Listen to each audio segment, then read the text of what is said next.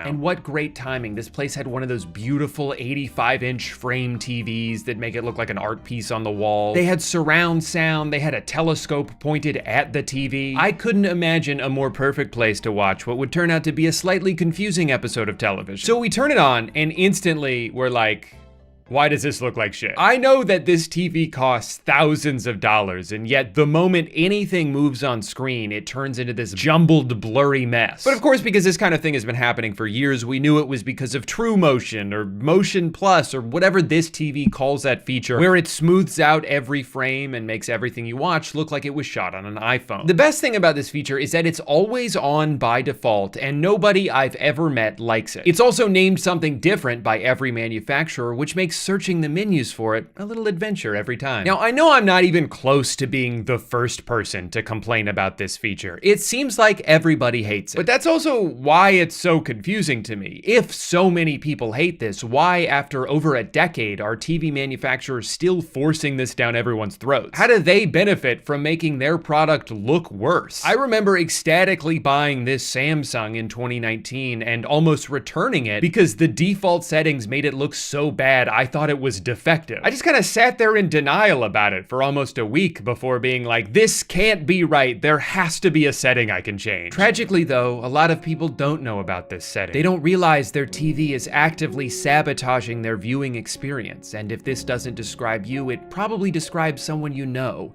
And by that, I of course mean your parents. So sit down with them, explain what's going on, tell them why you get a headache whenever you watch TV with them, and reiterate that it's not their fault. Show them this video by a guy named Noodle. Let's say it's on twos.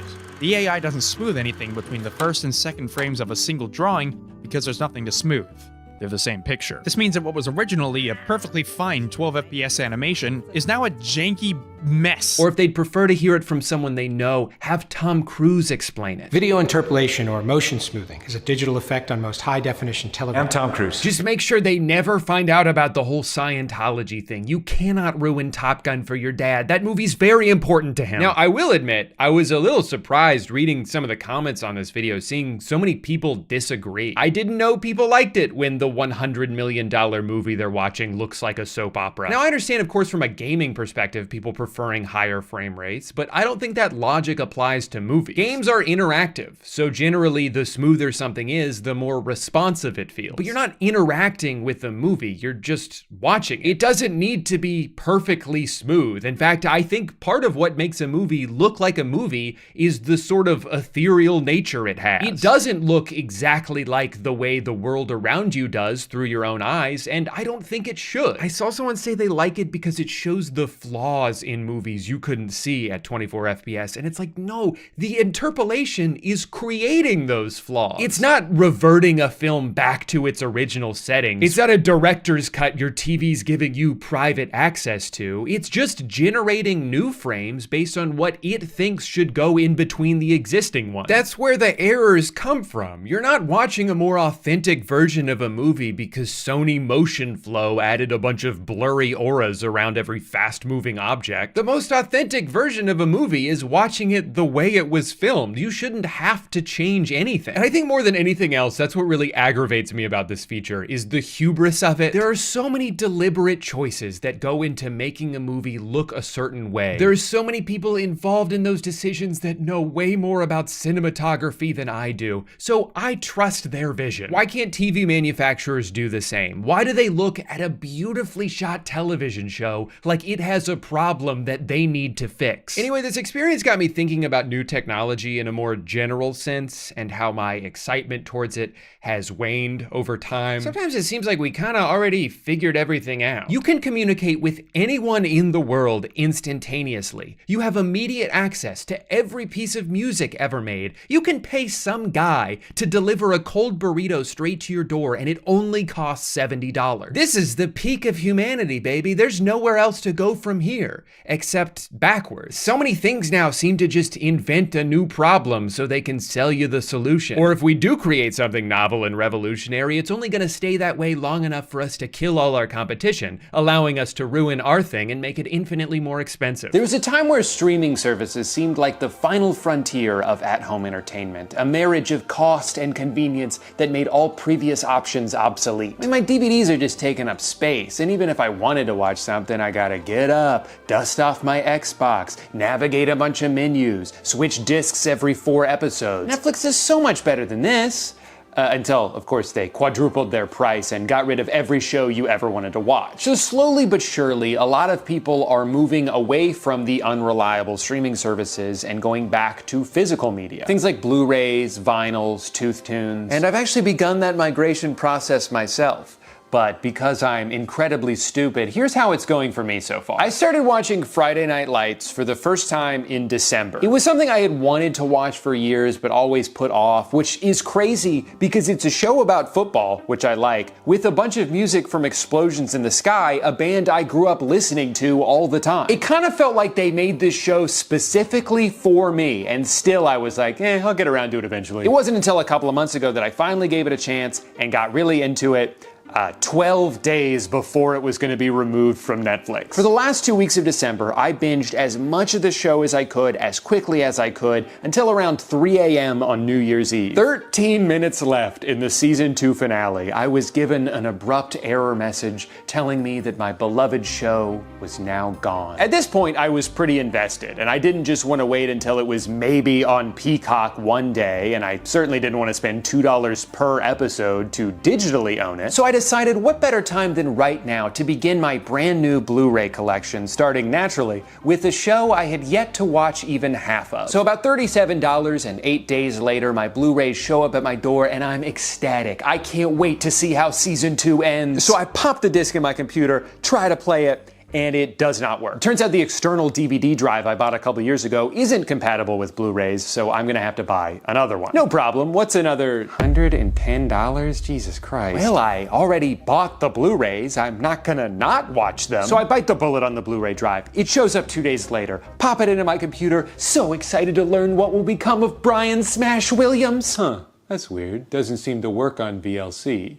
Or the Any DVD app. I guess I could spend $20 on Blu-ray player, play Blu-ray, but that one says in its description that it doesn't play Blu-rays. At this point, I'm a little frustrated, but even more than that, I'm confused. So I go where I always turn to in times of crisis, a Google search with the word Reddit thrown onto the end. And believe it or not, even on Reddit, home of some of the most dedicated people on the planet, every single answer I see is, nah man, Power DVD 23 Essential is your only option. There is one way to watch Blu-rays on your computer, and it is with this app.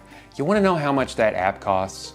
$80. And it's like, I don't want to spend another $80, but I've already spent more than that just to make it to this point. I have to see this through to the end. Anyway, I bought the app, and it works most of the time. Although I should probably say it's been doing this thing now where it tells me my cloud subscription has expired and I need to visit the Cyberlink members zone for more information. So, money well spent. Long story short, I spent $227 to watch a show that I could have seen on Netflix at any point over the past 7 years. And to be honest, I'm not even sure if I like it that much. Also, I know what you're thinking. Drew, couldn't you have just put the Blu-rays into your PS5, you moron? Yes, I could have. But the whole point of watching it on my computer was so I could second screen RuneScape on my other monitor. What part of dopamine addiction do you not understand? Sorry, that was more of a story about my own incompetence than a rant about the state of technology. So here's a rant about the state of technology. I live in Orlando, Florida. My favorite basketball team is the Orlando Magic. They play basketball 20 minutes from my house, and I am not allowed to watch them on TV because I live too close. I can sign up for NBA League Pass and watch any other team play except for the one in my city because of blackout restrictions. What do you think, I'm stalking them or something? Whoa, this guy's obsessed. He lives right down the street. I don't understand this restriction, and frankly, I never will. Is the point to incentivize me to buy a ticket to go see them in person? They play 41 home games a year. Am I supposed to go to all of them? And if that was the point of it, they wouldn't also black out road games unless you expect me to travel with the team. Guys, do you want me to follow them around or not? I'm getting mixed signals here. Anyway, here's what I've had to do the past 6 years as a paying customer in order to watch my team play. First, I had to sign up for Sling TV because they were the only ones with the Fox Sports Florida channel. Then those two couldn't reach an agreement, so I had to switch to Fubo TV because they were the only ones with the Fox Sports Florida channel. Then those two couldn't reach an agreement, so I had to switch to YouTube TV. Can you guess where this is going? Yeah, they couldn't reach an agreement, and now I can't watch it anywhere, this time in the middle of a season. So out of desperation, I sign up for NBA League Pass, which again prohibits me from watching my team because I live too close. The workaround here is using a VPN to change my location to somewhere else. So now I'm paying for 2 different services just so I can watch the least popular team in the NBA. Adam Silver should be ecstatic that there are freaks like me out here. He should have a photo of me in his office that says #1 customer. So what do they do to thank me for my loyal patronage? Block the use of VPN 6 months later. Do you guys want my money or not? I'm trying so hard to give it to you. Okay, now we're in 2022, and finally, there's a streaming app specifically made for people to watch their local team play. It's a miracle. It's called Bally Sports, and it is the worst app I've ever used in my life. It freezes during commercials. The feed cuts out constantly, especially in the 4th quarter. Not that I wanted to watch that part anyway. It refuses to remember my login information in between games. Did I mention they play 82 of these every year? I'm getting real tired of typing in my password every night. While all of this is happening, behind the scenes, Bally's parent company is not doing so well. They lose over $1.2 billion in 3 months. What, were they setting it on fire? Fast forward a few more months to 2023, and Bally is filing for bankruptcy. Well, it was nice while it lasted. Nope, they're still going, somehow. Turns out I don't know what bankruptcy actually means. What I do know is that this probably doesn't bode well for the growing list of technical problems they apparently don't have the money to address. So that brings us to today, where after 3 tumultuous years, I'm excited to report that the app is now a little bit more reliable.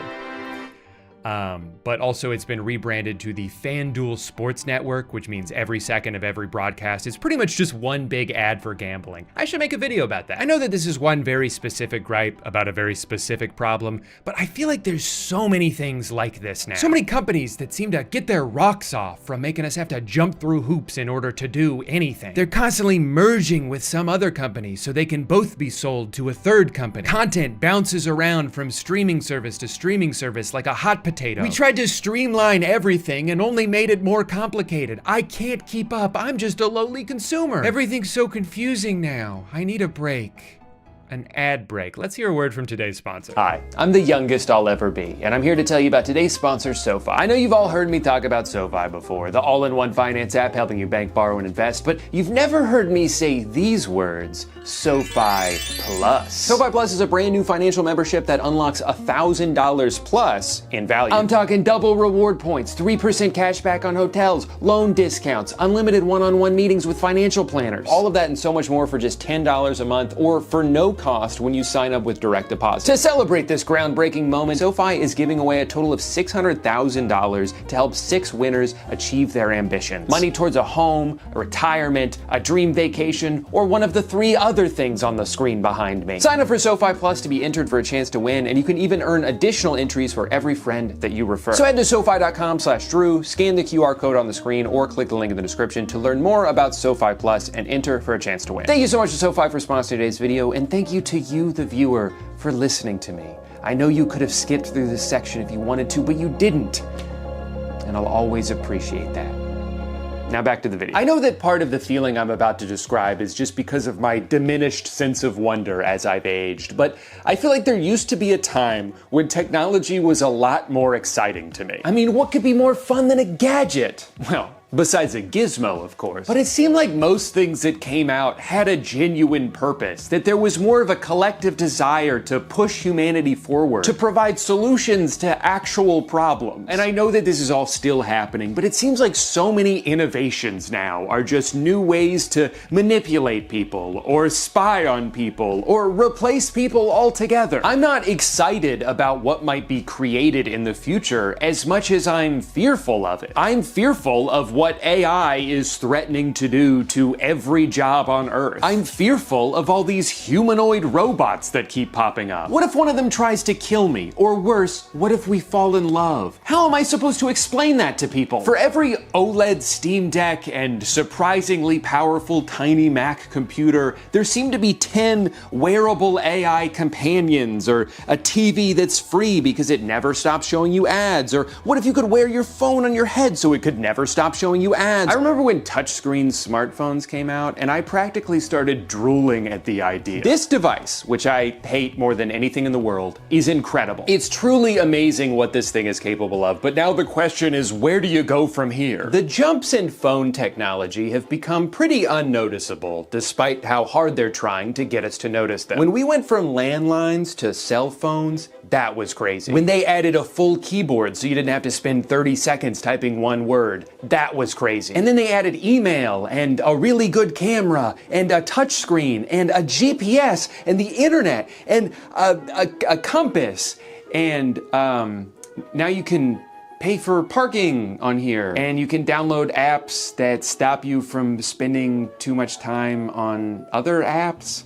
Oh man, that line's really starting to slow down, huh? And this phone costs 4 times as much as this one did? No, that makes sense. If you Google "has technology peaked," their AI overview will tell you, no, of course not. I'm getting stronger every day.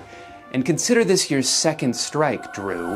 That's awfully ominous. And what was my first? No, of course technology hasn't peaked, but it does feel like it's starting to level off a bit. The improvements between video game consoles used to be astronomical. Now I end up on a side-by-side comparison video, squinting as hard as I can, trying to spot any difference. In 1995, video games looked like this. 10 years later, they look like this. 10 years after that, they look like this. And in the 10 years since, they look like, wait, which one is a new one? And I know I'm viewing this from a consumer standpoint. I'm completely oblivious to the strides being made in medicine and science and interplanetary defense mechanisms. But it just seems like whenever a new thing comes out, we have to pay a lot for very little. Technology has gone so far in the wrong direction that people are now trying to find ways to go back. Physical media is making a comeback. Dumb phones are making a comeback. As people become more disillusioned to the future that was promised to us, the best way to break out of it is to recapture a sense of simplicity. And not all of this is just nostalgia. I think some of it speaks to the fundamental difference in how things are made now. You used to be able to own things. Now almost everything is borrowed. You're not buying a product, you're subscribing to a service. I don't own a bunch of music because I'm paying Spotify every month. I'm just temporarily given access to music until I stop paying and then have nothing to show for it. And even if you do buy a physical product, there's no guarantee it's gonna stay in the condition it was in when you bought it. A lot of things now can be remotely updated or even deactivated. The Spotify car thing completely bricked when they stopped wanting to deal with it. A few months ago, Roku forced an update onto all of their TVs, making it so you can't turn the motion smoothing feature off. This company just announced they're gonna start charging a monthly fee so anyone who already bought their thermostat can continue to use it. We're buying things that can be made worse or taken away from us whenever the manufacturer feels like it. So what are we even buying anymore? These things aren't designed to last because the entire economic system in this country is based on perceived shareholder value. If I sell you a product that you only have to buy once and then get to keep it forever, how will I get more money from you in the future?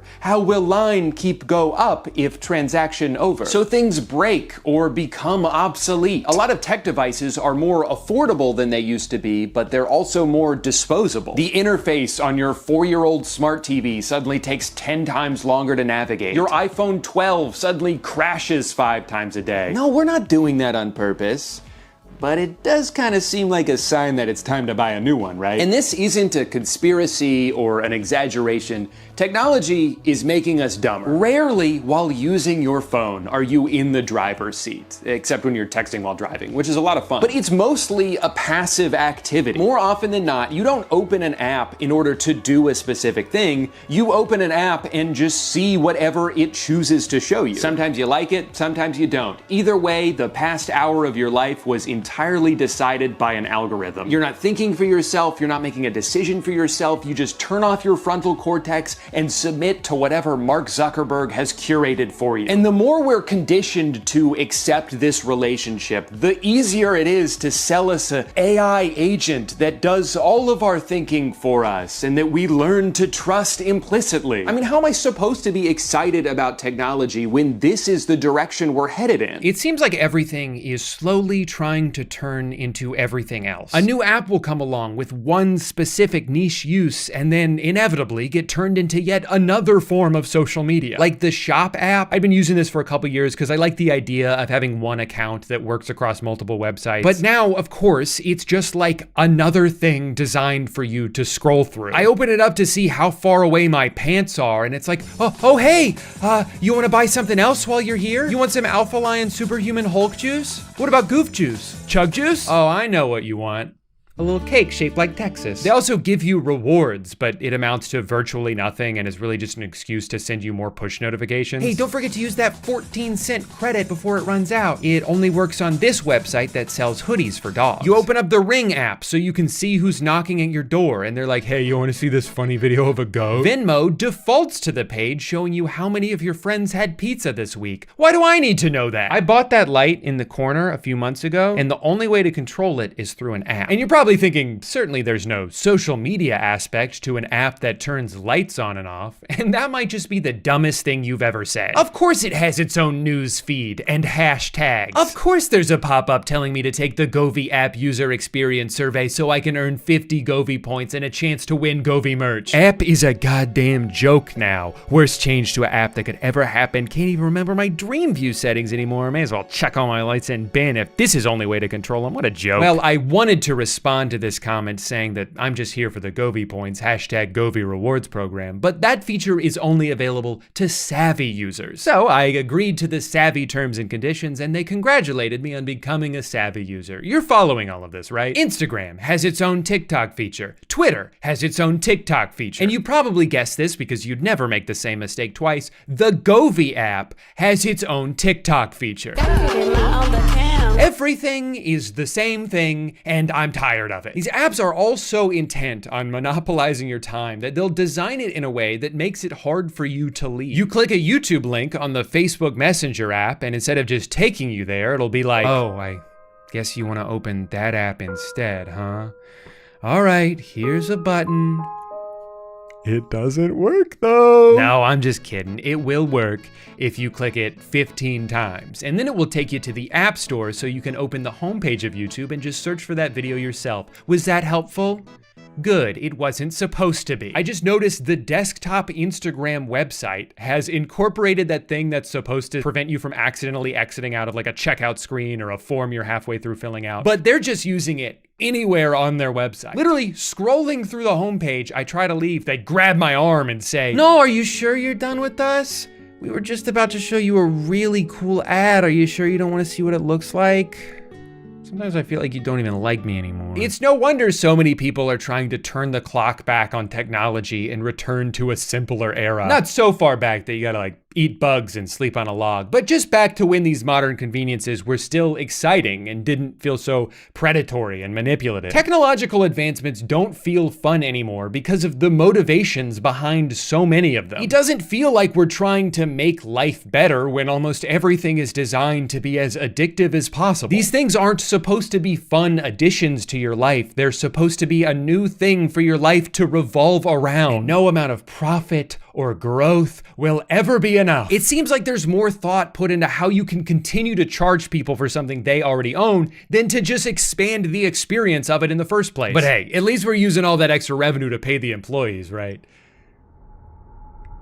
Right? Sorry, I'm doing that thing again where I try to provide catharsis by ranting in a critical yet lighthearted fashion, but just end up spreading more negativity in the process. So I'd like to end this video by highlighting some technological innovations that I'm thankful for. Number one, fiber internet. In 2018, we lived in a house where it would take me 2 hours to upload a 15-minute YouTube video. And during that time, no other device in the house could connect to the internet because I was using all of it. Now I get like 2 gigs per second night, and it never goes out. That's a luxury I know I take for granted. Now, I should probably say that AT&T almost electrocuted me when they were digging in our front yard, burst into a water pipe, flooded half the neighborhood, and knocked down a power line, leaving live wires dangerously close to the newly installed moat they surprised me with.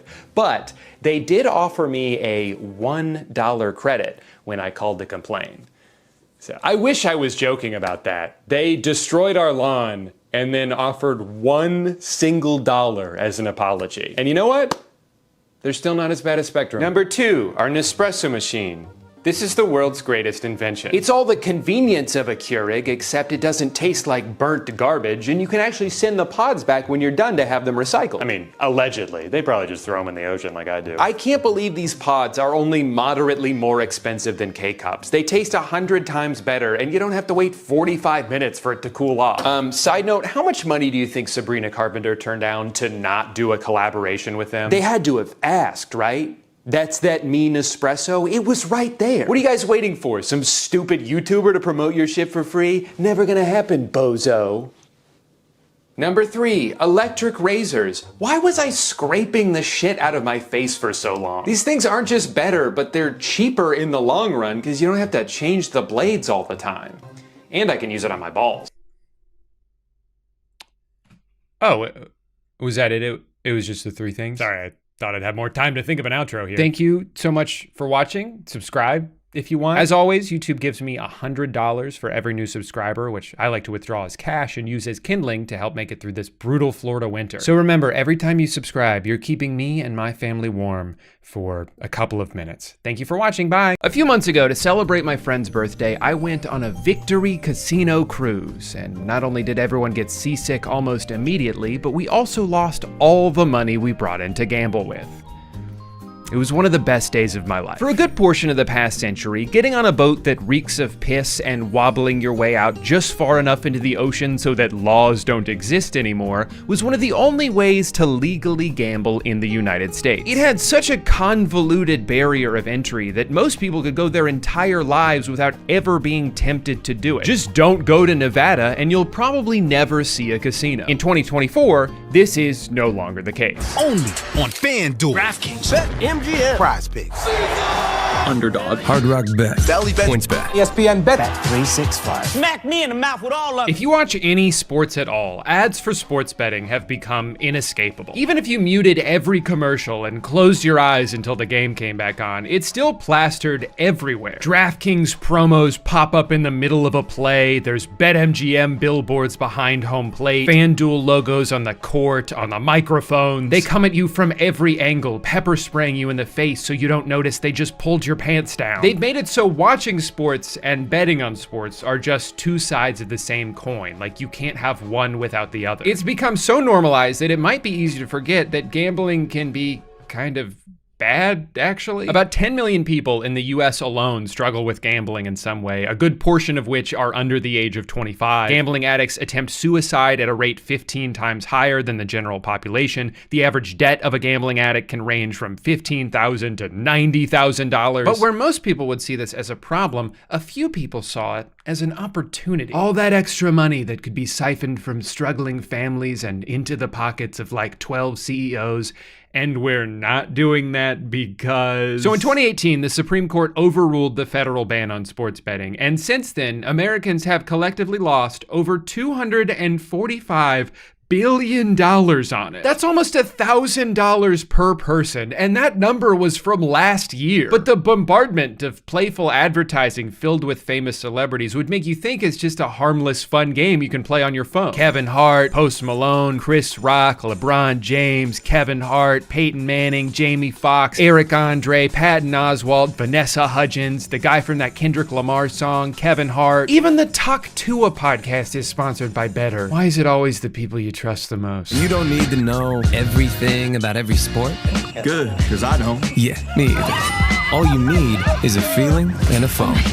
That is such a bold way to advertise your product. You don't have to know anything about sports in order to bet on them. In fact, we would prefer you didn't. Look, this guy's just chilling in a hot tub. He doesn't even know what sport he bet on, and he won money. So go ahead, just open the app and start mashing buttons. I don't know, like, where do you think they got all the money to shell out to these celebrities? Could it be that maybe Prize Picks isn't the secret gateway to riches beyond my wildest imaginations, and maybe they're just trying to get my debit card number so they can take all my disposable income? Whether or not you think sports betting should be illegal, and I'm not even necessarily saying it should be, the fact that they're allowed to advertise it like this is fucking insane. Imagine a cigarette commercial that was like, "Oh my God, this tastes so good. This is the best I've ever felt in my life. I'm on top of the world." Typically the only tobacco ads you see are like anti-vaping PSAs. And I hope there's a future where advertising for betting apps is regulated in a similar way. You can still bet on sports. You can still smoke cigarettes if you want to. It's not illegal, but you're not bombarded with the temptation to do it every time you turn on a basketball game. Even though it's only been 6 years since the federal ban on sportsbooks was overturned, technology has already evolved well beyond what was available at the time. And now that gambling has gone from being in a place you have to go to do it, to being accessible on your phone at any moment, there's nothing stopping these apps from trying to lure you in constantly, and they're really good at doing that. Addiction is intensified, he says, by how much the gambling companies know about each user. That data was used to tailor offers and push notifications to keep the guy in action. They knew the life stage, the customer life stage it was at, so win back, they described it. So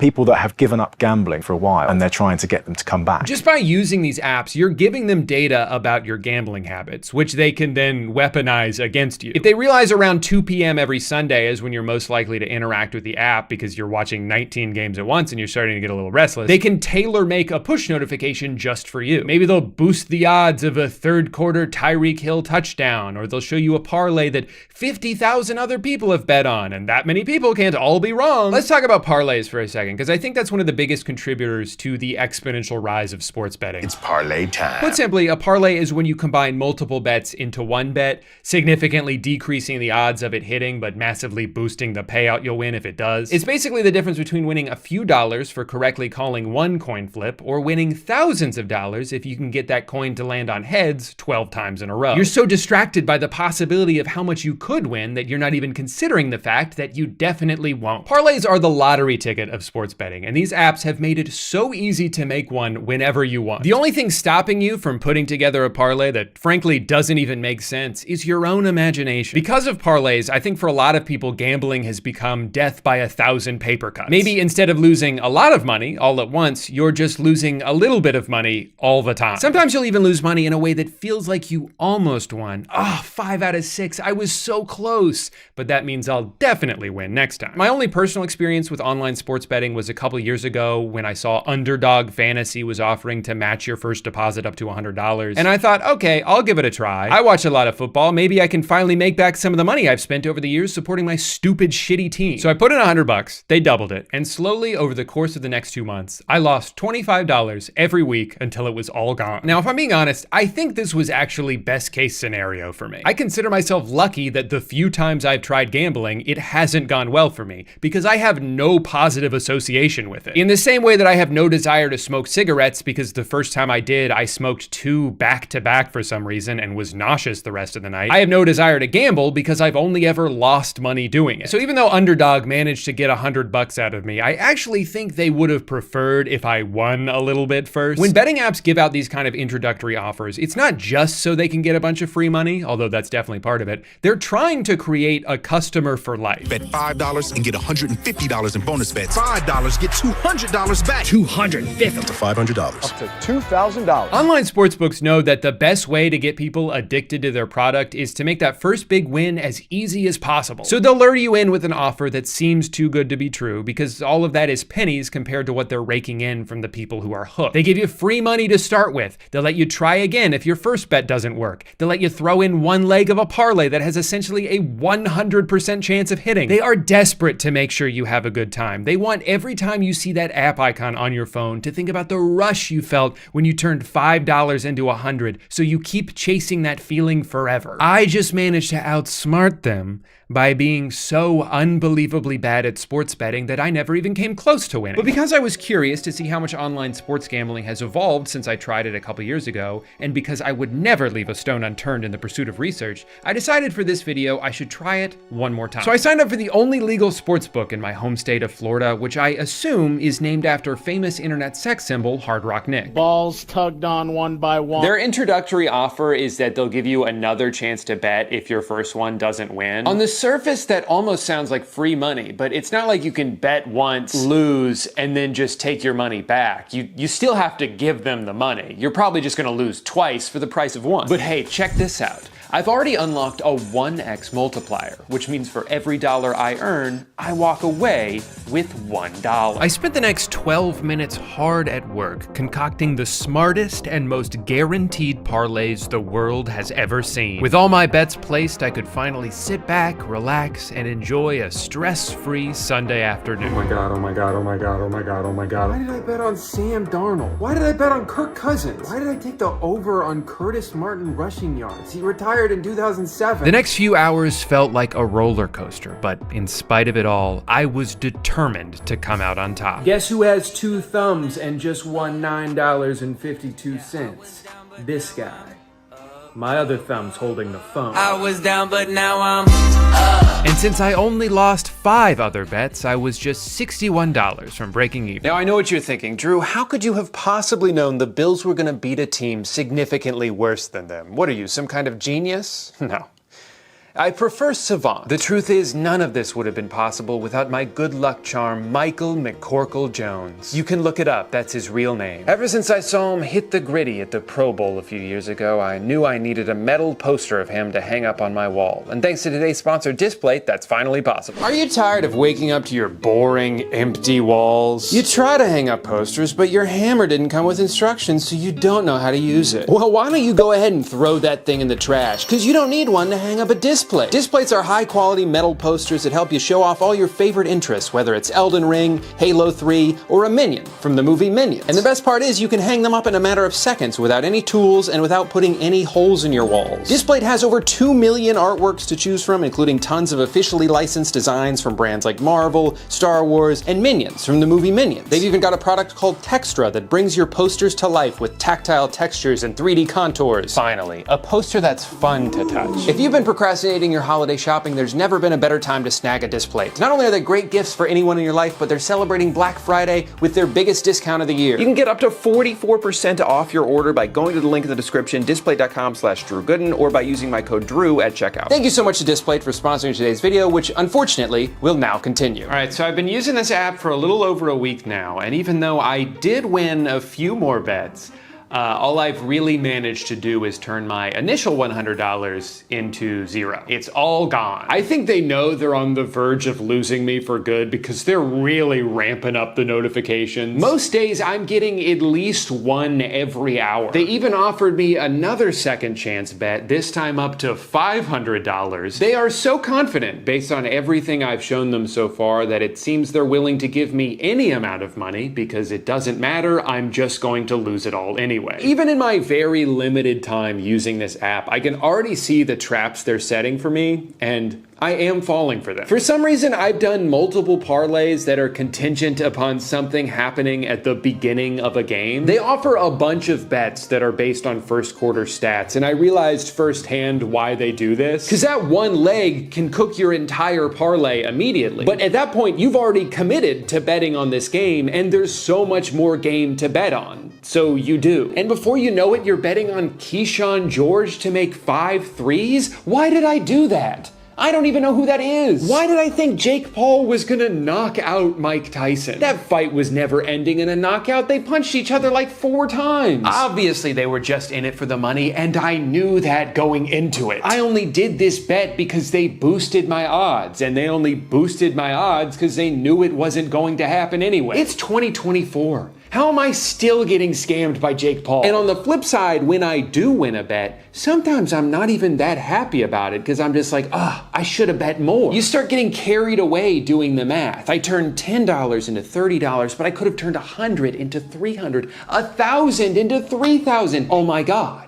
It's infinite money. And I think that's one of the most dangerous things about gambling is that sometimes it works. It's a hobby that technically could go well for you if you get very lucky and quit at the exact right time, which you won't, and the casinos are banking on the fact that you won't. Problem gamblers aren't just chasing a feeling, they're chasing this idea that maybe they'll win the lottery. A lot of gamblers can recognize that they have a problem, but see the problem as the way out of the problem. I think the feeling at the time was, if you can just get lucky here somewhere, then potentially there's a way of making this all go away. I suppose the flip side to that as well, Aaron, is it was enabling me to just gamble as much as I wanted as well. If I just have one good day, I can win it all back. Yes, I've dug this huge hole for myself, but if I just keep digging, I might be able to find that diamond I've been desperately searching for. But the sad reality is, even if you find the diamond, you're just gonna feel so good doing it that you'll probably dive right back into the mines looking for another one. The truth is, if I'd have had that big win,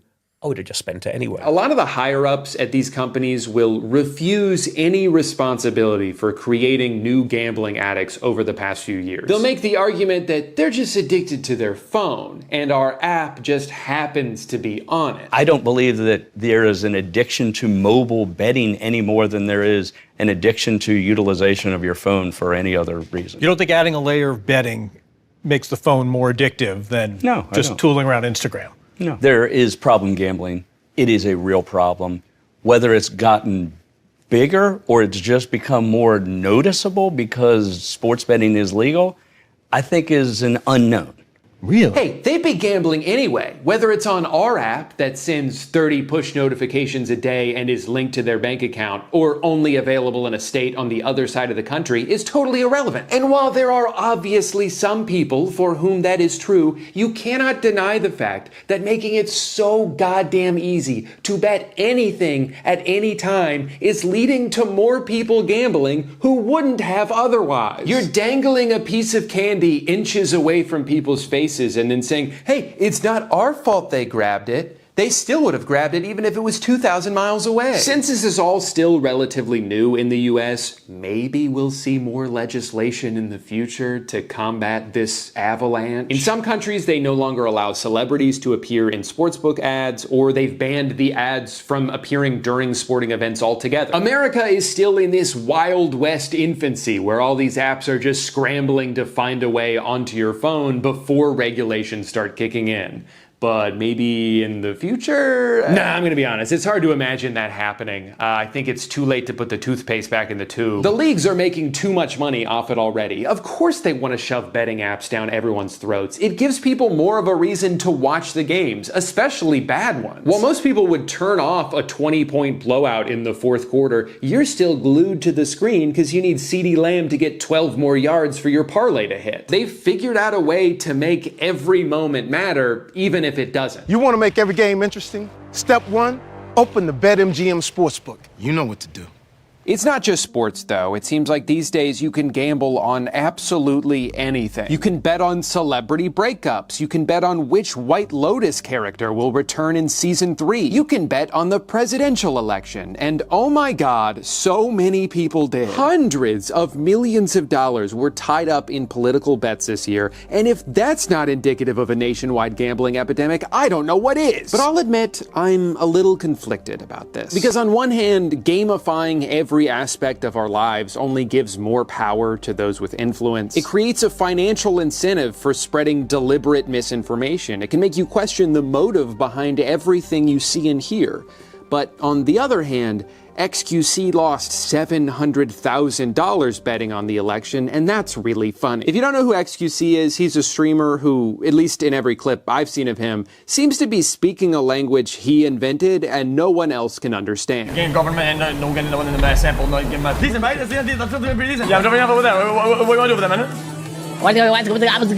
also one of the many streamers who've massively increased their wealth over the past few years by taking sponsorships from offshore crypto-based online casinos, helping them and the website they stream it on explode in popularity. At almost any point of any day, you can go to the slots tab on kick.com and see someone who is zonked out of their mind, eyes bloodshot red, 12 hours into non-stop slot spins, desperately trying to win back all the money they've lost so far, oftentimes in a situation so dire that even the chat, with no personal stakes involved and only there for entertainment, is begging them to stop. But they can't. They're on autopilot. Every loss is money that needs to be won back, and every win is just more money to gamble with. I randomly opened this guy's stream one day and watched in real time as he won almost $100,000 and then say this. 95K, that's fucking huge. We're a tenth of the way back. A tenth? This dude was down $1 million on Big Bass Bash? Now, to most people watching, it's pretty easy to say, hey man, you should probably quit while you're ahead. No, 100,000 isn't $1 million, but it's a lot more than zero. The problem is someone in this state of mind isn't capable of seeing it that way. He's not even in Thursday afternoon with the rest of us. He's still on the tail end of Wednesday night. So the rational part of his brain, too subdued to muster anything more than a mumble, asks his chat if he should end it there. Should we up the bet or leave? They all scream, of course you should, but it falls on deaf ears. He's yet to stop spamming spins for even a second. This man is no longer in control of his actions. He's a zombie, relegated to the passenger seat of his own mind as it careens towards the conclusion everyone watching knows is inevitable. But there's nothing he can do to stop the momentum. I have to quit. At a certain point, I have to give up. At a certain point, I gotta give up. Oh my god. At a certain point, I gotta give up. Dude, that dog demolished the balance. Oh my god. That's crazy. Lost over $1 million today. There's nothing in there. All he can do now is sit in the reality of what just happened. What the fuck? Beautiful girl. Dude. Come to terms with the fact that despite his and everyone else's better judgment, he got doghoused. Doghouse is what did it. The doghouse is what defeated me. I got doghouse. I got doghouse. I got a full doghouse. Full doghouse, dude. Full doghouse. Full fucking doghouse, dude. Dude. I got doghouse.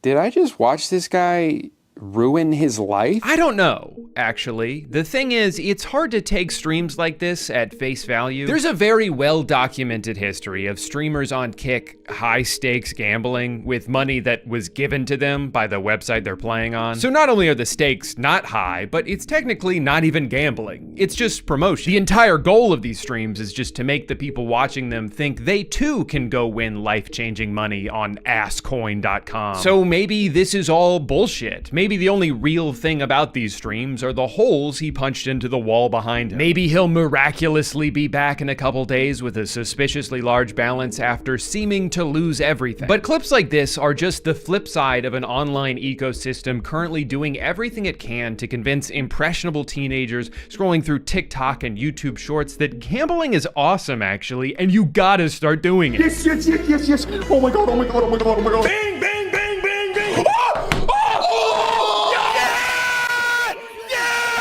That's a great feeling, man. Now, some people have accused these websites of rigging the odds in favor of the streamers, so it's easier for them to farm these clips. And as far as I'm aware, there's no proof of that. I think the misrepresentation of odds here is simply due to the fact that these websites can just keep depositing money into their accounts whenever they lose, giving them unlimited funds to play with. Unless Rubet's gonna give me free money, I think that's like actually it. We really just need Howie to give us a ton of free money. If you're given infinite money, you can just keep betting until you hit a jackpot. For them, there's no such thing as rock bottom, a philosophy that very much does not translate to real life. In real life, you can hit rock bottom, and when you do, there's no texting Howie to get yourself out of it. What's especially concerning about these kinds of streams is that while sports betting apps are at least targeting mostly grown men, the majority audience for a lot of these streamers are teenagers and young adults. People whose brains have not finished developing yet. People who would have a harder time distinguishing between entertainment and real life and have less of an ability to evaluate risk compared to people much older than them. It is statistically proven that people who are exposed to gambling at a young age are more likely to develop problems with it later in life. So maybe don't do this.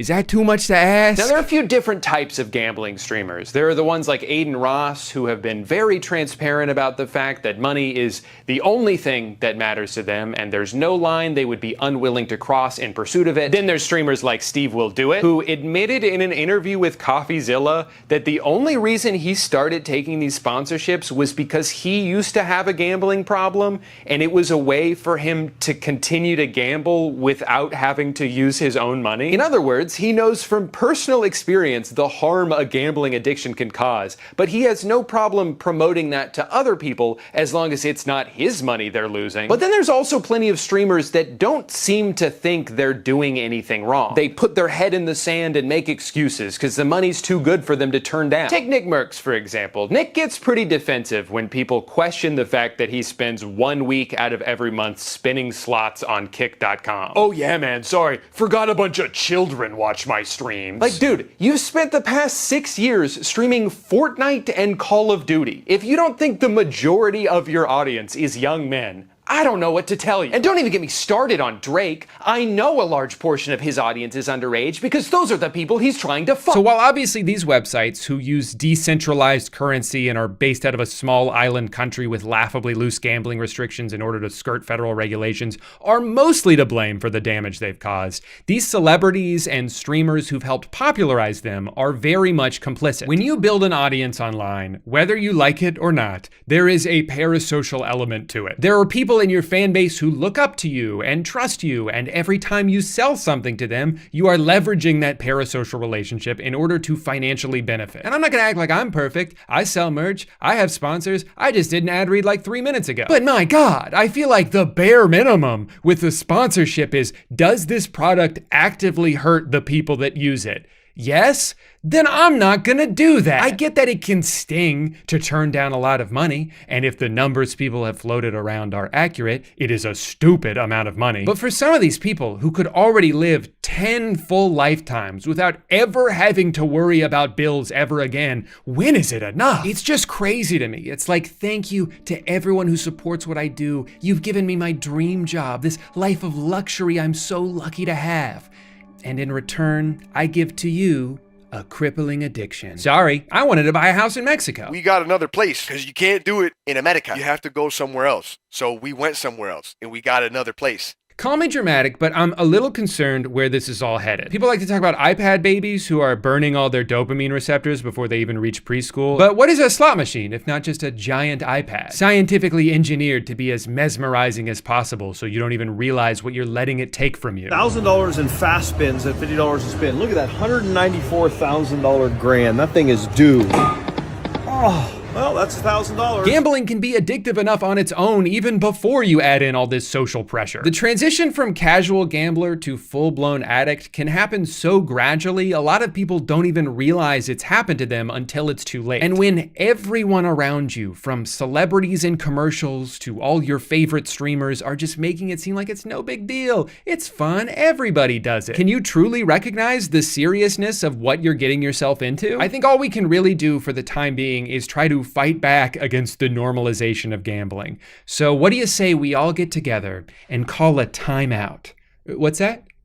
They already tried that for hate. We need to stop it. So let's take this moment to change the momentum and call a timeout on hate. Together. Together. And it's not working, even though they got shacked. Well, that's not good.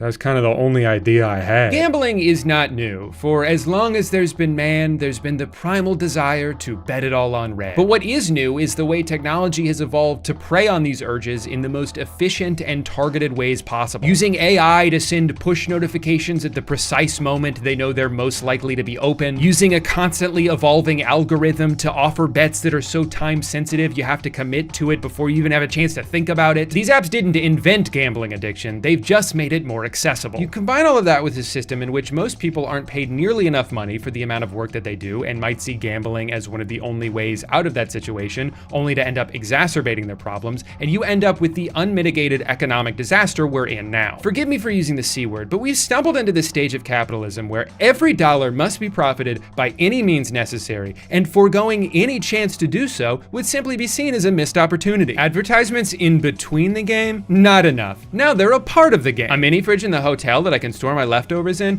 No, we should be filling every square inch of that thing with $12 Coke cans that'll automatically charge your credit card even if you're just moving one out of the way. A YouTube outro that's just a few seconds of peaceful music and no call to action? You wish, bozo. Please go listen to the song I made with my friend Sam. I wrote the guitar for it and I think it's pretty good. Thanks for watching.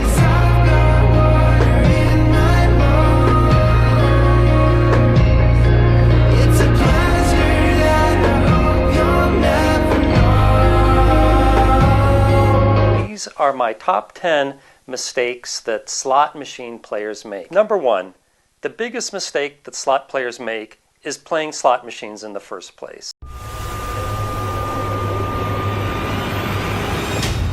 Hey guys, so I've been gone for a while. Not to brag or anything, but I've been dealing with some anxiety. Totally fine. It's fine. It's been a lot of fun. Don't worry though, I did talk to my doctor and he told me to stop. So I feel a lot better now. But anyway, I've noticed that every time I go a few weeks without making a video, I always forget how. What do I talk about? Is this where I sit? What do I do to make a joke? And I figured since I'm feeling kind of rusty, what better way to get back into the swing of things than by watching some training videos. All right. I feel like at one point or another, almost all of us have fallen down a YouTube rabbit hole of weird VHS training videos that teach us how to do jobs we don't have. Once you watch one, it's hard to stop. They just keep getting recommended and you end up learning some really valuable skills, like how to cook fried chicken, how to send an email, how to shoplift. If merchandise is available and no one is around, steal it. Steal several items at a time. Steal as many as 40 items at one time from one store. This old country buffet video that came on my recommended is like an instant classic for me, just because of how visibly uncomfortable this guy is. I'm almost a little bit worried he's being held hostage. You might ask something like this. Is it still hot out there? Or this. Did you catch a game last night? Or this. Have you tried the lasagna? It's my favorite. Is it still hot out there? It was hot last time I went outside. 3 years ago. It's my favorite. One thing that's great about this video too is that it was uploaded by that guy. He's the one who put this on YouTube. And now that it's been getting a lot of views and comments recently, he was really excited to talk about some of the misconceptions people might have had. For one, he wanted to make it clear that the entire video was scripted, and no, he doesn't actually like lasagna. How could that even be? He seems so confident. It's my favorite. Let's take a closer look at greeting guests. Every conversation you hold with a guest should begin something like this. Good evening. Or, hi, how are you? Oh, so greet customers by greeting them. All right. Children often play a big part in deciding which restaurant their parents visit. We want them to feel welcome and special here too. One of the comments on here is, what restaurants do you want to go to, kids? The one with the sweaty man who makes us feel special. So start conversations with children by saying something like this. What grade are you in at school? Or this. Have you decided what dessert you're going to have? Or this. Do you like hot fudge sundaes? Or this. Do you have any homework? Or this. Could you help me break out of here? At other buffet-style restaurants, guests often feel they're on their own. Once they've paid for the meal, no one pays much attention to them. Oh, I know. I'd hate to be left alone to eat after I order my food. I'd much rather look up from my plate to notice a very sweaty man staring at me. All right. This next one is specifically for Nintendo employees who are handling returns from customers. And this one has a little bit of a different tone. I like this a lot. Some people will go to great lengths to return an abused or an out-of-warranty piece of merchandise. What are you supposed to do? Tell them what you really think? Of course you can't do that. That's such a great line. What are you gonna do? Tell them what you really think, which is to fuck off and you don't get paid enough for this shit? You can't say that. You'll get in trouble. We know that's what you want to say, but for the sake of your own job security, let's try to go with something else. If you take a look at it, I don't know what's the matter with it. It was working and now it's not working, so I'd appreciate if you, take a look at it. I'd like to get an exchange for it if I could. An exchange? Yes, sir. Excuse me, Mr. Cashier. I gotta return my brand new PlayStation 5 that I just bought here and exchange it for a different one. Because none of the games are working and the controller's not working either. Okay. But this is an Xbox 360, and you're asking for a PlayStation 5? Oh, well that's okay. And you said the controller's not working? Yeah, but it's probably just the batteries. Do you have your receipt? Ah, no, I accidentally burned it. when I was trying to light a candle. But I do have my credit card that you can put the money back on. Your money back. Is this a return or an exchange? Yes. So from there, I stumbled upon this hour-long Mercedes car sale tutorial. I learned a lot of valuable things, and also I accidentally bought a Mercedes. Wait till the wife sees me roll up in that thing. Let me ask you a couple questions, if I may. Sure. What are you? Now, one of the fun things I've heard a lot of people did in the 80s was cocaine. And I can't tell if this guy is on cocaine, but his eyes definitely are. I want a nice car. Then, of course, there's this extremely bizarre Chuck E. Cheese character training video. In honor of their current bankruptcy, I think it's for the best we go ahead and check this one out. He must be full of energy and always having fun himself. A clean, well-maintained appearance is essential to Chuck E. Cheese's image. That's why our mascot's a rat. Because when you think of cleanliness, you think of rats. Be sure to brush the fur every day. It is very important that Chucky has a well-groomed appearance. Yeah, that's a good point. Otherwise, people might think he's something gross, like a rat. One of Chucky's major roles comes during the birthday party, the parade of cakes. Since this part is so important, you might want to do a rehearsal on the floor before the store opens to get your bearings with the costume. Oh, God. As creepy as this normal dance is, I think it's somehow even creepier when there's no kids in the room and it looks like they're just chasing him around with a cake. Be sure to practice with the birthday tape to make sure that you get the precise timing down. All right. Remember, if you're ever in trouble, use the timeout signal and determine whether or not you will be able to make it to the regular exit door. Okay, hold on. I feel like they kind of brushed over that a little bit, but that sounds ominous. What do they mean, in trouble? Is it like if you're ever gonna pass out? Remember, guys, this costume is hot as balls, so if you feel like you're gonna faint, throw up one of these and get the hell out of there. Whatever you do not faint in front of the kids, all right? They're gonna think Chucky died, and then they're never gonna wanna come back. So if you have to collapse to the ground, do that shit outside. You can't let the charm of the costume carry itself. You must put your heart and soul into it, right? Right. Here's a little piece of trivia I kind of knew, but not the last part. So in July 2012, the long-standing rat mascot was rebranded, changing to a slimmer rockstar mouse who plays electric guitar. Voice actor Duncan Brannon, who for 19 years had characterized Chuck E. Cheese as a wisecracking rat from New Jersey, was replaced with Jarrett Reddick, the frontman and guitarist for the pop-punk band Bowling for Soup. I wondered what those guys were up to now. He's a cartoon mouse. Where a kid can be a kid. Well, I don't know about you guys, but I've worked up quite the hankering for some pizza. And because I don't trust Chuck E. Cheese, let's head over to the Hut and learn how to make one ourselves. Okay, Julie, are you all ready to learn how to make a pizza the right way? Making it great. Yes, I'm ready. I like how a lot of these videos aren't just instructional, they're also basically advertisements for the company that in this case you're already working for. They always slip in lines about how like high quality the food is, and then one of the employees is like, yeah, it's so good. I'm so proud to be working for such a great company. And our customers wouldn't get the best possible product. Which they deserve every time they visit Pizza Hut. Like, all right. Relax, Julie. On our pizzas, we use 2 layers of cheese. The bottom cheese. And the top cheese, right? Right. And the cheese on top of the pizza, right? Because that's what makes it a pizza, right? Okay, can you stop? The server will do the rest. No, the customer will do the rest when they bite into my delicious pizza. Delicious pan pizza and delicious thin and crispy pizza. What more could a customer want? Personal pan pizza.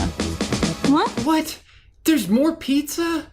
Oh, I was so happy a second ago. Just remember to follow the instructions exactly and you'll be just fine. And so will the pizzas, right? Right. Oh my God. Hey, I'm not just making pizza, I'm making it great. You know, I can already tell this girl is all talk. She seems confident now, but the moment things get hard in like a week, she's walking out of there. Yeah, I've seen my fair share of Julies before. They always crack. When it comes to food training videos, though, it's Wendy's that takes the cake. If for nothing else, just for sheer quantity. They've got songs about hot drinks. They've got songs about cold drinks. Which is basically just saying, put ice in the cup and then fill it up with the drink. But sure, listen to the song if you need to. And they also have this one called Grill Skills, which is certifiably insane. You'll see why. Starts off with the founder of Wendy's, Dave Thomas, who just woke up from a very long nap to tell us about hamburgers. My goal has been to serve the best hamburger in the business, a Wendy's old-fashioned hamburger. So I started with the freshest beef I could find. 100% pure beef. Human beef. And we pattied it into squares, so the hamburger hangs over the side of the bun. You know, when I worked at Wendy's, they told me that the patties are square because they never cut corners. But here Dave is saying that it's just because he likes that they hang over the bun. So which is it? Seems like a bit of revisionist history if you ask me. Also, sometimes we did cut corners, so it's a lie. It also makes the patty larger, so they'll hang over the edge of the bun. And people will like that. Yes, they will, Dave. Okay, seems pretty normal so far, so I'll skip ahead a bit. Why don't you have a look at the tape first, and I'll check back with you in a few minutes. All right.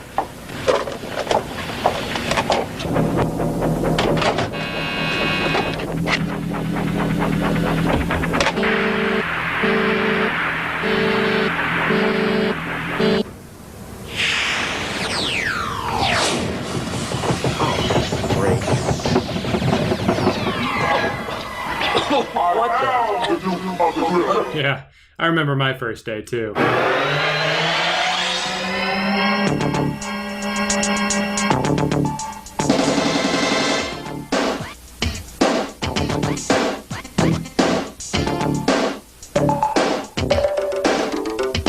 Now working the grill, Bill, it ain't so tough. But first of all, you got to check your stuff. Like a grill that's set at 250 with the meat and cheese that's ready to go. A towel to keep your station looking cool. But most of all, you got to have your tool. Yeah, so it's kind of the best thing in the entire world. When the meat's red, juices no longer rise. You can serve that patty, it'll win a prize. Gotta hand it to the prop department here. They really nailed it. They got this smoking TV that looks like a microwave. You got the comically large medal to put on his neck. Pretty good job. The reason you press, you gotta think. When the meat hits the grill, it starts to shrink. We start shrinking when we hit that grill. You know it will. Okay. Forgot about the part halfway through where the patties come to life, and it turns out they've been beautiful women this whole time. When we hit that grill, you know it will. You can serve that patty, it'll win a prize. It takes just about 4 minutes to cook, but just to make sure you can take a look. Use your tool to double check. It should be great and moist to be correct. Hey! Oh, they're falling in love. Well, that's the end of the song at least, unless... A customer orders a single with cheese. Oh, there's more, okay. Drain then serve on a bun just so. Don't touch it with your fingers, that's a big no-no. Okay, but then something horrifying happens. The talking patties come back, and one of them says this. I'm stage 5 and I'm still alive. All the patties are alive? That's horrible. So the goal then is that we cook the meat long enough to murder them? And every time I cook one, I'm gonna imagine a plump-lipped lady being burned to death at the hands of my spatula? Can I be the cashier instead? Mr. Bill. Bill, the tape is over. Do you have any questions? No, I think I've got it all. You don't have any questions? Because you just got sucked into a VCR where some guy rapped at you about beef. No, I think I got it. Huh. Usually people have a lot of questions.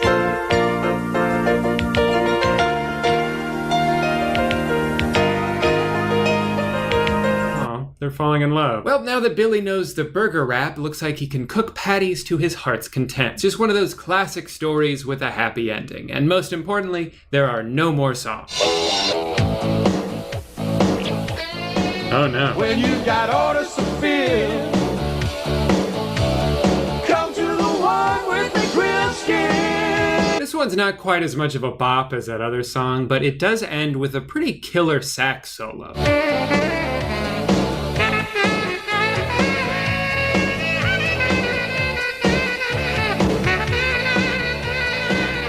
You're listening to Wendy's Music International. That was, of course, Grill Skill by The Crew. Up next, it's The Crew with Grill Skill. They make it seem so fun to work at Wendy's. I get to sing cool songs and wear a visor. But when I worked at Wendy's, I worked the same shift, 5 p.m. to close, 4 days a week, every week, for months. One day I noticed my paycheck was less than usual, which doesn't make sense because like I said, I work the same schedule every week. Why would this one be less? So I talked to the manager about it and she tried to tell me that I called in sick on a day I remember working specifically because it was on a Sunday and I remember the football game that I stopped watching to go to work. And now she's going to tell me that I don't get paid for my 10 hours of work. So I was pretty upset, but she was upset that I brought this up with an earshot of a customer. So she took me to the back and yelled at me and then I quit. So we didn't get any cool songs. I'm curious though, for all you guys who've worked jobs like these in the past, have you ever actually seen a training video like this at your work? I feel like I've seen dozens of these on YouTube. It's kind of a trope in some movies, but every job I've ever worked at, I've never had like a VHS training video when I started. If anything, I probably should have made my own training video for Wendy's management to teach them how to properly pay their employees and stop calling me Andrew because that's not my name. Sorry, I just get so worked up even thinking about it. Let's cut to an ad read. I gotta go cool down. Hi. I haven't gotten a haircut in 4 years, and I'm here to tell you about today's sponsor, ExpressVPN. Have you ever tried to watch something you thought was on Netflix only to find out that they took it off without even telling you about it?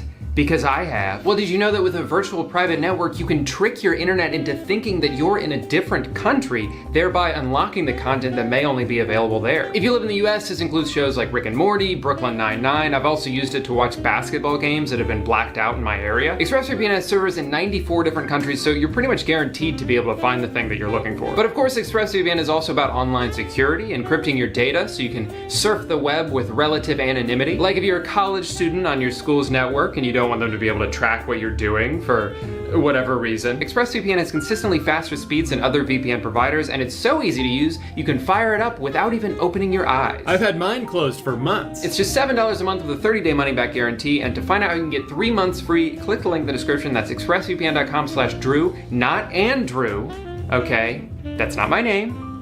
And also, it won't take you anywhere. All right, I feel a lot better now. Thanks for letting me get all that off my chest. Well, if you're sticking around because you expected me to say something else, you're gonna be disappointed. The video's over. So you can keep watching if you'd like, but I'm not really gonna say anything. I mean, I am saying something. It's just not very interesting or important.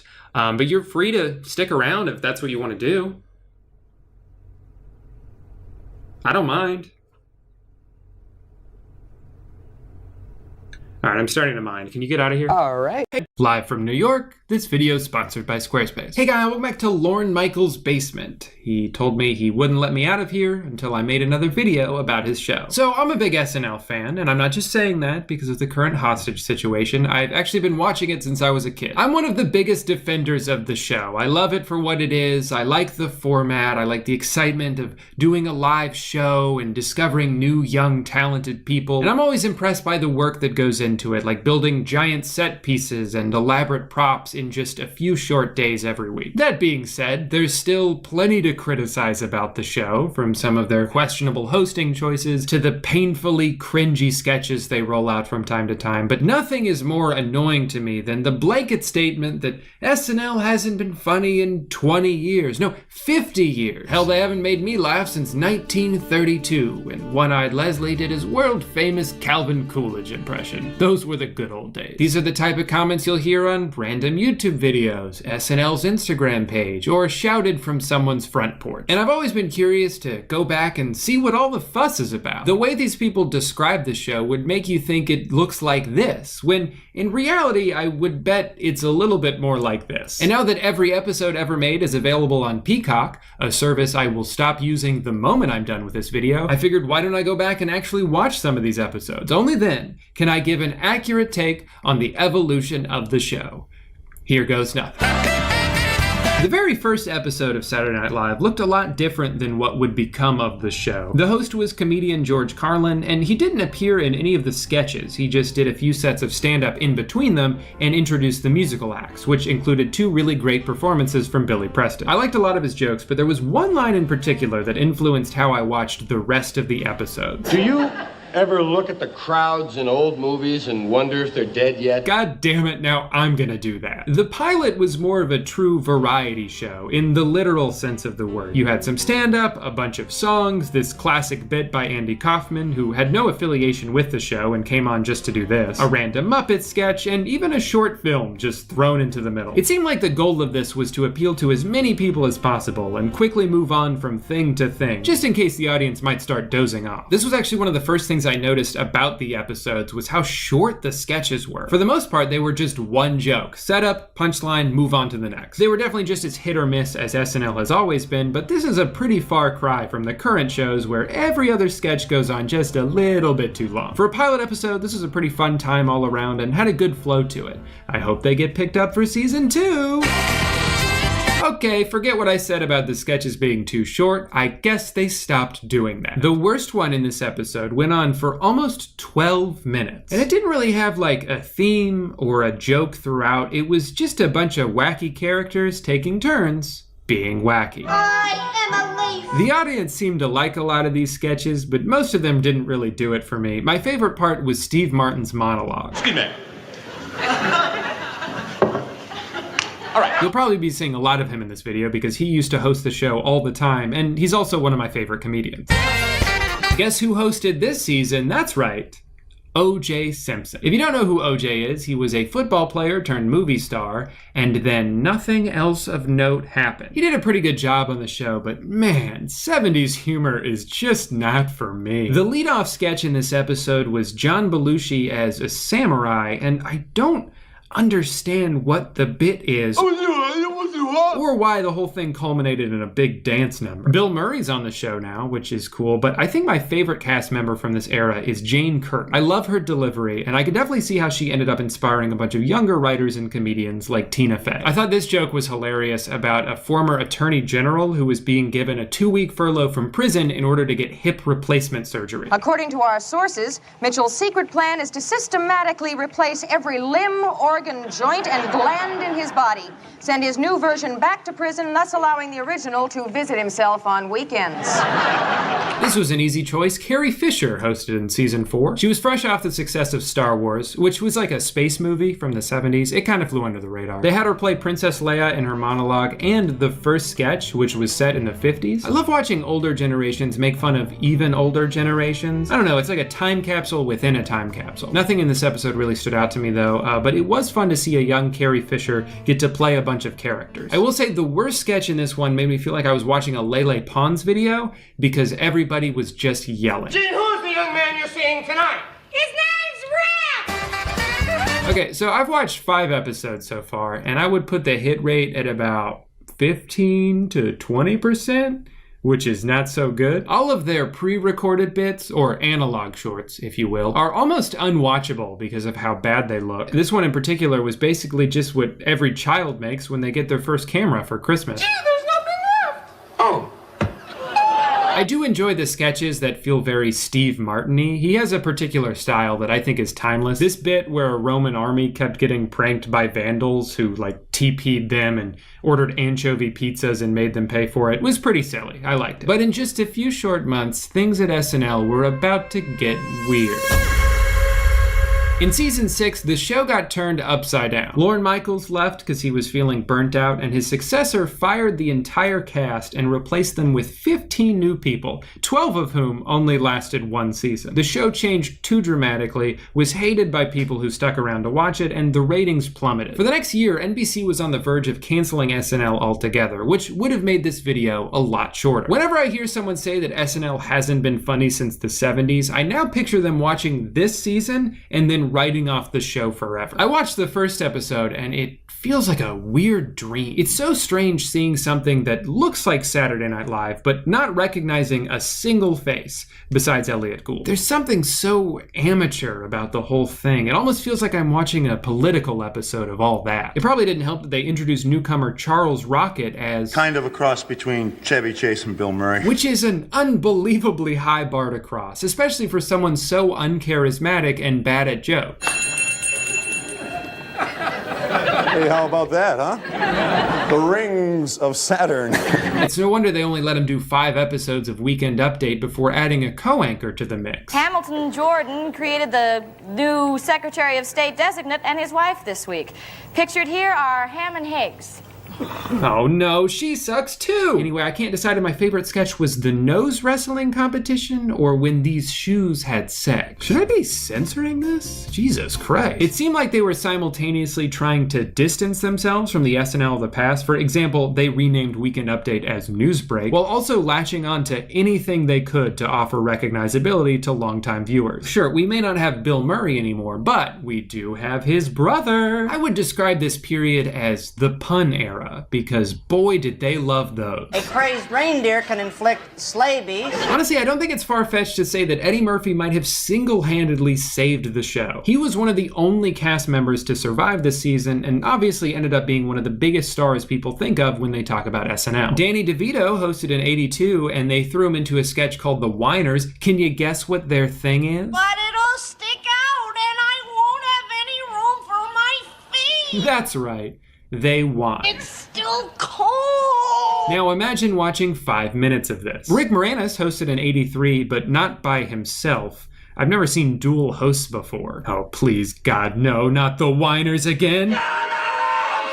Thank you. Finally, Robin Williams hosted in '84, and they let him do Weekend Update, which had again been rebranded, this time as SNL News. I think they were just looking for any excuse not to have their regular anchor Brad Hall do it, because he was boring. Once again, Eddie is pretty much carrying the show on his back at this point. I can't imagine how much worse it would be without him. Hey, speaking of back, Lauren is, and SNL's finally good again. Just kidding. The '85 season is almost an even bigger disaster than 1980. Did you know Robert Downey Jr. was on the cast this year? Huh? It's pretty crazy how forgettable his time was here, but the whole theme of this season is crazy. The main difference between this and season 6 is that this time they tried to play into the absurdity a little bit, sort of winking at the audience as if to say, yeah, this season's a little weird, but we know that it's weird. NBC has asked me to read the following statement concerning last year's entire season. It was all a dream, a horrible, horrible dream. And I think their self-awareness only worked here because they were able to quickly transition back into being pretty solid again. '86 was Dana Carvey's first season, and he stood out immediately. You also had Kevin Nealon joining, Victoria Jackson, Phil Hartman. In 1987, they hired 3 new writers, Bob Odenkirk, Greg Daniels, and Conan O'Brien, which is like an all-star team. Some of the sketches from this period are so silly that I feel like they have to have been written by either Bob or Conan. I feel like I remember seeing this a long time ago, but they opened season 14 with a sketch about a bank giving out change, but they basically just keep listing different combinations. We are not going to give you change that you don't want. If you come to us with a $100 bill, we're not going to give you 2,000 nickels unless that meets your particular change needs. And it works because of how earnest he is. We will give you the change equal to the amount of money that you want change for. I actually ended up watching multiple shows from 1988 because this was easily my favorite season so far. Matthew Broderick's monologue was great. He turned it into a lesson on how to do a monologue. And then I don't know why I like this one so much, but they did one where he was nervous to go to a nude beach, but his friend assured him, hey, in 5 minutes, you'll completely forget that you're naked. And then the rest of the sketch was like this. I'd like you guys to meet Doug. Hey, Doug. Hey, Doug. Hi, guys. Hey, pretty small penis there. Huh? It's such a simple idea, but I thought they pulled it off pretty well. You want to see my pictures from Barbados? Yeah, sure. All right, there I am with some friends on a catamaran. Penis looks great. I think that's how you could describe a lot of the good sketches at the time. Simple ideas that were just well executed. Toonce's The Driving Cat is another favorite of mine. The driving test. Do you think Toonce's will pass his driving test? I don't know, that written part is pretty hard. Maybe he'll make up for it on the driving part. Damn, I wish I could help him. There's also the commercial for Long White Beard, which you can wear sarcastically when you're trying to show someone they've kept you waiting. In 1989, Rick Moranis hosted again with a monologue that made me out of breath just watching it. But my favorite sketch was at the end, where the new MLB commissioner holds a meeting about how they're going to honor the former commissioner who had died a couple months prior. I request that the players of each team wear black armbands with Bart's initials in honor of this great man. But then they just keep listing more and more things they're going to name after him until it gets totally ridiculous. And left field, Bart's favorite position, will be known as Bartland, USA. I can definitely see why people consider the late 80s to be one of the first golden eras of SNL. There was a really great combination of talented writers and performers who were open to silly ideas that I think are still funny today. It also helped the show revive its reputation after a tumultuous start to the decade. It didn't take long for them to transition into their second golden era, which was the early 90s. The cast now included Chris Farley, Chris Rock, Adam Sandler, David Spade, Mike Myers, all of whom went on to become big stars in one way or another. If I'm being honest though, I think this period is a little overrated. Chris Farley was electric. Everything he was in was better because he was in it. But other than that, I feel like people assume this period was good because of the names. Like Adam Sandler, he was hilarious back then, right? That was 10 years ago! You see, he and SNL have a similar reputation in that a lot of people think they're not funny now, but they used to be. And I just don't know if Adam Sandler has ever been that funny. He's extremely likable on the show, and I think that's why so many people gravitated towards him, but he's not a great joke writer, and a lot of his iconic characters from the time seem like something a teenager would come up with. I think he's made a couple really good movies, a few pretty good movies, and a handful of fun songs on SNL, but the best thing he ever did was surround himself with more talented people. Some of his most beloved sketches from this era are ones in which Chris Farley is doing 100% of the heavy lifting, and that's fine. It's an ensemble show, that's how it works. I just think his contribution to SNL gets a little overstated because of the notoriety that comes with his name. I also feel like the writing dipped here despite all of the talent from the cast, not named Rob Schneider. Once they found a character people liked, they would drive that shit into the ground. A tradition that, to be fair, has continued ever since. The first time Chris Farley did Matt Foley is probably one of the best SNL sketches ever. His physicality, the other actors slowly breaking, the palpable excitement from the audience, it's impossible to watch this without smiling. But then they did it 7 more times in 3 years, and it got a little less fun every time. Overall, I feel like the sketches stopped being as creative as they were in the late 80s. Like they were taking fewer chances. There was a lot of stoner dudes and cross-dressing, which was like a comedy cheat code at the time. We'll just throw one of the guys in a dress, and that's the entire joke. The risky, oddball ideas were fewer and more far between, but when they did come, they were great. Phil Hartman as the unfrozen caveman lawyer got a good chuckle out of me. Sketches like this are always going to be more memorable than like teenage kids telling their mom to shut up, or guys who hide weed in antiques. Put your weed in there. And you put your weed in there. You put your weed in there. You know, I take it back. Maybe the smartest thing Adam Sandler ever did was stand in the same room as Rob Schneider, who makes everyone around him seem funny in comparison. Despite such a large, star-studded cast, in 1995 the show was in danger of being canceled yet again. And NBC forced Lorne to fire Adam Sandler and Chris Farley, I think because at that point they were making more money than everybody else. Lucky for them, it took all of 1 season to find replacements in Tim Meadows, Molly Shannon, Chris Kattan, Daryl Hammond, Anna Gasteyer, and of course Will Ferrell, who became the new face of the show. I wouldn't say they hit their stride right away though. Will stood out pretty quickly, but it wasn't until a couple years in when the sketches started getting more consistent. Steve Buscemi hosted in '98, and in his monologue he tried to prove that he wasn't just a serious actor by doing improv comedy. Okay, audience, let's try another location. A nursery school? Now that sucks. Surprisingly, my favorite sketch in this episode was a fake Disney movie trailer where they turned the Titanic into an animated musical for kids. Don't miss Tiny, or your child will hate you. Growing up, I always hated these animated sketches. The worst sound to hear in the middle of the show was this, because I knew I was not gonna like it. But this one was alright. When Weekend Update rolled around, I was very confused when Colin Quinn showed up. I thought I was familiar with every Weekend Update host. I was wrong. Apparently, Norm Macdonald got fired mid-season because he made too many O.J. Simpson jokes, and one of NBC's executives was friends with O.J. If that story is true, it's funnier than anything this guy said in his 2 years on the show. Finally, in '99, Tobey Maguire hosted, which I thought was weird because I didn't think he became a big star until Spider-Man came out a few years later. He did a couple impressions the audience really loved. Keanu Reeves on Celebrity Jeopardy. Keanu Reeves, you look rather pleased. Let's see what you wrote down. Nothing. The question was right, anything, and you got it wrong. And Screech from Saved by the Bell. He was a natural, and Will Ferrell was also really great in this episode. There's a reason why he's the defining member of this cast. If I had to pick, I'd say the two worst parts of this episode were Jimmy Fallon as Hilary Swank. I'm a girly now. And this sketch with a Sherry O'Terry character named Nadine. Now, if you're a little older than me, you might be thinking, wait, I remember that character. She's the Simmer Down Now lady. I loved those sketches. And I would just say, maybe go back and watch a full sketch. Although I enjoyed her performance here, I don't love that the joke is just that they say simmer down now like 30 times. Simmer down now. Simmer down now. Tell David Thomas, seatbelt, simmer down now too. This style of catchphrase comedy has been one of my least favorite parts of SNL, and something I think has plagued the show for the past 3 decades. Okay. There's a difference between repeating a joke but heightening it each time, and just saying the same thing over and over and over and over. This happened again in the next episode I watched with Conan. I was really excited about this. I didn't even know he had ever hosted, but one of the first sketches they did was him as Molecular Man, where he just kept repeating his catchphrase.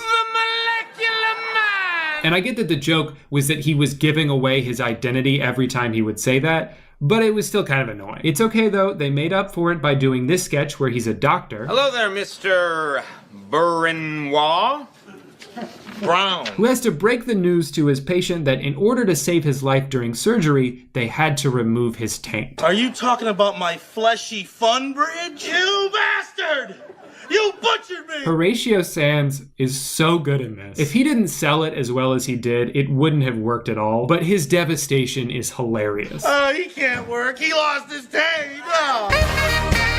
This was another fantastic cast. While most of them didn't turn into big movie stars like the cast from the early 90s did, they were all really funny performers who were perfect for this show. You had Rachel Dratch, Maya Rudolph, Tracy Morgan, Chris Parnell, and Tina Fey started doing Update with Jimmy Fallon, who I guess just woke up from a nap. The Britney Spears episode in 2002 was really good. She nailed Barbie, which may not sound like a compliment, but it is. She was really funny in this, right down to the arm movement. I also like this sketch about a news show where everything kept going wrong, and the rest of the episode was forgettable. Will Ferrell moved on from SNL after this season, but I think he left the show in pretty good hands, with Fred Armisen and Will Forte joining at the same time in season 28. You know, as much as I'd love to see Al Gore, John McCain, or Jeff Gordon host, what the fuck happened here? I went with another Britney, this time Murphy. I actually do kind of like the Leatherman sketches that Jimmy and Horatio did, but you're not gonna believe it.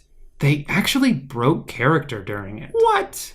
I've never seen them do that before. 2 of the most popular SNL sketches of all time came when Lindsay Lohan hosted in 2004, but I was more interested in watching the Olsen twins host the season finale together. New York Minute, a very good movie. You know what? Never mind. Tom Brady hosted in season 30. Wow, is there anything this guy can't do? I am the bear, shuffling guy. Shuffling on down, don't ask me why. Oh, comedy. Maybe he really is human after all. For some reason, season 31 barely exists online. The longest episode available is only 26 minutes, and a third of it is Dane Cook's stand-up. I'd be lying if I said I wasn't very excited for this episode as a kid. And seeing this turtleneck sketch again brought back a memory I forgot I had. I actually, told my friend about this skit the following Monday, hyping both it and Dane Cook as the funniest thing I'd ever seen.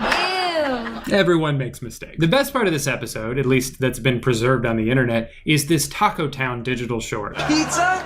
Now that's what I call a taco. And that brings me to the most formative years of my SNL memory, What do they say about SNL? Everybody's favorite cast is the one from when they were a teenager. Well, I was 12 in 2006. So this was my favorite. Part of the reason I wanted to make this video was actually to go back and watch these episodes in full to see if they are really as great as I remember them being, or if I'm doing what the generation before me does to the Adam Sandler era. And wouldn't you know it, these episodes aren't perfect either. I've been lied to by my own brain. I chose the Matthew Fox episode because I've actually been rewatching Lost recently, and I wanted to relive what it was like when that show was America's biggest cultural phenomenon. I like the Lost related sketch, and I always thought the MTV4 show they did was pretty funny. In this one, Maya sang a song called Tiny Moves, where she did tiny dance moves, but the rest of the show fell kind of flat. In 2008, Shia LaBeouf hosted, which made this a pretty easy choice for me. Part of the fun of SNL is how they preserve specific moments from these celebrities' peaks of stardom. Also, I remember liking this episode. There were 3 really great sketches: an old game show that turned into a murder investigation, a scared straight bit with Keenan, and this one where Shia and Andy buy drinks for 2 women who are very enamored with them. Well, why choose one when you can have them all? Oh, you mean an 8-way? When it rains, it pours. Also, I never really liked the Vinny DiVecchi sketches growing up because I didn't understand them, but watching them as an adult, I appreciate them a lot more. Especially how Will Forte never has any lines, but he's always in the background just eating spaghetti. I do have to dock a couple points for having probably the worst digital short out of the 100 or so that they made. There's a reason I have no memory of this. Speaking of young celebrities in the peak of their stardom, a long-haired Zac Efron hosted in 2009 and performed a bunch of sketches that SNL's YouTube page has probably recommended to you at some point. There's the bar that doesn't card, which Zac and Andy think is really cool until they realize there's like 8-year-olds in here. Whoa, careful guys. They're gerbils. Gerbils? Yeah, it's the opposite of cougars. There's Troy Bolton going back to East High to warn everyone that nobody sings in college and everybody in this school got a terrible education. I learned that I don't have to play into stereotypes that people have for me. I can be a jock and a dancer. What's the capital of Texas? Texas City? Texas Town. Yeah. And finally, this one with Fred Armisen. The next season had my favorite of Jon Hamm's 3 times hosting, though this is one of those episodes that's a little rough on rewatch because it's like way too long political cold open, boring topical sketch that is obviously no longer topical. And now that that's out of the way, we can get to the funny stuff. Like this sketch that I've always loved with the musical guest Michael Bublé called Ham and Bubbly, a pork/champagne restaurant they started where you slowly realize that John is holding him hostage. If you can find a better place for pork and champagne, keep it to yourself. Then there was a commercial for the Closet Organizer, which is just Will Forte in a blue morph suit. Stars! Dockers! Water! All it needs is 2 meals a day and a little bucket to do its business in. And then you forget about that for a minute. You watch this sketch with Fred Armisen as a distracting courtroom stenographer, and then they end the show with something I've never seen on SNL. I know you from somewhere. Are you on TV? A callback to one of the sketches from earlier. You're the freaking closet organizer guy, aren't you? Marbles! Pies!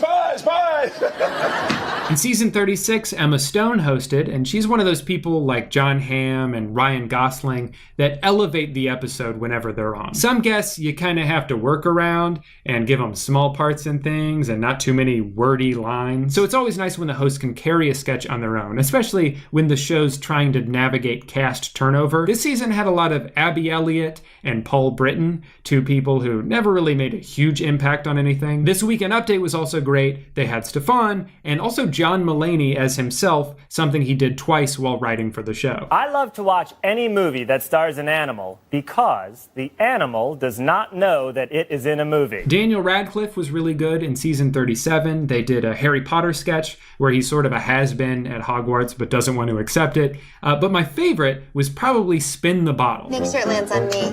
I'll try.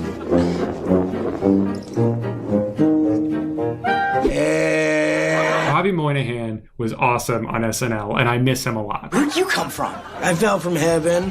JK. The woods. And finally, season 38 was the last season for Fred, Bill, and Jason Sudeikis. So this truly was the end of an era. Obviously, Bill and Fred were dynamic performers who had a massive impact on the show, but I think Jason was a huge loss as well. It's easy to overlook the importance of the regular dude in sketches. You don't always realize how valuable they were until they're gone. Since then, they've tried to fill those roles with Taron Killam and Mikey Day, but Jason had such an affability to him that I don't think they've been able to fully replace since he left. Anyway, I chose the Bruno Mars episode, and outside of the monologue song, a sketch about creepy animatronics, and the surprisingly earnest sad mouse, there wasn't anything here to write home about.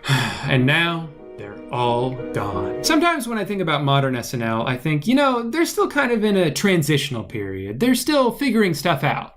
And then I realized it's been like 9 years already. And upon rewatching the shows from 2013 on, I realized a lot of them aren't even that bad, or at least not that much worse than the shows I've spent the past 3 weeks watching. The cast is still extremely talented, although maybe not always used in the best way. But this period had Kate McKinnon, Bobby Moynihan, Adie Bryant, Vanessa Bayer, who was super underrated, and Taran Killam had some really funny characters that killed every time. A lot of this, though, I appreciate more in hindsight. I was less excited to watch SNL at the time, and often didn't. And yeah, I think it dropped a little bit in quality, but that had more to do with the fact that I was like 20 years old at that point, and I was more critical of the things I watched. So I completely understand why people older than me did the same thing to the mid-2000s cast that I grew up on. So 2013 to 2016 is sort of the modern SNL, but pre-Trump era. And I feel like it was like right when they were starting to find their comedic footing again, here comes Alec Baldwin. Now, I've talked about this before, but one misconception people have is that SNL got political in 2016, as if that's not something they've ever done before. In the past few weeks, I've watched them make fun of Obama, Hillary Clinton, Jimmy Carter, Ronald Reagan, Al Gore, Mitt Romney, George Bush 1 and 2,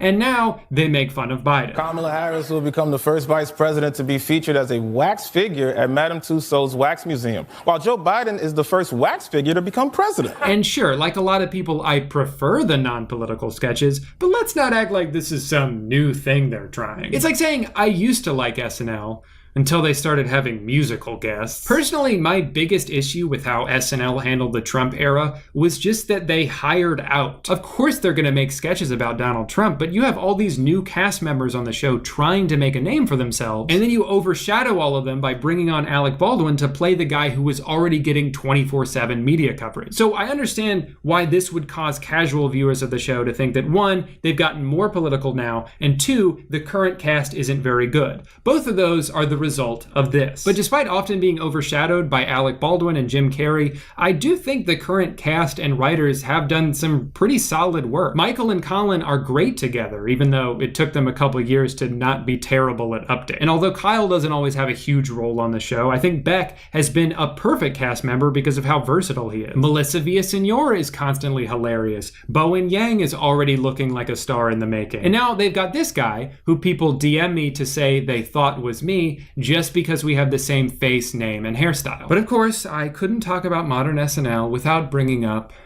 this. What I have to say right now might be a little cringe. People are so mean online. To the moon! That's looking like a cap. This episode was awful.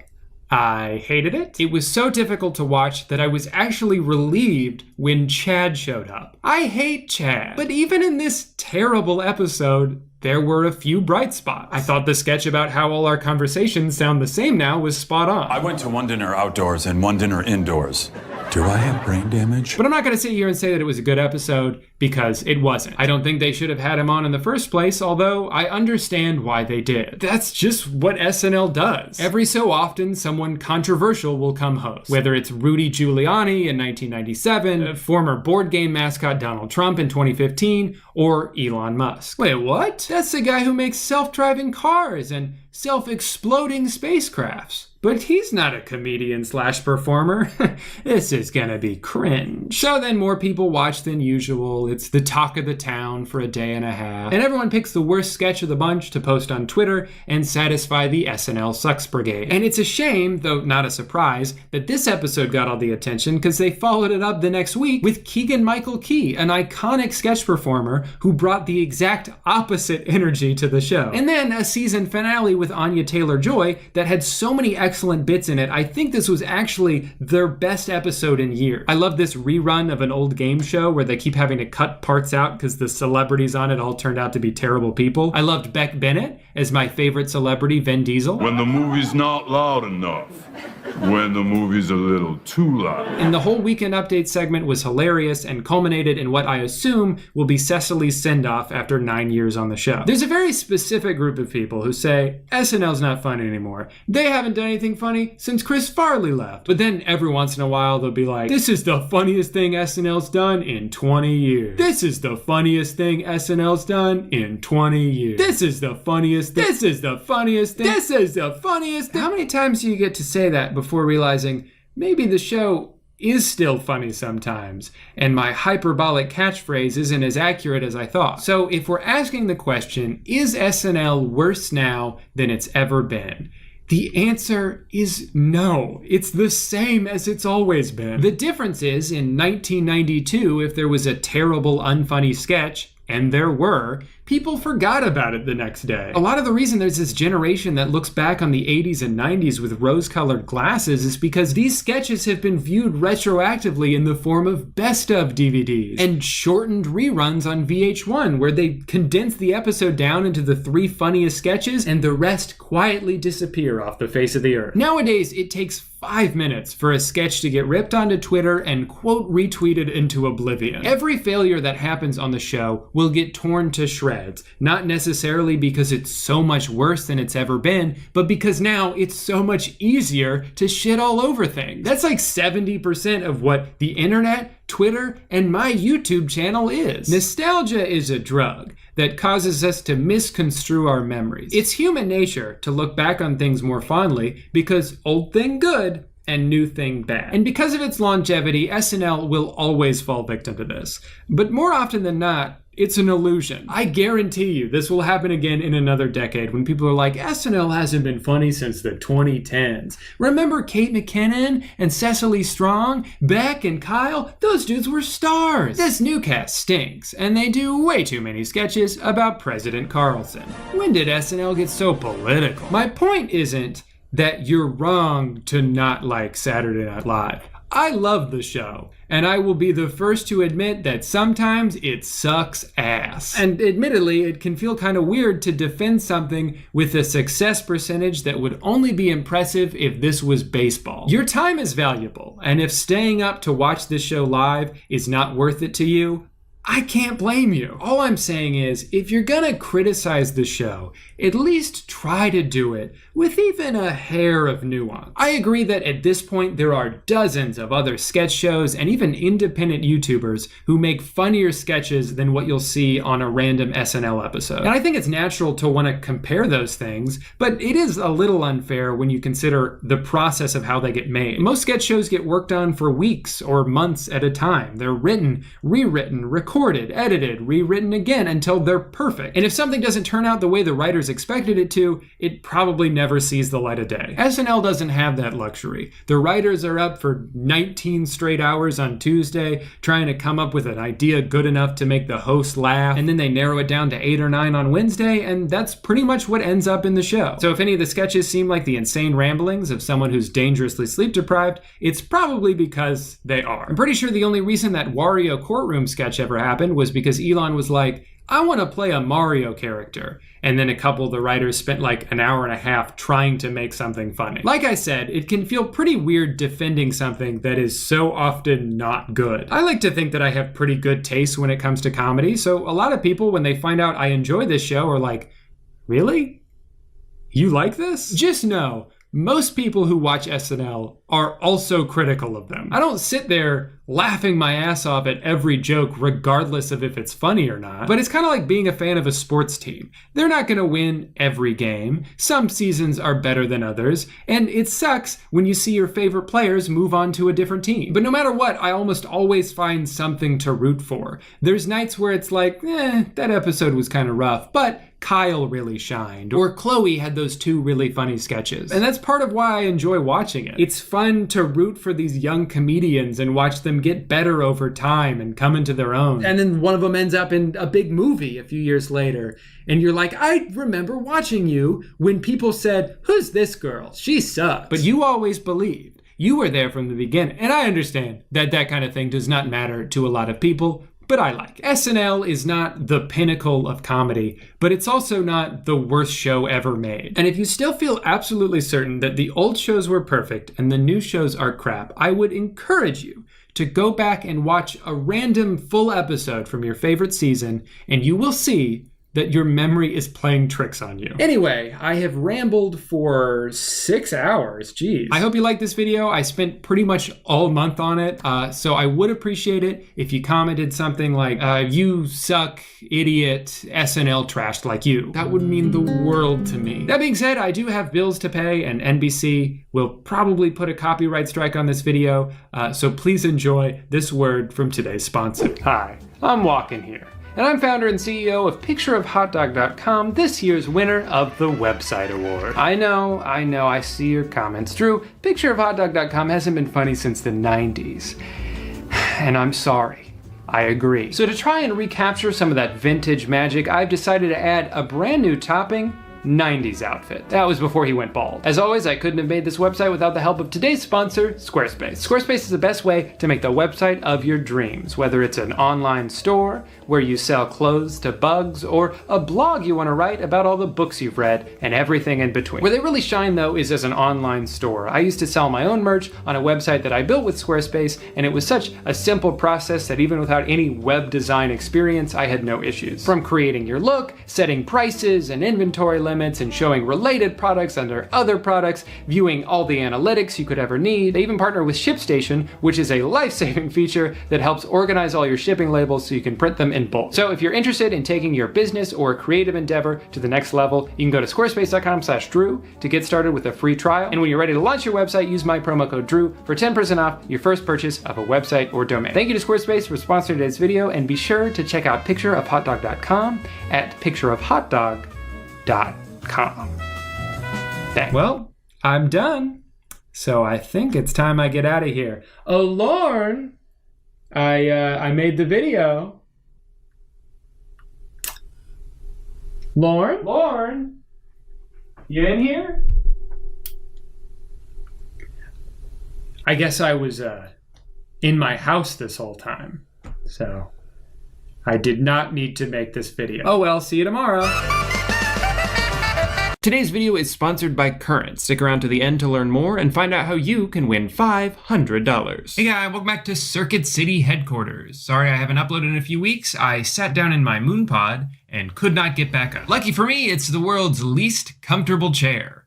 I would set it on fire, but I'm afraid he'd survive and attempt to retaliate. Anyway, y'all ever heard of TikTok? Of course you have. Maybe you've also heard of a show on Netflix called The Circle. Well, Awesomeness TV, the production company behind almost every Noah Centineo movie, has decided to combine those two things into the world's first, and hopefully last, TikTok star reality show. I say it's similar to the show on Netflix because it's also a competition based on social rankings, but where The Circle has people catfishing and anonymity and using hashtags and text conversations, the Awesomeness TV show is just a bunch of 19-year-olds yelling at each other. You're ugly anyways. That's why Coley doesn't even want to you. Even better, they're all from Florida. This is Project 305, a group of friends and creators from Miami who have one common goal: be the next big influencer. Sounds easy enough, right? Yes. And don't you dare try to tell me it's not. Over the next 10 episodes, each of the members have to prove they have the creative chops of an influencer and the personality traits to go with it. All right, guys, this won't be easy. You're gonna have to prove that you have the personality of a TikTok influencer. Do you think you can handle that? Perfect. Yo, what's up? My name is Owen. I am the best person in the house. I'm the best looking, I'm the most outgoing, and I am the most fun.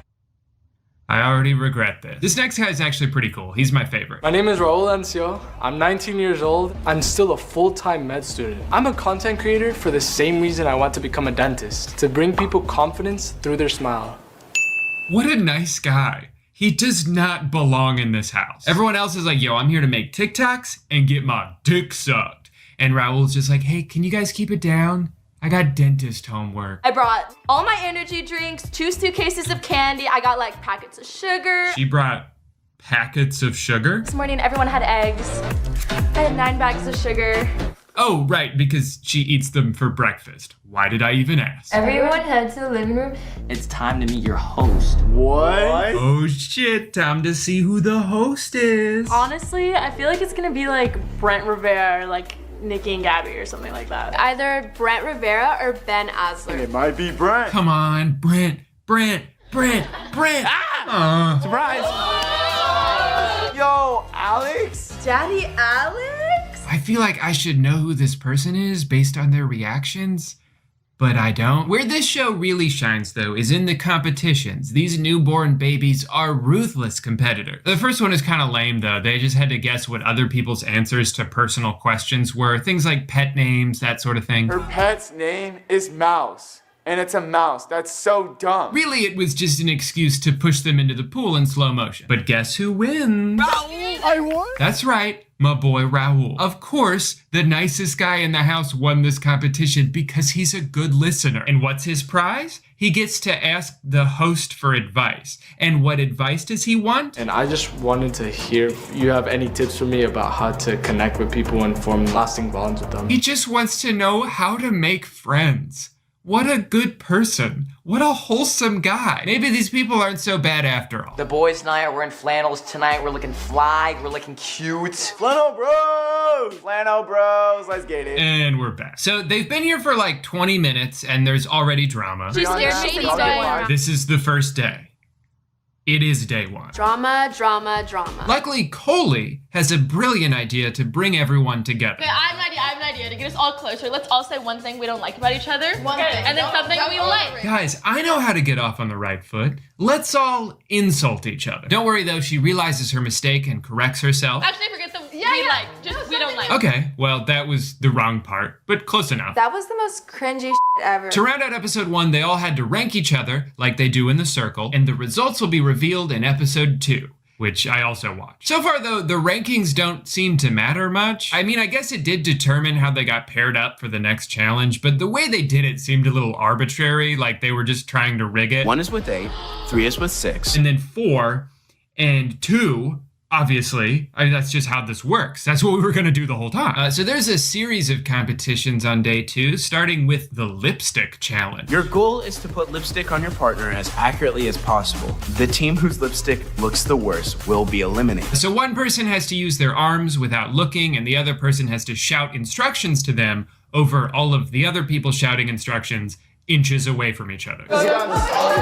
Simple enough challenge, except one team cheated. Larry, because you took your hand out from behind your back and wiped your face, your team is eliminated. As soon as Raul was done, she turned around and tried to fix it with her finger. Coley, because you removed your hands from behind your back, and Giovanni, because you were looking at Coley the entire time, your team is eliminated. And then they got eliminated too, because he was just staring at her face the whole time. The point of the challenge is that you can't see what you're doing, and he just leaned over her shoulder like, oh, this isn't so hard, your lips are right here. And then this team loses because it was a try not to laugh challenge and one of them laughed. So guess what? Sabrina and Jada win.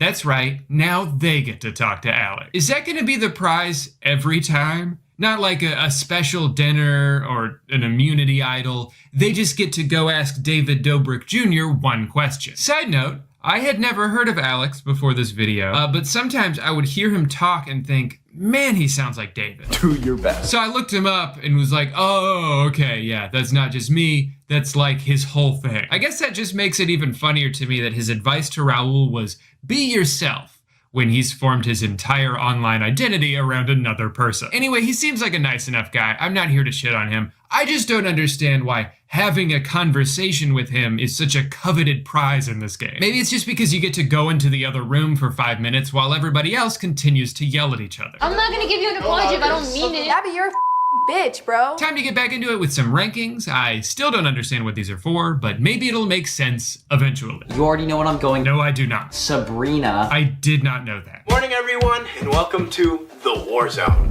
What? Bro, what? Wait, we're playing Warzone?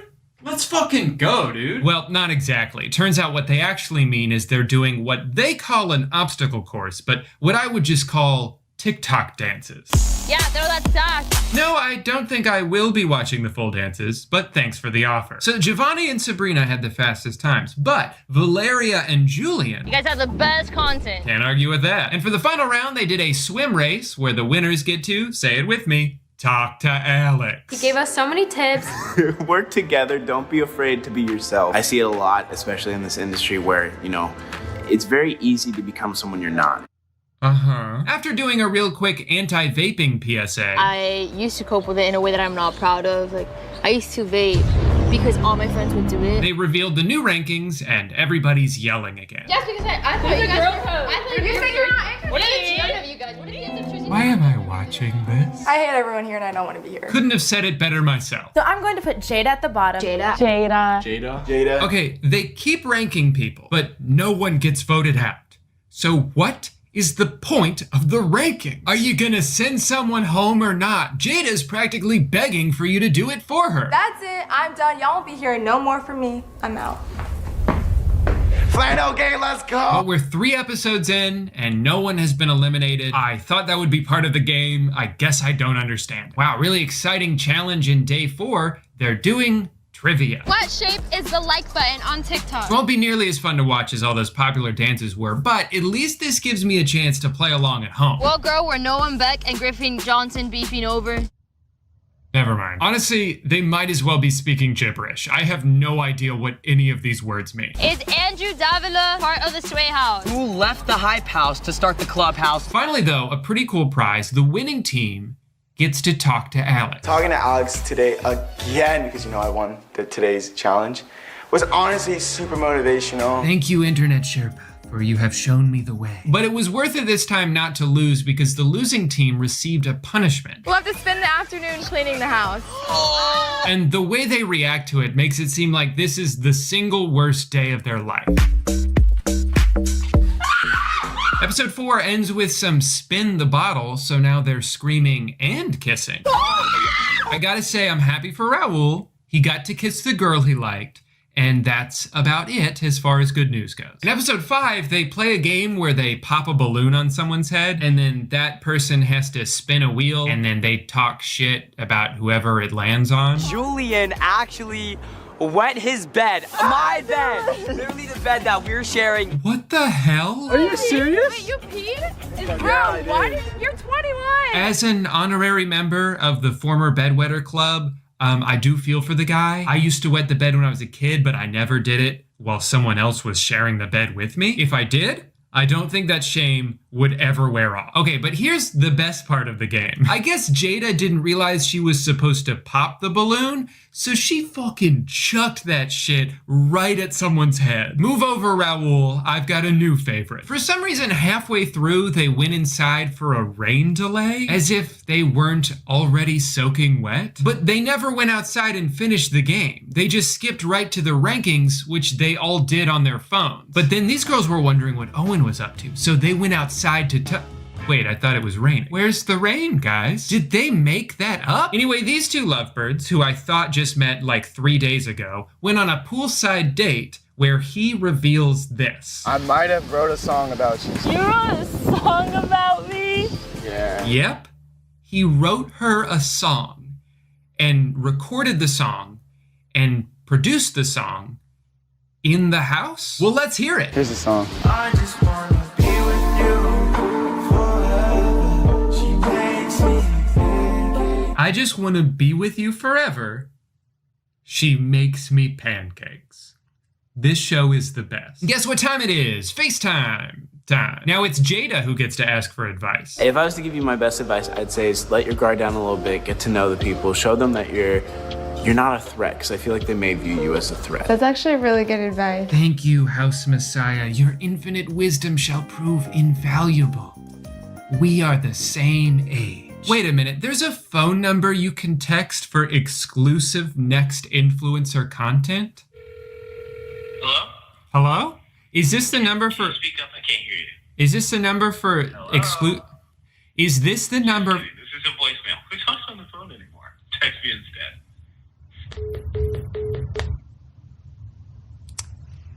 Asshole. Welcome to Awesomeness TV's Next Influencer Club. Cool. That was worth it. All right, nice simple sponge challenge on day 6. Should be pretty fun, right? Well, not for this group of adult toddlers. No! Don't cheat! Don't be cheated! You're literally blocking Let's go!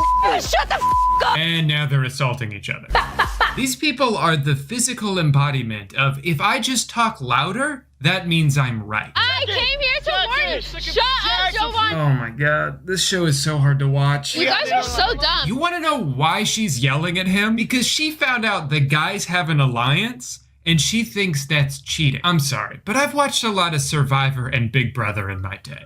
If forming an alliance is cheating, then every contestant who's ever been on those shows should be disqualified. And you know you're not gonna win, so you need to have someone else help you. That's how you win, dog. I would love to lose. Not that it matters, because the rankings have yet to mean anything. Also, note to the Awesomeness TV producers, just because you have footage of people yelling at each other doesn't mean you have to put all of it into the show. Listen to up! It's not always entertaining. At a certain point, it's just noise. Really though, this episode was a turning point for me as a fan, because this is when they started to go after my boy Raul. And then Raul, like, he can't even make content with his, like, I don't even know how many followers he has. Oh, I'm in college. I am a psychology dentist major. Imagine making fun of someone for wanting to go to med school. But it's not just the kids, even the producers are starting to screw him over. While Raul was inside studying doctor stuff, the host was like, hey, you guys want to see what Raul did? What the fuck? Even his new girlfriend doesn't respect him because she keeps calling him Rail. Rail? His name is Raul,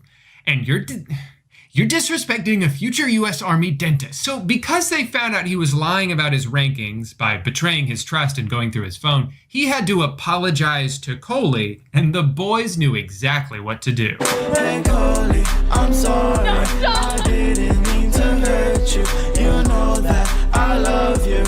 Let me be your Mexican. All right, forget everything I said. I like the show again. Later on day 7, they all do a TikTok duet challenge where they all have to duet Alex's TikTok, and he picks the winner. Now we're talking. Here's the video.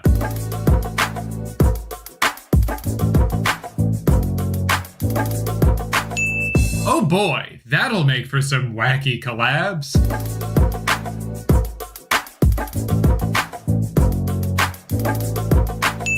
I tell you, what a privilege it is for us to witness firsthand the nation's best and brightest in action. What the am I supposed to do with this box? It's hard to narrow down my favorite TikTok to just one. I mean, Gabby's was great. What is going on? Bro, what? Meanwhile, Owen jumped into the box. And Valeria brought out the special effects. Okay. Gonna be hard to choose. Except not really, because Jada was the only one who put in any effort. Surprise! They're all yelling at each other again. No, he's But I'm more interested in the banner that they blurred out in the background. It very clearly says, "Happy Birthday, Ian." Why did they have to blur that out? That's like the least revealing information. All right, so we know this was Ian's birthday. Now all we have to figure out is his last name, what year he was born, what day this was filmed, and who Ian is. And then we'll have all the information we need. In episode 8, they stole a competition directly from Big Brother, where everybody takes turn hiding something, and then everyone else looks for them, and whoever's thing doesn't get found wins. They do that shit on Big Brother every season. I know this because I watch it. This show wants to be Big Brother, Alex wants David Dobrik to be his big brother, and Gabby wants to go home. I want to leave this house. Like, everyone's really so mean. I don't blame her. These people are so mean to each other, it's actually insane. Get your hands off of me, you trashy ass!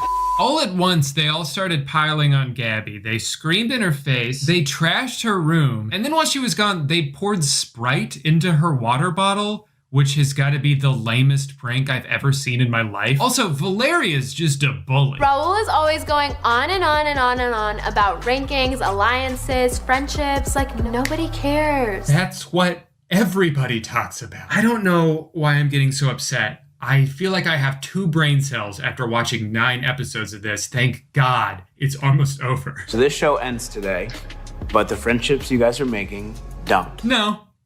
These people are never going to talk to each other ever again. All right, so now that it's day 10, and these are the final rankings, these ones will finally matter, right? These will determine the winner? No. For 10 straight days, the rankings meant nothing. They still mean nothing because the winner is chosen by Alex. The winner of the competition and Awesomeness TV's next influencer is Owen Holt. Oh my God! Raul got robbed. It's probably for the best anyway. The grand prize was a show deal with Awesomeness TV, and I would hate for him to have to drop out of med school just to do that. I was relieved while reading the comments that most people were also hate watching this. I don't think anyone was like, man, this is some quality shit right here. And let me tell you, there have been some excellent comments, but my absolute favorite, the one that perfectly sums up how I feel about the show, is this. This is literally the worst thing I've ever seen in my life. When is season 2? So now we know what it takes to be the next top TikTok influencer. I guess Owen, good luck with your show. I can't wait to check it out. Raul, I'll be sure to hit you up if I ever need a tooth pulled. And Alex, just try not to copy everything David does. Anyway, sorry for introducing you guys to this show. I know your life would have been better off without it, but I can make it up to you right now by doing a brand deal. Hi, today's video is sponsored by Current, the future of banking. Guys, banks are stinky. Banks are old, and 99% of what you use them for is online anyway, so why not use a bank that's built for the modern age? Current is also partnering with me to give you guys money. So if you do sign up, it's free. Find me on the app, my tag is Drew Gooden, and request $500. I'm gonna be randomly picking 10 people to give that money to, and then you can use it to buy whatever you want. Except for drugs. Drew Gooden Inc. does not support the use of drugs. I'll be sending out the money in a couple weeks to give you all time for your cards to show up in the mail. If you're interested, go to current.com/Drew to sign up and read more about them. And good luck. You're gonna need it. Thank you to Current for sponsoring today's video, and thank you, Guy, for ingesting it. Be sure to smash that subscribe button and comment something nice to me. If you say something mean, I will not go to your birthday party. But I will still buy you a present. Anyway, I will see you all next time for part 12 of my vasectomy vlog. And until then, happy birthday. That was the most cringy shit ever. So in my last video, I talked about why the internet is making me so mad lately, and it seemed like a lot of you resonated with that, which is good because it helped me feel seen, but also kind of sad, because mad is bad. But I think a lot of us are at this point where we're trying to navigate how to use our phones enough so that we still feel connected to the outside world, but not so much that it sucks us into the endless depression scroll. And that brings us to a few nights ago. I'm laying in bed with my internet flashlight 2 inches away from my face, you know, to help me fall asleep, and I get this ad from Instagram. No video, no information about the actual app that it's supposed to be advertising, just 7 slides telling me to do a dopamine fast. And it got me thinking maybe I am relying too much on constant quick hits of dopamine to get me through the day, and maybe that's having an overall negative effect on my well-being. I mean, if I get bored for any more than 2 seconds, I will yank my phone out of my pocket and open up Twitter. Sometimes I'll be playing a video game and a loading screen or a cutscene that I'm not fully invested in will pop up, and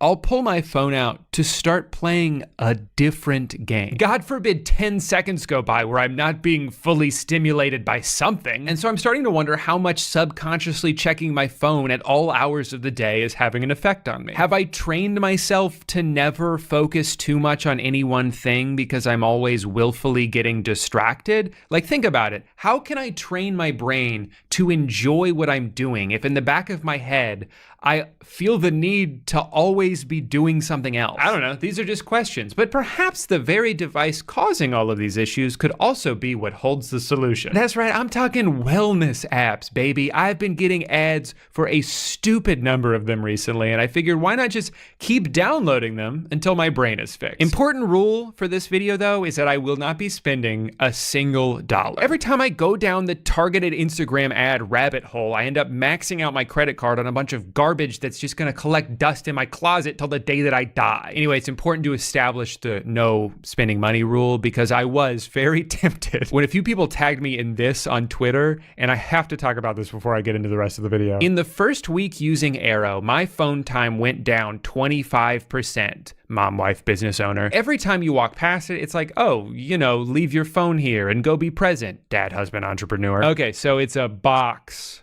for your phone. But how does the phone get into the box? I have to be the one to put it there? See, I would probably just choose not to. And therein lies the problem. See how we're kind of just right back at square one now? Like, I already have time restrictions set on all my social media apps, and the only thing that's changed is now I have to press 2 more buttons before I continue to use them, which I never don't do, by the way. Airo is the first in-home digital well-being solution designed for families. Well, I guess anything can be the first thing if you come up with a specific enough category for it. Airo combines a beautifully designed smart box that holds and charges your phone with a motivating and encouraging app that, together, make it easy and fun to be away from your phone, so you can focus on the things that really matter. Having sex with your wife. Wait, so before you put it in the box, you have to tell your phone why it's going in the box? Like it's gonna be mad if you don't have a good enough excuse? Now, I'm sure you're wondering, how much does this life-changing device cost? And you're in luck because you can join Airo for as low as $18. Of course it's a membership. Of course, you have to subscribe to the box. So they have a monthly option or a yearly option, but even if you do the monthly option, you have to pay for it for at least a year before you can cancel, which means, at minimum,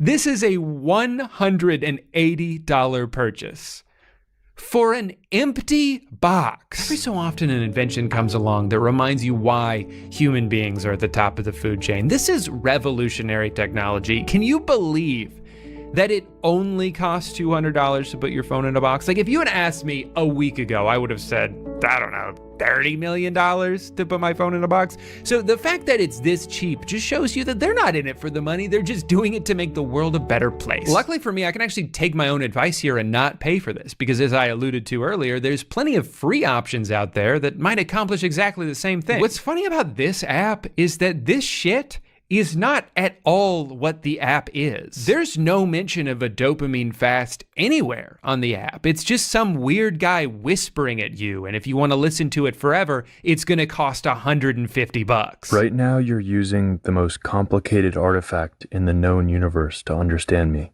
Your brain. No thanks. So once I realized that I had no interest in what the actual app is, I figured, why not just do the dopamine fast from the app? So for the next week, I will be letting these 7 screenshots dictate my life and my choices, and I'll also check out some other wellness apps along the way. Let's get started. So this is definitely gonna be one of the harder days of the challenge for me, but I am actually kind of excited to be forced to do this. Without a doubt, Twitter is the very worst thing in my life that I am fully addicted to. It has become a second nature impulse for me to open it up during every moment of my life where nothing is happening, and I would like to eventually get rid of that impulse, especially because I don't know if Twitter even does anything for me at this point. It's just so much mental energy wasted on the most pointless conversations. Most of the time it's just dumb person of the day saying the most asinine shit, like it should be illegal to own a dog, with a bunch of quote tweets of people being like, no it shouldn't actually, and they all have 100,000 likes. Even worse though is then my dumbass sits there like, they're right, it shouldn't be illegal to own a dog, that's crazy talk. Boy, I'm just glad we were able to put an end to this discourse that was not only based on a hypothetical scenario some guy just made up, but that I never would have been made aware of in the first place had I not been here to witness it. On top of that, half of my For You page is just people going viral for stealing other people's TikToks, and then once they get enough attention on it, they'll take what I can only assume to be like $20 to advertise some seal pillow or pills that make your dick bigger, which of course they deserve the money for because of all the hard work they put into downloading the video and reposting it with a caption. I'm getting tired just thinking about all that work. Also, content aside, it just breaks all the time now. Here's a new one that I think you'll really love because it still blows my mind to think about. For the longest time, the copy link button was here. So I knew if I want to send a tweet to someone, I just click this button and then this button, and then I can text it to them. But oh, wait, they moved the button. Okay, so now the bookmark button is where the copy link button used to be, so I accidentally saved the tweet when I was trying to send it to someone. Well, it seems kind of pointless that they would even switch that, but at least now that I know the buttons are moved, I can go ahead and open that back up and click the one on the left, which is somehow, again, the bookmark button. The buttons move now? Did Elon fire everybody? But that's this thing that blows my mind. I hate this stupid app. and I still choose to spend 2 hours a day on it. And not to get too existential about it or anything, but like, that's a lot of fucking time that I'm wasting doing nothing. I do fear that one day a lot of us in this generation are gonna look back on these precious years of our life and be like, oh my God, why did I waste so much time scrolling through shit that for the most part just made me feel worse? And yet, even as I say that, there's still part of me that's like, well, but that's where everyone is. I gotta go see what they're talking about. It sucks, and I'm tired of it, and today I'm finally making a change. Thanks to what the other social media app told me to do. Today is the day that I finally stop wasting my life and I step out into the real world and reach my full potential.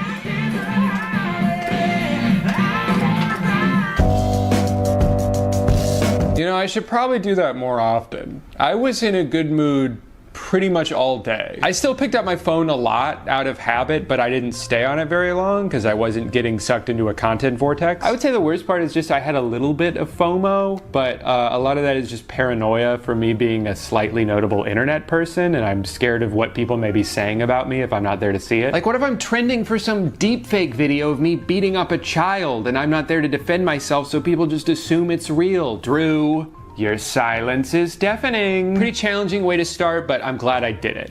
Today, though, is no Netflix. And this is gonna be interesting because if I can't use Netflix all day, then my life is gonna be pretty much exactly the same. I don't think I can even remember the last time I opened the Netflix app. It's one of those things I've almost entirely stopped using but continue to pay for because it feels essential. You know, just in case I wanna watch The Hangover Part 2, or Is It Cake, or The Hangover Part 3. I gotta be honest, I am so out on Netflix at this point. They make 1 million shows every year. Most of them are awful, and even the ones that aren't get canceled after 2 seasons. What makes you think I'm gonna take the time to get invested in a show if there's only like a 5% chance they'll even get to finish making it? I don't trust you anymore, dude. Also, I'll say it, I'm tired of the binge model, okay? I like weekly releases. Part of the reason things like The White Lotus and The Last of Us have been so fun to watch is because there's a sense of community around them. You know? I feel like I'm a part of something every Sunday night when a new episode drops. We all waited the whole week for this. We all get to watch it at the same time and experience it together, and then I can go on the Twitter app that I hate and hear people talk about it. It's fun. If you drop 8 episodes all at once, some people are gonna watch it all that night, other people are gonna watch it over the course of a couple weeks. The people who watch it quickly feel like they can't talk about it yet because they don't know if everyone's done. The people who go too slow get made fun of for being busy when they accidentally see spoilers online. It's just not right, okay? This isn't the way TV should be. I never realized this, but this is sort of like a metaphor, you know, for how even though we want instant gratification all the time, sometimes being patient can actually result in a better experience. That episode can wait till next week, you know, give it time to digest, to build up some anticipation for the next one. In the same way that your phone can wait until the end of the night. Just be in the moment now, here. Spend time with your loved ones. Cherish every second you have. Hey, Dad, can we go play football? Oh my God, are you fucking blind? I'm filming YouTube right now. Sorry, Papa. Okay. You know, and I think the reason they call it the present is because it's a gift. Man, if only Ted Cruz was doing this challenge a few years ago, then maybe he wouldn't have liked Twitter porn on 9/11. Never forget. That was a weird thing to do that day. I'm not exactly the target audience for this because I've been in a committed relationship for the past 8 years, so I haven't looked at or even thought about porn in exactly 8 years and 1 day. Boobs, boobs, boobs, boobs, boobs, boobs. But even still, maybe we should go look at some of those other wellness apps to distract myself. I mean, just for fun. One of the first things I got an ad for was something called Inflow, where this woman is pretending to tell someone just off screen about the app instead of just looking at the camera. Now, I feel like I'm not the right person for this because I haven't been diagnosed with ADHD, although my Instagram ads sure are trying to. But the whole process for this, I'm really not a fan of. So they target people with an attention disorder. They tell them that this app will fix all the things they're struggling with. Look, we handpicked this module just for you to help you live to your fullest potential. But before you can look at it, that'll be $200. You can't try it until you promise to give us money in a week. Sure, you could cancel if you remember. But we're specifically targeting people who are more likely to forget stuff. They say they have a forgiving refund policy, which is nice, but I don't think it would even be up to them because in-app purchases go through Apple, which means the refund would also have to go through Apple. And are they gonna have a forgiving refund policy? Just kind of seems like a promise you can't make because it would be out of your hands at that point. Okay, but what do you get for the $200 a year besides push notifications with some unbelievable claims? Well, you get some pretty generic audio lessons, the kind of things you could probably find on YouTube or in podcasts for free. There's a community section where no one actually interacts with anybody else, although it is kind of interesting to see the answers that other people came up with. And then they have challenges that you can do where you can put everything you've learned thus far to the test. Challenges like, use this app. We recommend you do it for at least 7 days. Gee, I wonder why. I can't think of a single reason why the minimum for this challenge would be 7 days. Will I continue to pay for this after my trial ends? No. Here's an app that's supposed to help you sleep better. This one seems all right. They show you how much sleep debt you have, so if you're feeling extra tired, it might mean that you just need to catch up on sleep. Although most of us are probably already aware of that without needing an app to tell us, hey, you look kind of tired. Give me $50. I do think it's a little interesting to have actual metrics to look at that show you like when you can expect to have the most energy, so you know when to try to be most productive. But I don't love that it sends you push notifications telling you you're about to be tired. I wasn't even tired when they sent this to me. You're gonna make me tired by making me think about being tired. Also, while I was initially impressed when I saw this graph and thought, how did they know that I have energy in the morning and then it dips and then it comes back? What are there, hidden cameras in my house? I then thought about it for one additional second and realized that that is probably true for 100% of people and could have been achieved by a lucky guess. Will I continue to pay for this after my trial ends? No. Definitely the most useless app is one called Schmoody, the first mental health app that's actually fun to use. I'm here to build better routines. Great. You're in the right place. You know, something tells me you would have said that no matter what I chose. I'm here to go to the bathroom. Great, you're in the right place. The first thing this app does when you finish signing up is say, hey, you want to give us money? That'll be $40. And you're like, no thanks. And they say, you drive a hard bargain. How about $20? And you're like, hey, can you please stop doing that? And then you go to make an action plan because that's like the main feature of the app, but realize for some reason you can only do up to 5 things at a time. So your entire action plan for the day will be like, drink some water, brush your teeth, take a shower. And I guess that's it. That's my day. This app tries way too hard to be like different and cool. They sent me a notification the other day that was like, attention, do not open Schmoody. Okay. Don't gotta tell me twice. And then the last app is called Opal, and it looks like they can get my screen time down from 17 hours a day to just 2 hours a day. Now this is the life right here. This dude slept for 45 minutes at 3 a.m. and then jumped right back into Subway Surfers. So it looks like the app rewards you with pictures of gyms the better your focus score is. The bad news is you're on track to spend 31 years of your life looking at your phone. The good news is we can help you get 9 years back. Well, you've successfully scared me, so now's a good time to go ahead and ask me for money. Can I see what the app is first? Is that too much to ask? What happened to the good old days when you could start a free trial of something and when it ended, they'd just be like, hey, you can't use this until you pay. And if you don't want to pay, that's fine. Now you have to commit to a yearly subscription within 30 seconds of downloading an app. I would be willing to bet that more than half of the expected profit from apps like these comes from people who forget to cancel their membership before the trial ends. Anyway, this one is kind of like a digital version of the phone box from earlier, but without a physical item to use. You start by making different app groups, so the ones that I guess distract you the most. For me, I'll do Twitter and Instagram and GoFundMe.com. I spend so much time donating on there. It's someone hold me back. Definitely the Home Depot app, the measurement app. Actually, I should probably go ahead and block all of the other wellness apps. What? They're distracting me. I do think something like this would actually be more effective than phone in a box because you can have a predetermined schedule that you're beholden to rather than needing to be the one to decide to put your phone in the box. I could see this benefiting me a lot, actually. I just think it's ridiculous that this costs $100 a year. This should just be included on the screen time app that comes with the phone. Also, the whole focus score thing is so fucking stupid. There's no nuance to it at all. It's not like, well, you were on your phone a lot this last hour, but it looks like you were on Gmail and Google Docs, so you were probably working, that's fine. No, it's literally just phone, bad. You use phone, bad score.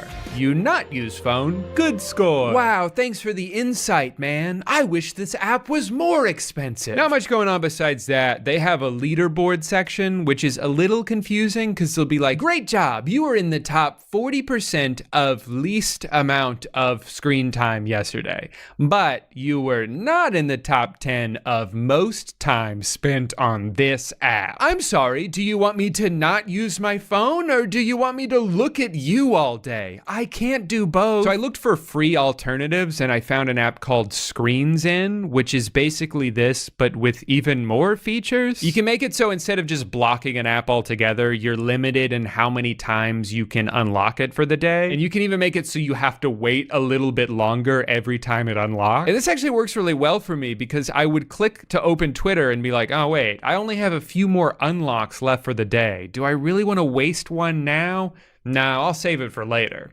And then I just never opened it again. Also, this app is free. So if you want to spend $100 on something that has fewer features, but is prettier to look at because they have photos of diamonds, go for it. But I would recommend that you don't. I feel like phone games get kind of a bad rap just because the ads are almost always misleading, and there's like lawsuits over microtransactions, and you know they're used in TikToks and are whittling away the attention span of children. Hey, don't look at the TV, look at me. But I think there's actually some real gems out there, and I'm not talking about the Opal gems from yesterday. Ever heard of Golf Odyssey? It's like the Dark Souls of 2D golf games. What's hard about it is you only get 2 chances on every hole, and if you lose on one of them, you have to start all of them all over again. So you basically have to be perfect for 20 straight holes in order to win. And it took me like 3 weeks to finally do that. Retro Bowl, another perfect game. Why would I spend $70 on Madden every year when EA stopped giving a shit about that series like 15 years ago, when I could just play this game for free? In one of my saves, I'm on year 54. My coach is 89 years old, and retirement is not an option for him. Thanks to all the presumed advances in medicine at this point in the future, I can safely force this man to coach my football team until he's just a pile of bones being dragged across the sideline. I'm also really good at this sliding puzzle game.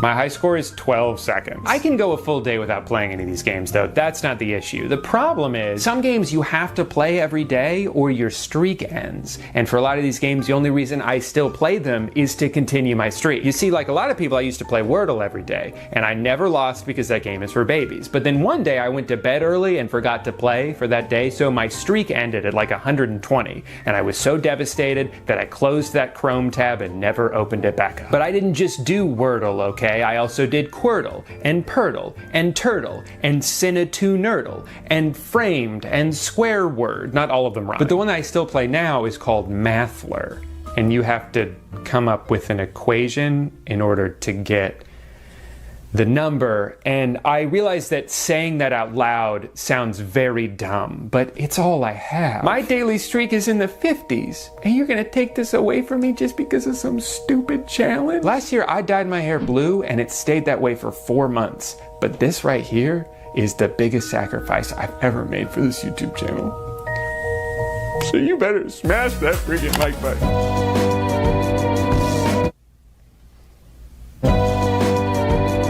This is gonna be a lot harder than the Netflix one was, because I actually do go on YouTube every day. But I mean, have you ever seen some of the videos on here? They're so wacky. They got comedy videos, informative videos, food videos, videos about food that are comedic and informative. You can watch really cool demos for guitar pedals and be so blown away by how cool it sounds that you decide to spend $300 on the guitar pedal only to realize that you have no fucking clue how to use it. You can save recipes for meals you'll never make. You can watch 3-hour video essays about shows you'll never watch. It's the perfect website.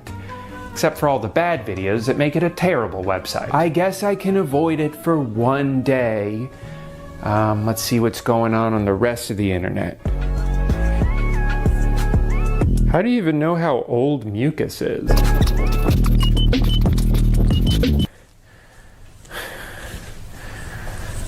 My head hurts now. We made it, everyone. The end of the week. I'm calm, I'm enlightened, and I'm mucus-free. Today will be the culmination of everything I've gone through up until this point.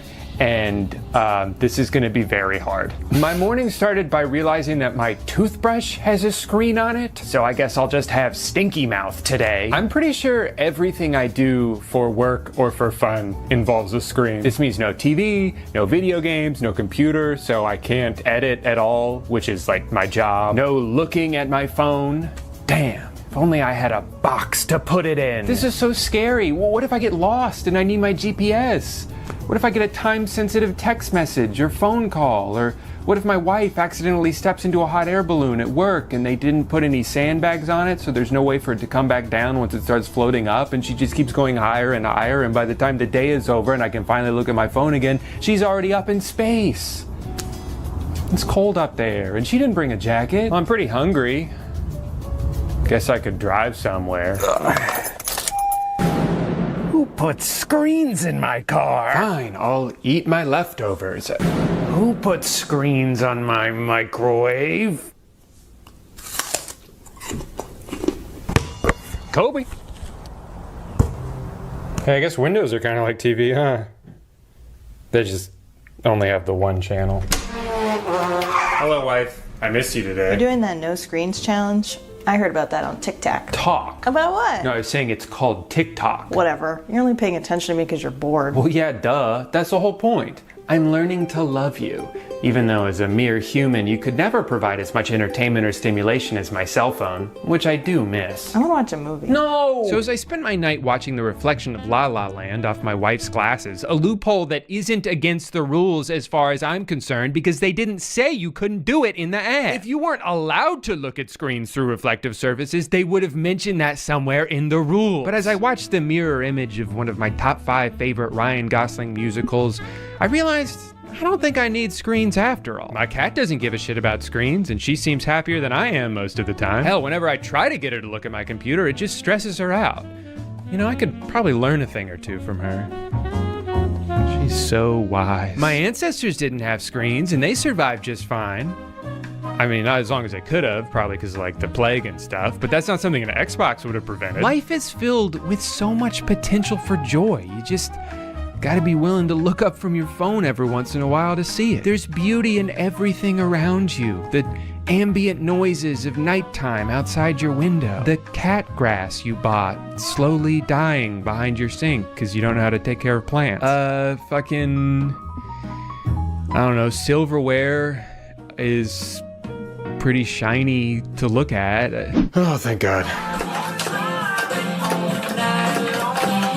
Wow, what a week. I feel like I've really matured, you know? Now, obviously this Instagram ad was an oversimplification of what would probably be a much longer term fix, but I don't think just cutting out one thing you enjoy every day is gonna suddenly rewire your brain. All it's gonna do is make you wanna do those things even more, so then the next day you'll just go twice as hard to make up for lost time. It's like if you've ever gone on a short-term diet, like, I don't know, the TB12 diet for exactly 1 month, where the entire goal is to just avoid certain foods, but without establishing viable alternatives. As soon as the diet's over, you're gonna be so excited to eat all of the foods you missed out on for the past month that you'll almost immediately undo all the work you did. Because you didn't really learn anything new, you just avoided something for a few weeks. I guess what I'm trying to say is sometimes sheer willpower isn't enough. It's like there should be almost like a box that you put your phone into. Oh my God, I just thought of the best invention. I call it Phone Box, and it's a place to put your phone when you don't want to use it. And then once you're ready to give your phone a second chance, you just pull it right back out. Hey, wait a minute. This isn't my phone. This is a bunch of fresh ingredients mailed directly to my door. What gives? I'll tell you what gives. This video is sponsored by HelloFresh. You were in on it this whole time? That's right. No matter what I'm in the mood for, HelloFresh always has my back. I made some risotto the other day for the first time in a while. Oh my God.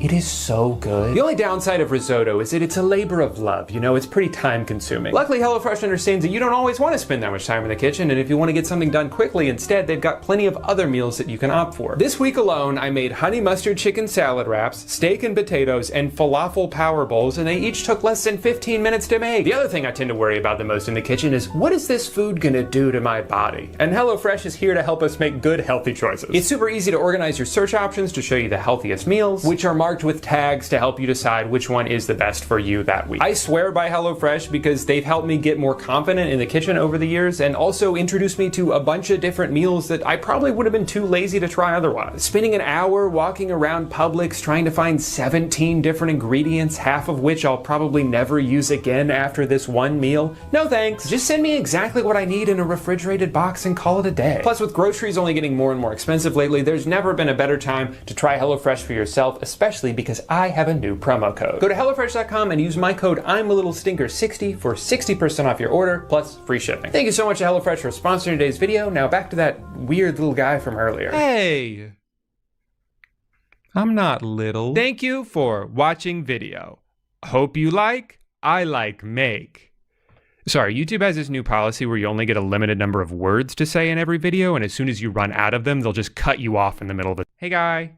Sorry I haven't posted a video in a while. I went to Europe on vacation, but we accidentally locked our keys in the car, so we had to swim back. Boy, are my arms tired. Oh, come on. That's the best you could come up with. It's been like 2 months, man. You suck. Shit. In case you didn't hear, the Writers Guild of America went on strike this month for the first time in 15 years. As a result, shows like Saturday Night Live, The Daily Show, and Late Night with Jimmy, and Jimmy have ceased production until negotiations are agreed upon. The longer the negotiations take, however, the more shows will be delayed and affected. It won't just be daily talk shows, it'll be entire seasons of your favorite Netflix show. And for the shows that insist on powering through without writers, it will have the potential to completely tank the entire series, because that's what happened last time, and there's a very good chance it's going to happen again. If you don't remember the 2007 writers' strike, it was a weird time for TV. Scrambling to come up with new programming without being able to employ writers, a lot of networks started doubling down on reality shows, which really altered the landscape of television for years and years after that, even though the strike itself only lasted about 13 weeks. I mean, TLC started just falling around families with a bunch of kids for a while. That was kind of weird. The Apprentice went from being nearly canceled to one of the most popular shows on TV, which I'm sure didn't have any political ramifications about 9 years later. But maybe worst of all, they started airing Price is Right at night. A lot of scripted shows at the time basically imploded from the strike. Seasons would be cut short, or instead they'd just try to keep on making them without the writers, and that was usually a disaster. The one I personally remember being affected the most was Heroes. This show was so fun to watch when it first came out. It felt like a big event that like everyone was tuned into. But starting out, it was very similar to Lost's first season, where you've got like this huge ensemble of characters, and as it goes, you kind of spend each one episode fleshing them out each individually, and you start to realize how they're all intertwined. I remember the finale being like hinted at from the beginning, so you kind of knew where everything was going to converge, but you were still fascinated just to see how they would get there. Also, the main villain of the show could cut people's heads open by pointing at them, and that was cool as hell. So when season 2 started, the showrunner developed this big vision for everything that would come, but had to slow things down for a bit, set up some new characters and plot points, get the ball rolling on that. And it was a little confusing, but you felt like it was all leading to something. Until the writer's strike hit. Suddenly they have to scramble to condense 12 episodes into a 2-part finale, and what was already a little bit of a mess only gets 100 times messier. All of the momentum the show needed going forward was gone. A lot of these new characters got so little airtime, but then became integral to the story, and in the dust was left a show that ultimately survived the strike, but never fully recovered from the damage. Most movies weren't affected nearly as much as scripted TV was, but the ones that were hit hard. Quantum of Solace was shot with very little script, and obviously no writers on set, so they just had Daniel Craig improvise lines that he thought James Bond would say, and you know, we'll fix it in post.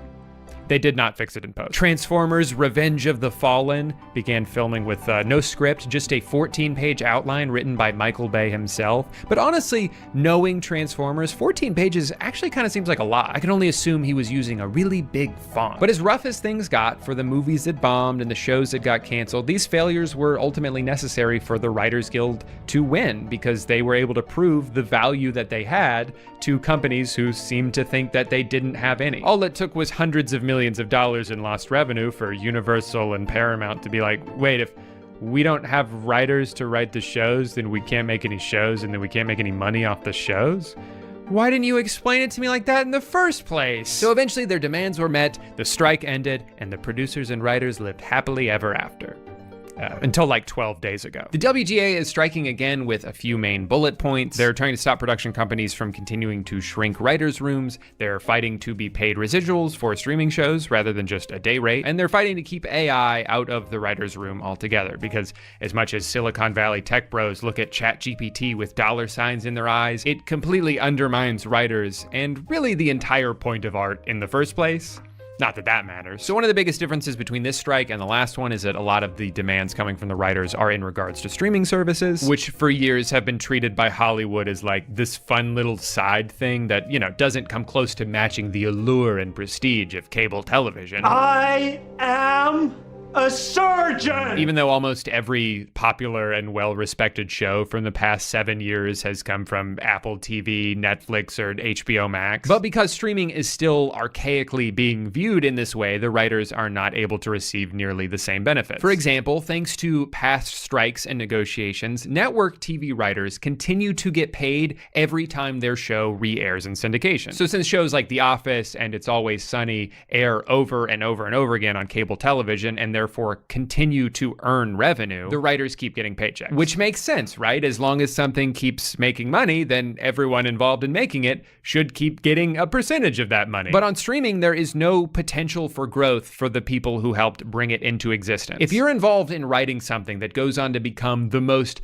popular show on Hulu for weeks and causes thousands of people to sign up for a subscription that they didn't have before just because they want to see the show you made, and maybe they even like it so much that they just continue to pay that subscription until the next season comes out, none of that matters to you because you'll never see any of that extra revenue that you helped earn. There's no financial upside for doing a good job. So overall, that's probably the biggest issue of the strike, but there are a few others. For years, production companies have been pushing for smaller and smaller writing rooms, which puts more work on the shoulders of fewer people and gets rid of the job security that used to be there for everyone who is now brought on for just as short of a time as humanly possible. Most of those people are paid for just a couple of weeks of work. They come in, they learn the show, they contribute a few ideas, and then they're told to get the fuck out of there so we don't have to put your name in the credits and we don't have to keep you employed while we continue to work on the thing that you helped come up with. And I think this is where one of the biggest misunderstandings about scripts comes in, where people treat it as if it's something the writers just type up and then they print it out and then the script is done. Now we can send all those people home and show them the movie when we're done filming it in 6 months. But that's not how it works, or at least not how it should and has in the past. Scripts are constantly evolving, even once filming starts. Sometimes everyone shows up to set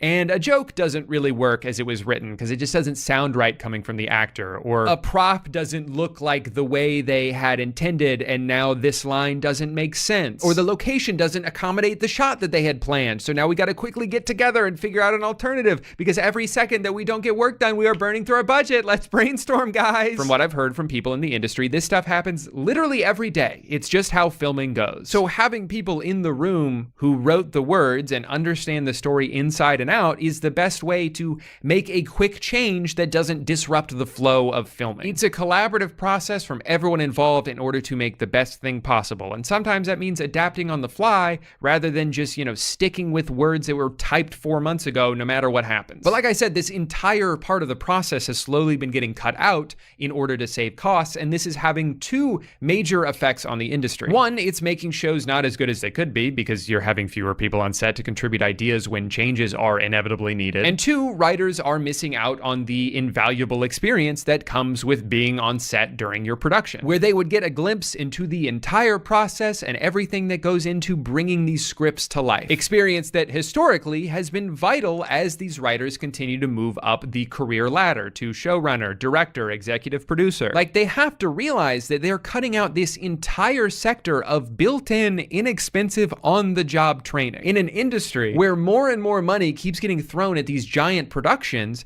but then you're handing the keys over to people who've never been even remotely taught how to be in charge of something like that. In my own experience, I had a full room for 20 weeks with a brilliant group of writers. None of them were allowed to come to set. Their contracts ended before we started production.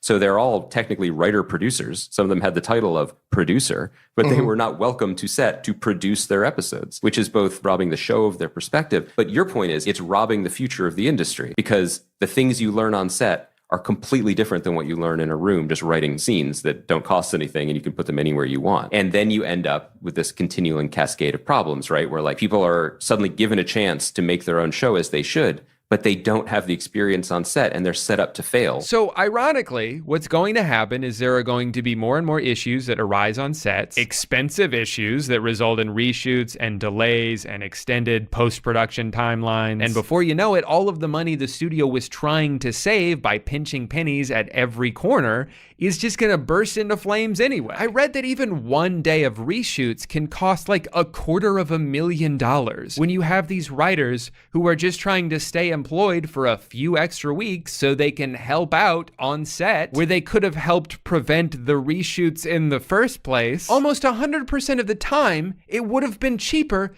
just to pay them. It's so stupid. You've got the real-life embodiment of Kendall Roy out here making business-first creative decisions that make shows worse and then lose money anyway. So, in my opinion, everything the WGA is fighting for is more than fair. Everyone deserves to be paid what they're worth, and there's absolutely no reason in this situation to be rooting for the CEO of Warner Brothers who can't even seem to figure out what they want their app to be called. And yet, even though to me it seems like a no-brainer thing to support, that hasn't stopped some of the dumbest people on the planet, Twitter Blue subscribers, from sowing discourse. Like, there's this weird thing where people seem to assume everyone in Hollywood is filthy rich just because the industry they're a part of is. But on average, writers are earning less than they did 10 years ago. Writing jobs don't last nearly as long as they used to because seasons are significantly shorter now, and no one wants to keep the writers around once they feel like their job is done, even though it's not. In the past, residual checks from previous gigs would keep them afloat in between jobs, but without that, a lot of them are having to deliver Postmates and find side hustles just to make ends meet. But then you've got these people who are salivating over the idea of spoiled Hollywood writers finally getting a reality check. Good riddance, Hollywood losers. Or should I say Holly Weird? Who even needs human writers anymore? Just have ChatGPT do it. Everything's just sequels and remakes now anyway. And this sentiment that I've seen shared by hundreds of people online is so infuriatingly stupid. Number one, if you're in support of a company replacing thousands of jobs with one single AI program, you are anti-worker. You are only supporting the billionaires in pursuit of screwing over everyone possible in order to maximize their wealth. Now, I understand that you don't give a shit because you don't see any value in creative jobs and think that everyone who complains about it should just go into a real line of work. If you didn't want to get replaced by AI, then learn to code. Disregarding how joyless of an outlook this is to have on life, one where no one gets to make art or do anything they're passionate about and we should all just be typing code all day while computers get to do all the fun stuff, what makes you think only writing jobs will be replaced by AI? They're not going to stop at the jobs that you don't care about. They're going to replace all of the jobs. I think we should be in support of any workers who are fighting to prevent this from happening, but you seem to be so distracted by this one tree that you've yet to notice the forest you're standing in. Number two, the idea that everything is just a remake or a sequel now anyway, so it's not like these writers are even coming up with original ideas. Yeah, there's a lot of rehashed IPs in Hollywood. Guess what? you don't have to watch those. Do you know how much shit has come out in just like the past few years alone? It's been unlike anything I've ever seen before. These 10 out of 10 shows and movies that have unique plots and original characters and up and coming actors that aren't just Chris Pratt doing a voice and give me emotions that I can't even describe, but I guess you were too busy complaining about how woke the new Little Mermaid is to notice any of them. That's your own fault. Look, I get annoyed at how many sequels and reboots and superhero movies there are now too, but you know why they keep making them? Because they make a shit ton of money every time. And you know why they make a shit ton of money every time? Because you keep going to see them. Go watch something else, dude. But if you want more originality in Hollywood, you know what's not going to solve that problem? Fucking ChatGPT. AI does not create original ideas because it can't. It doesn't have unique life experience or a sense of humor that it can draw upon. It is a glorified search engine that just plagiarizes a bunch of elements of already existing human creations and regurgitates it onto a Word document. Can you believe this entire trailer is AI generated? Yeah, I can actually, because this shot is identical to one that already exists. Also, it looks like crap. And on the topic of AI, which is only a small part of the strike, but it's what a lot of these dumbasses are pointing to try to devalue writers and people who create art, to me, it's almost not even a matter of if an entire show could be written by ChatGPT. It's that even if it can, I don't give a shit. I have negative interest in watching like an algorithmically generated show written by software. Using math, we've perfectly optimized this script for human enjoyment. Like that's what we're gonna do now? No thanks. I like watching TV and movies because they're a celebration of human creativity. I want to see people tell stories about their lives or turn hard times into art because it's incredible that it's even possible to do that. And when you see something that resonates with you and speaks to a part of you that you've never quite been able to put into words and makes you feel emotions like that, that's that good shit. And then you get done watching it, you can look up behind the scenes videos and interviews with the director and the writers and figure out like how they filmed this crazy shot or how they came up with the idea for the ending. Like I just think it's one of the most beautiful things that we as a human race have created. And I can't even relate to the mindset of someone who's like, yeah, but my computer could do all that. Like, I have nothing in common with that person. And to the people who treat every writer like they're the scum of the earth because they didn't personally enjoy one show, I don't think you realize that a lot of the changes that have been taking place throughout the streaming era, you know, the things the union is striking against, are contributing factors as to why you might not like a show as much as you used to. If there are fewer writers in the room, then the writers they have get stretched thin. If writers aren't paid to be on set while they're filming, then the shows are going to suffer. But most importantly, if someone can't afford to pay rent from doing their job and they have to waste all their time and energy on side hustles just so they can barely afford to eat, they're not gonna do as good at the job. And that goes with any industry. Obviously, if you take care of your employees and give them all the conditions they need to succeed, the work will be better. And then when the work is better, more people talk about it and it makes more money and then everyone wins. It's so simple. Why are we against this? Just so one guy can have a third helicopter? That's the side you're on? He's not gonna let you ride it. He doesn't know you. It blows my mind that because of a handful of crappy remakes you've seen, you think every single writer in Hollywood is some millionaire hack looking down on you from their golden throne of infinite money. No, that's the people they're striking against. At the rate things are going, writing will not be a viable career path much longer. The only people who are gonna be able to afford to do it are 22-year-olds with rich parents. And I don't wanna watch those shows. I hate 22-year-olds with rich parents. So if you want TV to get better, you should be on the side of the people who are best equipped to make that happen. The last thing I'll say is that if you watch this video and you thought, well, I sympathize with the writers here, but this kind of thing is happening in every industry. The economy's in shambles, everything's more expensive now, and wages aren't going up to offset that. I agree. All of that is bad. I'm only focusing on this specifically because it's something that's happened before, that I was interested then, I'm interested in now, and it's actively going on as we speak. I hope the writers win this, get everything they demand, and then it inspires other people to do exactly the same thing. Imagine if every public school teacher in the country went on strike at exactly the same time, society would crumble in like an hour. Their demands would be met instantly. It's a perfect crime. Anyway, thank you so much for watching this video. I'm going to put a bunch of links to Twitter threads and news articles and podcasts and things that helped me write the video. One thing in particular, there's like a 7-page document written by a showrunner named Eliza Clark about how to be a writer on set, coming from someone who has years of experience being a writer on set. And I thought this was fascinating, like a really insightful look you don't normally see into everything that goes on behind the scenes. How many decisions need to get made, how many people are involved in making those decisions. I don't know, really interesting stuff. Anything makes Holly weird, sad, mad, and cry, give me a smile. They called me a nazi for years, so be it. This is me being a nazi to them. I will never support anything woke Holly Weird does or believe or says. So in my last video, I talked about why the internet is making me so mad lately, and it seemed like a lot of you resonated with that, which is good because it helped me feel seen, but also kind of sad, because mad is bad. But I think a lot of us are at this point where we're trying to navigate how to use our phones enough so that we still feel connected to the outside world, but not so much that it sucks us into the endless depression scroll. And that brings us to a few nights ago. I'm laying in bed with my internet flashlight 2 inches away from my face, you know, to help me fall asleep, and I get this ad from Instagram. No video, no information about the actual app that it's supposed to be advertising, just 7 slides telling me to do a dopamine fast. And it got me thinking maybe I am relying too much on constant quick hits of dopamine to get me through the day, and maybe that's having an overall negative effect on my well-being. I mean, if I get bored for any more than 2 seconds, I will yank my phone out of my pocket and open up Twitter. Sometimes I'll be playing a video game and a loading screen or a cutscene that I'm not fully invested in will pop up, and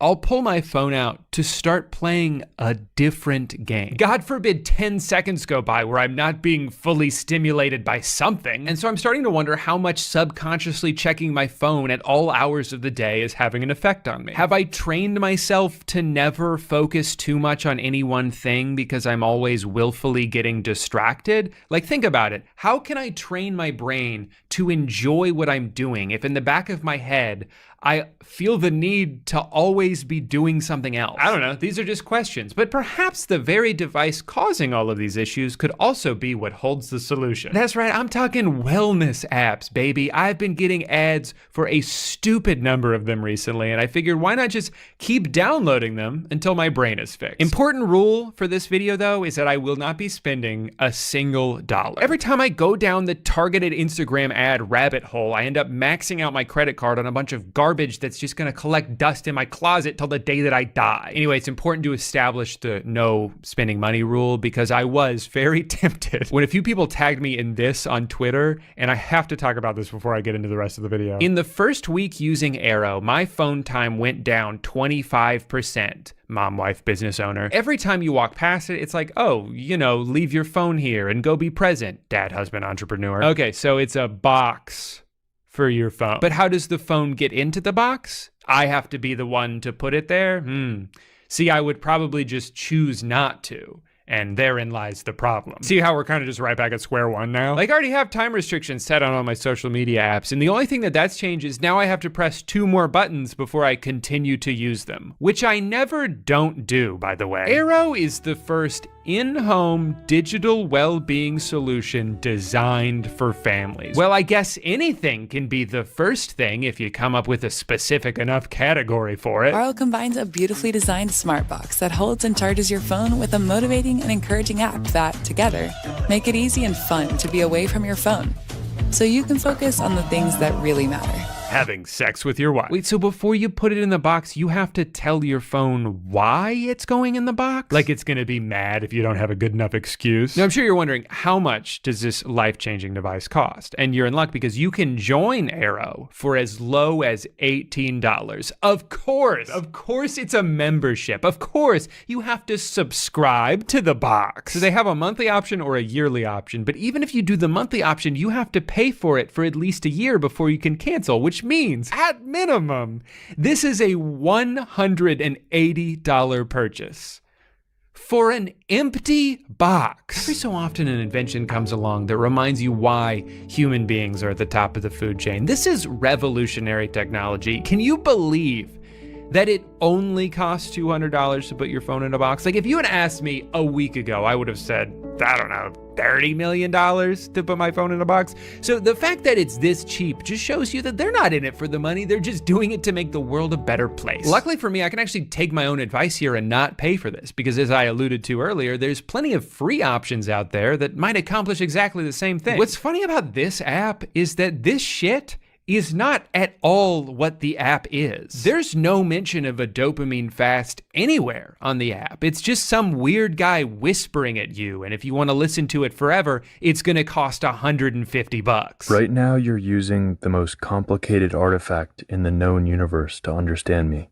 Your brain. No thanks. So once I realized that I had no interest in what the actual app is, I figured why not just do the dopamine fast from the app? So for the next week, I will be letting these 7 screenshots dictate my life and my choices, and I'll also check out some other wellness apps along the way. Let's get started. So this is definitely gonna be one of the harder days of the challenge for me, but I am actually kind of excited to be forced to do this. Without a doubt, Twitter is the very worst thing in my life that I am fully addicted to. It has become a second nature impulse for me to open it up during every moment of my life where nothing is happening, and I would like to eventually get rid of that impulse, especially because I don't know if Twitter even does anything for me at this point. It's just so much mental energy wasted on the most pointless conversations. Most of the time it's just dumb person of the day saying the most asinine shit, like it should be illegal to own a dog, with a bunch of quote tweets of people being like, no it shouldn't actually, and they all have 100,000 likes. Even worse though is then my dumbass sits there like, they're right, it shouldn't be illegal to own a dog, that's crazy talk. Boy, I'm just glad we were able to put an end to this discourse that was not only based on a hypothetical scenario some guy just made up, but that I never would have been made aware of in the first place had I not been here to witness it. On top of that, half of my For You page is just people going viral for stealing other people's TikToks, and then once they get enough attention on it, they'll take what I can only assume to be like $20 to advertise some seal pillow or pills that make your dick bigger, which of course they deserve the money for because of all the hard work they put into downloading the video and reposting it with a caption. I'm getting tired just thinking about all that work. Also, content aside, it just breaks all the time now. Here's a new one that I think you'll really love because it still blows my mind to think about. For the longest time, the copy link button was here. So I knew if I want to send a tweet to someone, I just click this button and then this button, and then I can text it to them. But oh, wait, they moved the button. Okay, so now the bookmark button is where the copy link button used to be, so I accidentally saved the tweet when I was trying to send it to someone. Well, it seems kind of pointless that they would even switch that, but at least now that I know the buttons are moved, I can go ahead and open that back up and click the one on the left, which is somehow, again, the bookmark button. The buttons move now? Did Elon fire everybody? But that's the thing that blows my mind. I hate this stupid app, and I still choose to spend 2 hours a day on it. And not to get too existential about it or anything, but like that's a lot of fucking time that I'm wasting doing nothing. I do fear that one day a lot of us in this generation are gonna look back on these precious years of our life and be like, oh my God, why did I waste so much time scrolling through shit that for the most part just made me feel worse? And yet, even as I say that, there's still part of me that's like, well, but that's where everyone is. I gotta go see what they're talking about. It sucks and I'm tired of it, and today I'm finally making a change thanks to what the other social media app told me to do. Today is the day that I finally stop wasting my life and I step out into the real world and reach my full potential.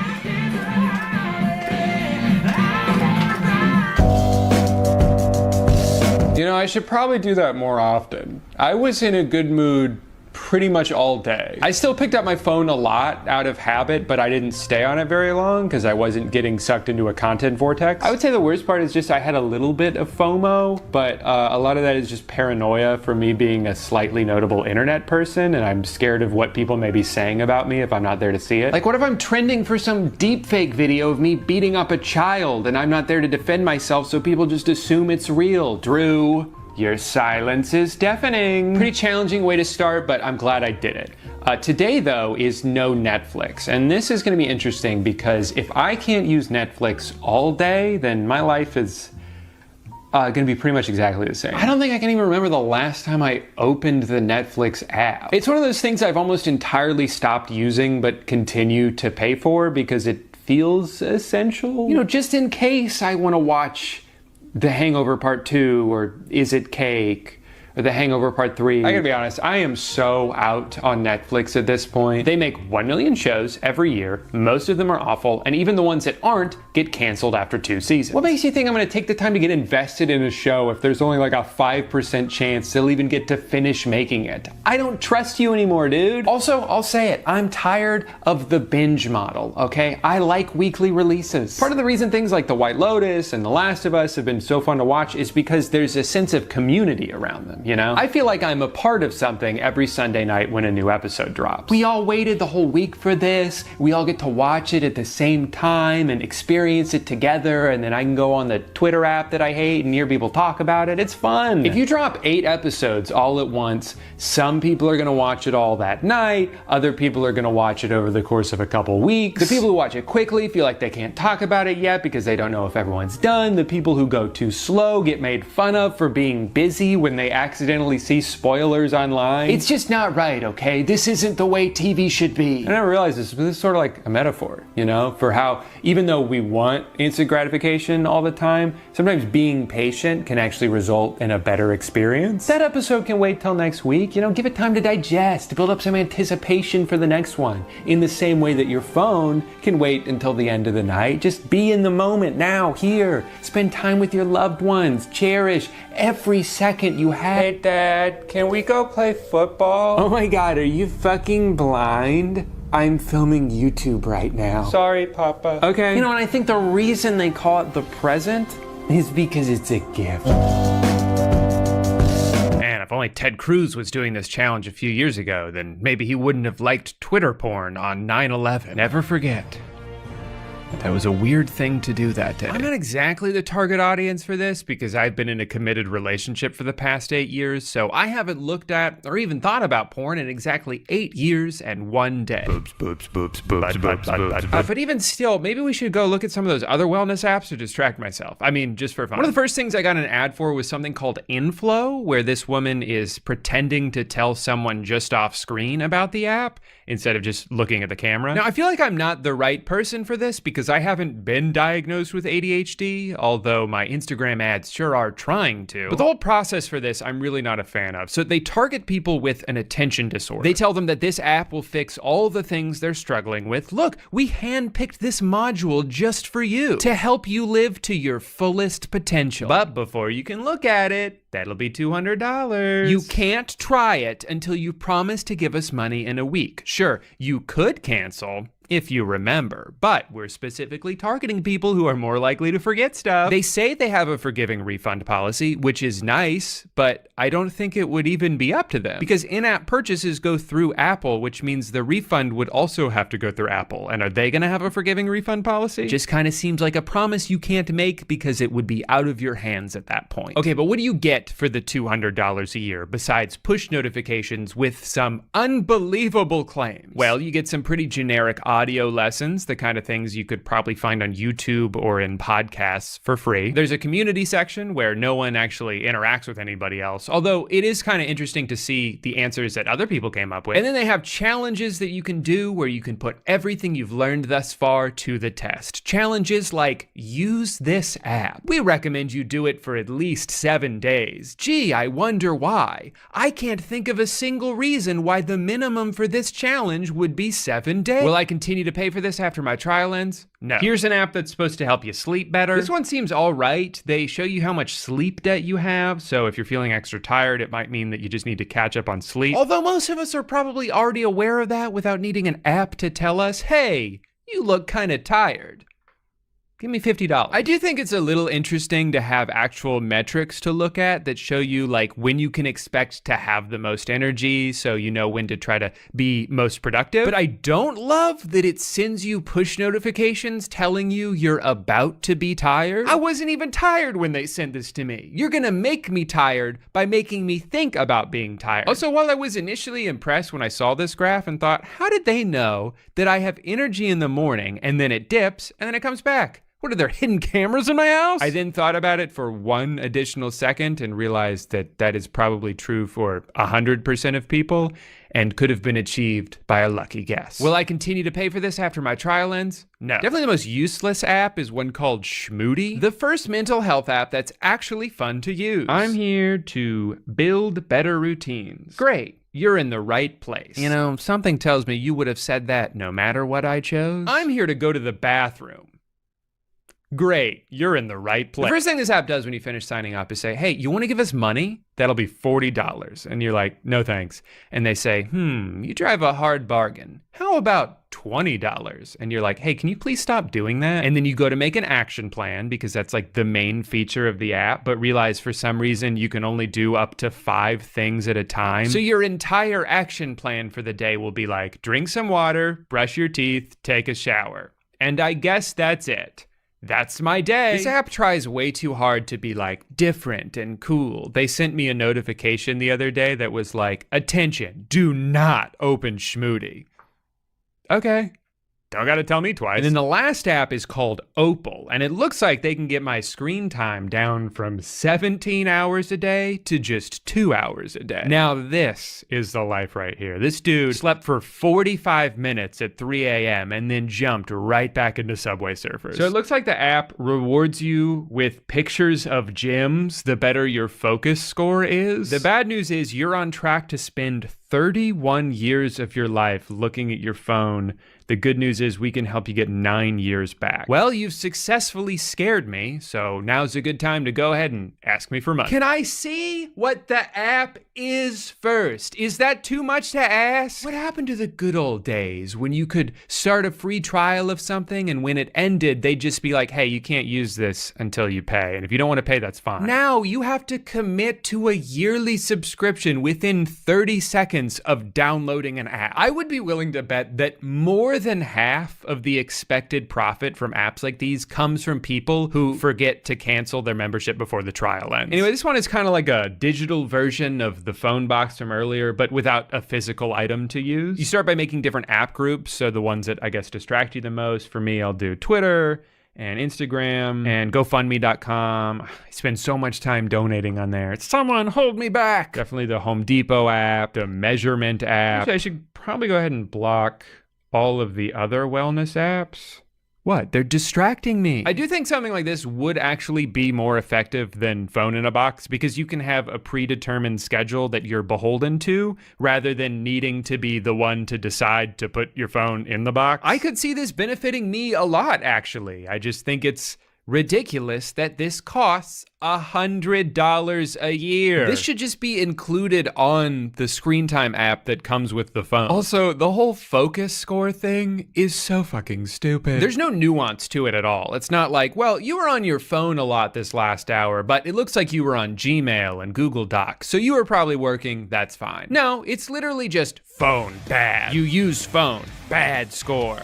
You not use phone, good score. Wow, thanks for the insight, man. I wish this app was more expensive. Not much going on besides that. They have a leaderboard section, which is a little confusing because they'll be like, great job, you were in the top 40% of least amount of screen time yesterday, but you were not in the top 10 of most time spent on this app. I'm sorry, do you want me to not use my phone or do you want me to look at you all day? I can't do both. So I looked for free alternatives and I found an app called Screens In, which is basically this, but with even more features. You can make it so instead of just blocking an app altogether, you're limited in how many times you can unlock it for the day. And you can even make it so you have to wait a little bit longer every time it unlocks. And this actually works really well for me because I would click to open Twitter and be like, oh wait, I only have a few more unlocks left for the day. Do I really want to waste one now? No, I'll save it for later. And then I just never opened it again. Also, this app is free. So if you want to spend $100 on something that has fewer features, but is prettier to look at because they have photos of diamonds, go for it. But I would recommend that you don't. I feel like phone games get kind of a bad rap just because the ads are almost always misleading, and there's like lawsuits over microtransactions, and you know, they're used in TikToks and are whittling away the attention span of children. Hey, don't look at the TV, look at me. But I think there's actually some real gems out there, and I'm not talking about the Opal gems from yesterday. Ever heard of Golf Odyssey? It's like the Dark Souls of 2D golf games. What's hard about it is you only get 2 chances on every hole, and if you lose on one of them, you have to start all of them all over again, so you basically have to be perfect for 20 straight holes in order to win. And it took me like 3 weeks to finally do that. Retro Bowl, another perfect game. Why would I spend $70 on Madden every year when EA stopped giving a shit about that series like 15 years ago, when I could just play this game for free? In one of my saves, I'm on year 54, my coach is 89 years old, and retirement is not an option for him. Thanks to all the presumed advances in medicine at this point in the future, I can safely force this man to coach my football team until he's just a pile of bones being dragged across the sideline. I'm also really good at this sliding puzzle game. My high score is 12 seconds. I can go a full day without playing any of these games though. That's not the issue. The problem is some games you have to play every day or your streak ends. And for a lot of these games, the only reason I still play them is to continue my streak. You see, like a lot of people, I used to play Wordle every day, and I never lost because that game is for babies. But then one day I went to bed early and forgot to play for that day, so my streak ended at like 120. And I was so devastated that I closed that Chrome tab and never opened it back up. But I didn't just do Wordle, okay? I also did Quirtle, and Purtle, and Turtle, and Cinna2Nerdle, and Framed, and Square Word. Not all of them rhyme. But the one that I still play now is called Mathler, and you have to come up with an equation in order to get the number, and I realize that saying that out loud sounds very dumb, but it's all I have. My daily streak is in the 50s, and you're gonna take this away from me just because of some stupid challenge? Last year I dyed my hair blue, and it stayed that way for 4 months, but this right here is the biggest sacrifice I've ever made for this YouTube channel. So you better smash that freaking like button.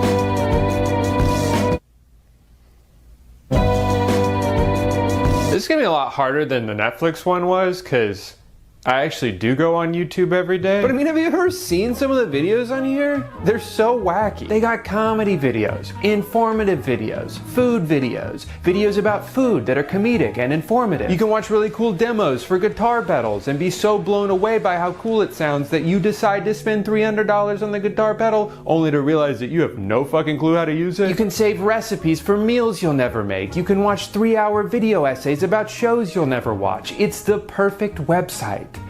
Except for all the bad videos that make it a terrible website. I guess I can avoid it for one day. Let's see what's going on the rest of the internet. How do you even know how old mucus is?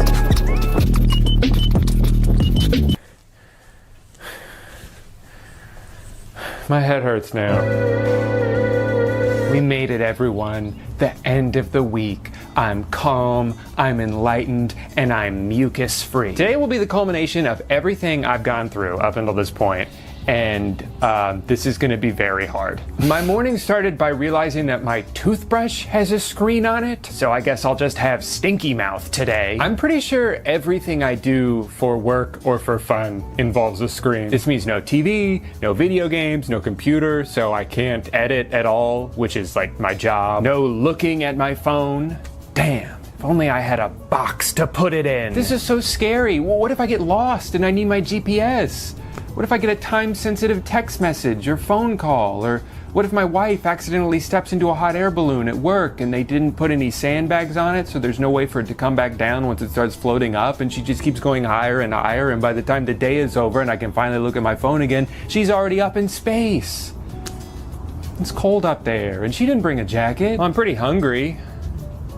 Guess I could drive somewhere. Who put screens in my car? Fine, I'll eat my leftovers.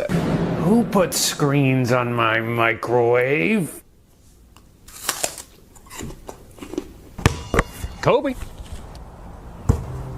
Hey, I guess Windows are kind of like TV, huh? They just only have the one channel.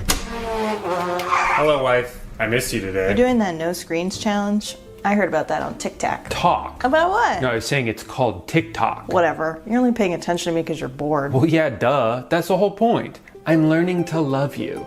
Even though as a mere human, you could never provide as much entertainment or stimulation as my cell phone, which I do miss. I want to watch a movie. No! So as I spent my night watching the reflection of La La Land off my wife's glasses, a loophole that isn't against the rules as far as I'm concerned because they didn't say you couldn't do it in the ad. If you weren't allowed to look at screens through reflective surfaces, they would have mentioned that somewhere in the rules. But as I watched the mirror image of one of my top 5 favorite Ryan Gosling musicals, I realized I don't think I need screens after all. My cat doesn't give a shit about screens, and she seems happier than I am most of the time. Hell, whenever I try to get her to look at my computer, it just stresses her out. You know, I could probably learn a thing or two from her. She's so wise. My ancestors didn't have screens, and they survived just fine. I mean, not as long as they could have, probably because of like the plague and stuff, but that's not something an Xbox would have prevented. Life is filled with so much potential for joy. You just gotta be willing to look up from your phone every once in a while to see it. There's beauty in everything around you. The ambient noises of nighttime outside your window. The cat grass you bought slowly dying behind your sink because you don't know how to take care of plants. I don't know, silverware is pretty shiny to look at. Oh, thank God.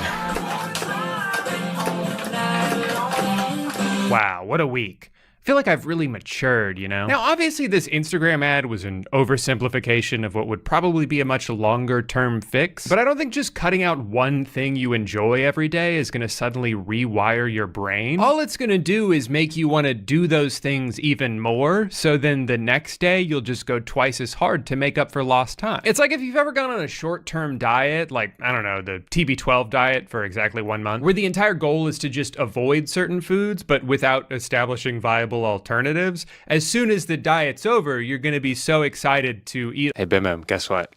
I put you on a shirt again. How does that make you feel? I think she likes it. Hi. I'm that guy who buys a bunch of dumb garbage online so I can make videos complaining about all the dumb garbage I bought. Well, it turns out an unexpected side effect of these videos is that I now have in my possession a bunch of dumb garbage. But what do you expect me to do? Just throw this away? What if there's an emergency and I need to use it for whatever it is that it does? No, I decided if I'm gonna be getting rid of all my hard-earned internet treasure, I need to make sure it's going to a loving home. I need to auction it off and donate all the proceeds to charity, which means for most of these products, it'll be the first time they've ever done anything good. But I also wanted to use this video as an excuse to revisit some of my past purchases, talk about the things that I like and still use, the companies that have gone on to disappear from the face of the planet, and also just some things I bought from online ads in my own personal life that I've gone on to develop strong feelings about. Starting with this. This thing is called a tile, and I bought this a few years ago because of how often I'd be about to leave the house and then realize, I don't know where I put my wallet. So then I spent 10 minutes trying to find it, and now I'm running late because I didn't think to just look in the pocket of the last pair of pants I wore in the first place. But what this thing is supposed to do is go inside of your wallet so you can use an app that'll tell you where it is. And this would have been so helpful if it ever worked even one time. Now, whenever I tried to use this thing, it would just say, searching. Searching. Shit, I don't know, man. I tried. All it would ever be able to tell me is that it was somewhere in my house, which was usually the only bit of information I already had. If you want us to tell you exactly where it is, you're gonna have to get closer to it, which obviously you can't do because you don't know where closer is. Your tile can connect to your device from up to 100 feet away. So if your tile is nearby, but your app says it's out of range, you might be a little bit confused. The only time it would ever play the sound it was supposed to would be several minutes after I had already found it. Like I'd be in the car already driving and my pants start playing a little song. Hilarious comedic timing, no doubt, but that's not what I spent $30 on. Also, the reason I'm referring to this product in the past tense is because as of last January, it is completely dead. There's no way to charge it. There's not a battery I can change. It's just done. It called in sick to work every day of its life and then retired at the age of 1. It's advertised as lasting 3 years, and I didn't even get half of that. But what's really weird to me is that their app has close to 1 million positive reviews. Does this thing work for everyone but me? In hindsight, it's probably my fault for just buying a product and expecting it to work. What I should have done is sign up for Tile Premium, their yearly subscription service. Then I would have gotten a warranty. Then I would have gotten customer service. How stupid of me to expect access to basic features for just one $30 payment when I should have been paying $30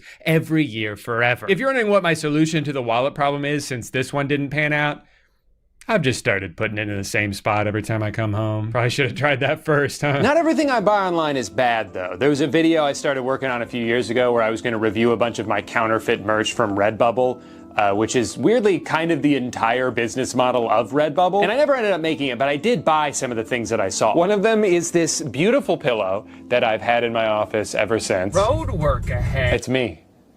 Can you tell? If you're wondering, it's exactly as scratchy as it looks. But the other thing I bought was something I was certain was too good to be true. A Road Work Ahead tapestry. Now, there were so many to choose from. Somehow over 10,000? What the fuck? But the one that caught my eye was this. Never have I seen such efficient use of space on a product. So modest, so understated. This design has no desire to be the star of the show, and I respect that. But also, I kind of assumed it was just an error with the graphic on the website, and there's no way it would actually look like that in real life, right? No, it does. Now that's honest advertising. And even with the graphic just taking up 1 inch of space, it still managed to be blurry as hell. The PNG file they used for this was a screenshot of a screenshot of a screenshot, and for just $64, that's a steal. In that they are stealing from anyone who actually bought this. And now to rank the products I've bought for this channel on a scale of pretty good to infuriating. And number 1 goes to a fucking bidet. The best thing I've ever bought for this channel is a toilet accessory. This is gonna sound a little hyperbolic, but I truly think this purchase acts as a dividing line between 2 distinct eras of my life. I feel like a caveman for having spent 27 years without one. Seriously, what are we doing in this country? Why is there a stigma around getting your butt a little bit wet? I feel like the only consistent critique I've seen of bidets is from men who see it as a threat to their masculinity to have water sprayed into their ass. But then what's the alternative? Sticking your little fingers up there for 5 straight minutes? Yeah, why don't you look in the mirror, buddy? As a human race, we need not be divided on this. We should all stand together on the side of good butt hygiene, and yet the war rages on. But Drew, what about wet wipes? You mean the wet wipes that only say the word flushable on them because they technically can be flushed, but you absolutely shouldn't? Please don't buy these. They clog up sewers and cause a bunch of problems for other people in your city. They're also a huge waste of money, which you can save a lot of on both toilet paper and wet wipes by investing in a bidet. And if all of this is starting to sound like I'm doing an ad for this company, don't worry, I'm not. I don't care which bidet you buy. They all do the same thing. This one randomly starts leaking every few months, and that's pretty annoying. If I were starting from scratch, I'd probably get a toilet with the bidet already built into it, along with other cool features like a seat warmer, so it can always feel like you're sitting on it immediately after someone else did. Number 2, the chirp wheel. If I remember correctly, my reaction to this was pretty lukewarm, but to be honest, I use this thing almost every day. It is incredible for me. For whatever reason, the shape of the wheel and the shape of my dumb, fucked up back seem to coalesce perfectly. But again, you don't have to opt for this specific brand. I have no loyalty to them. I'm pretty sure it's just a PVC pipe with some foam over it. If you search yoga wheel on Amazon, there's a bunch of cheaper alternatives. They might break in half as soon as you take it out of the box, but they are cheaper. And even though I do love this thing, I definitely wouldn't recommend the bundle that I got. Pretty sure it came with some kind of neck strap that doesn't do anything, and a carrying case that I've never once used because the only place I've carried these things is from one room of my house to another. If you are gonna buy one of these, just save yourself some money and get this 6-inch wheel by itself. The big one is too big and the small one is too small. Plus, you don't need 3 different wheels anyway. You only have one back. Number 3, this whiteboard. When I bought this a few months ago, I thought for sure I'd only use it in one video. But now, if you include this one, we're up to 2 videos. That's a pretty good value. Number 4, the Kizik shoes. I don't know why I wrote the K like that. Actually, all of those letters look bad, not just the K. These shoes are built in a way that you can step into them without having to use your hands, which you could also do with most pairs of shoes, but not as easily as you can in these. Now, I'm definitely a little biased towards this company because after I mentioned in that video that the pair of shoes that I wanted was out of stock, they actually emailed me and asked if they could send me some, and then they did, and that was really cool. I've mentioned so many products in so so many videos, and no other company has ever reached out to me afterwards. At least not with something nice to say. I would say my biggest critique is that they're not quite as comfortable as I hoped they would be. Especially this pair. I don't know if I've just worn down the inside, but they really dig into my heel if I'm walking in them for a while. But if I just want something that I can throw on real quick to go run a couple errands, I think they're great. But again, this is not an ad. Whenever I make these videos, I always feel weird being too positive about a product, even if it's something I do like, because I'll get comments from people assuming I was doing an undisclosed ad, which is very much against YouTube's guidelines. Trust me, if I'm doing an ad for something, you will know it's an ad. Because I'll say something like, this portion of the video is sponsored by Opera, the smarter way to browse the web. You ever go to a website that has way too many words on it and feel the sudden overwhelming urge to not read any of them? Well, good thing with Opera, I can use Aria, their built-in AI tool, to summarize the whole thing in a few sentences. All I have to do is hit Control/ and then Tab, and it'll give me the TLDR my dumb little brain desperately needs. You can also ask it questions or even have it write an email on your behalf. One of the best things about Opera is it comes with a free ad blocker built directly into the browser. You don't have to download any extensions to be able to use it, which is great because that's what I had to do to get an ad blocker on the browser I used to use. And I swear to God, every time I would open the internet, that extension would pop up and ask me to give it money, which ironically is an ad. Opera also has a sidebar that I use all the time to listen to music through Spotify or reply to some messages. And I love their built-in screenshot tool that makes video editing even faster for me. I've been using Opera for a few months now, and I genuinely think it's a huge improvement over the browser I was using before. So check it out for yourself. You can download Opera for free using the link in my description or the pinned comment. It's also a great free way to help support my channel if that's something you're interested in doing. Thank you to Opera for sponsoring this portion of the video. I'd say something like that. Number 5, and our first entry into the bad category, we've got the Work Oneie. This is of course the business on top, leisure on bottom combo that is only possible to wear if the two pieces come already sewn together. This is not an outfit that can be assembled separately if you already have a button-down shirt and a loose pair of sweatpants. The Work Oneie is a one-of-a-kind contraption that is both necessary and fashionable, which is why it brings me much dismay to break the news that this company no longer exists. Maybe it's because the work from home era unfortunately ran its course once commercial real estate investors saw their property values plummet and needed to force everyone back into the office to justify their existence. Or maybe it's because you have to hold the butt flap open with both hands in order to shit through it. Either way, the Work Oneie is no more. Technically, this is the second time this has happened because they had already shut down their website before I uploaded the initial video. But then I think because I made a video, they tried to put it back up and capitalize off the attention, only to give up once more. The good news is this just makes my Work Oneie that much rarer. Who knows how many of these even exist in the world? 2? 3? I'm not going to say a higher number because I already feel like I'm overestimating. And that's why I think this makes perfect sense as our first auction item of the night. Let's hear it for the Work Oneie, everyone. Don't worry, I will wash it before mailing it out. At number 6, we've got another relic from the earlier days of the pandemic, the microclimate filtered helmet. Weird, I'm not sure how this ended up so low on the list. I wear this all the time, whenever I run errands or go to the moon. But I suppose I am willing to part with it if it's for a good cause. Plus, version 3 is supposed to come out any day now, as of a year ago. And even though they haven't given a single specific as to what's new about this version, I trust these guys. After all, who wouldn't? So what makes this one different from the previous ones you had? Lighter, more durable, scratch resistant, waterproof, can tolerate the elements? Okay, but what about drinking? How can you drink? I want. Me too, Serge. Me too. At number 7, we've got by far the most expensive product I've ever reviewed, the Moonwalker shoes. Why number 7? Well, because the top speed is 7 miles per hour, and the average range is 7 miles, and the stopping distance is 1 human step. Kind of curious why they felt the need to specify human step, as if there's some other kind of step we could take. Coming in at a market value of $1,400, these are going to be the highest ticket item in the auction, unless, of course, nobody bids on them, in which case you might get them for $40. That's the fun of an auction, baby. I've got no clue how this will go. I'm not sure what the future holds for this company. I worry for their sake they've already botched the initial release by making them way too expensive and only available in a country where nobody walks anywhere. They've gone from being pretty active on social media to radio silent for like 4 months now. So hopefully they're just in the lab cooking up version 2 of these that isn't so goddamn loud every time you take a human step. final entry into the bad tier is Tom Brady's bundle of crap, which offers varying degrees of uselessness. I bought so much shit from this man. There was a cookbook that jump scares me every time I walk into my kitchen at night, protein powder that only tastes good when I put it in oatmeal, and I don't even eat oatmeal anymore, a water bottle too unwieldy to ever take anywhere, vitamins I've never touched, electrolytes that taste okay, and a giant bag of resistance bands that's been sitting in the corner of my office so long, it'll probably leave a permanent dent in the carpet. And out of all of these, the one thing that I actually used regularly, the shaker, slowly started to change shape over time until eventually the lid wouldn't stay on anymore, which is not ideal for something that's supposed to keep liquid inside of it while you shake it around. Goodbye, misshapen TB12 bottle. I'm sorry my dishwasher turned you into a hideous monster. But maybe your death can get them to update the description on the website? At least then, your sacrifice won't be in vain. In between bad and infuriating is what I'm calling the forgettable category, because one of the only things worse to me than a product that sucks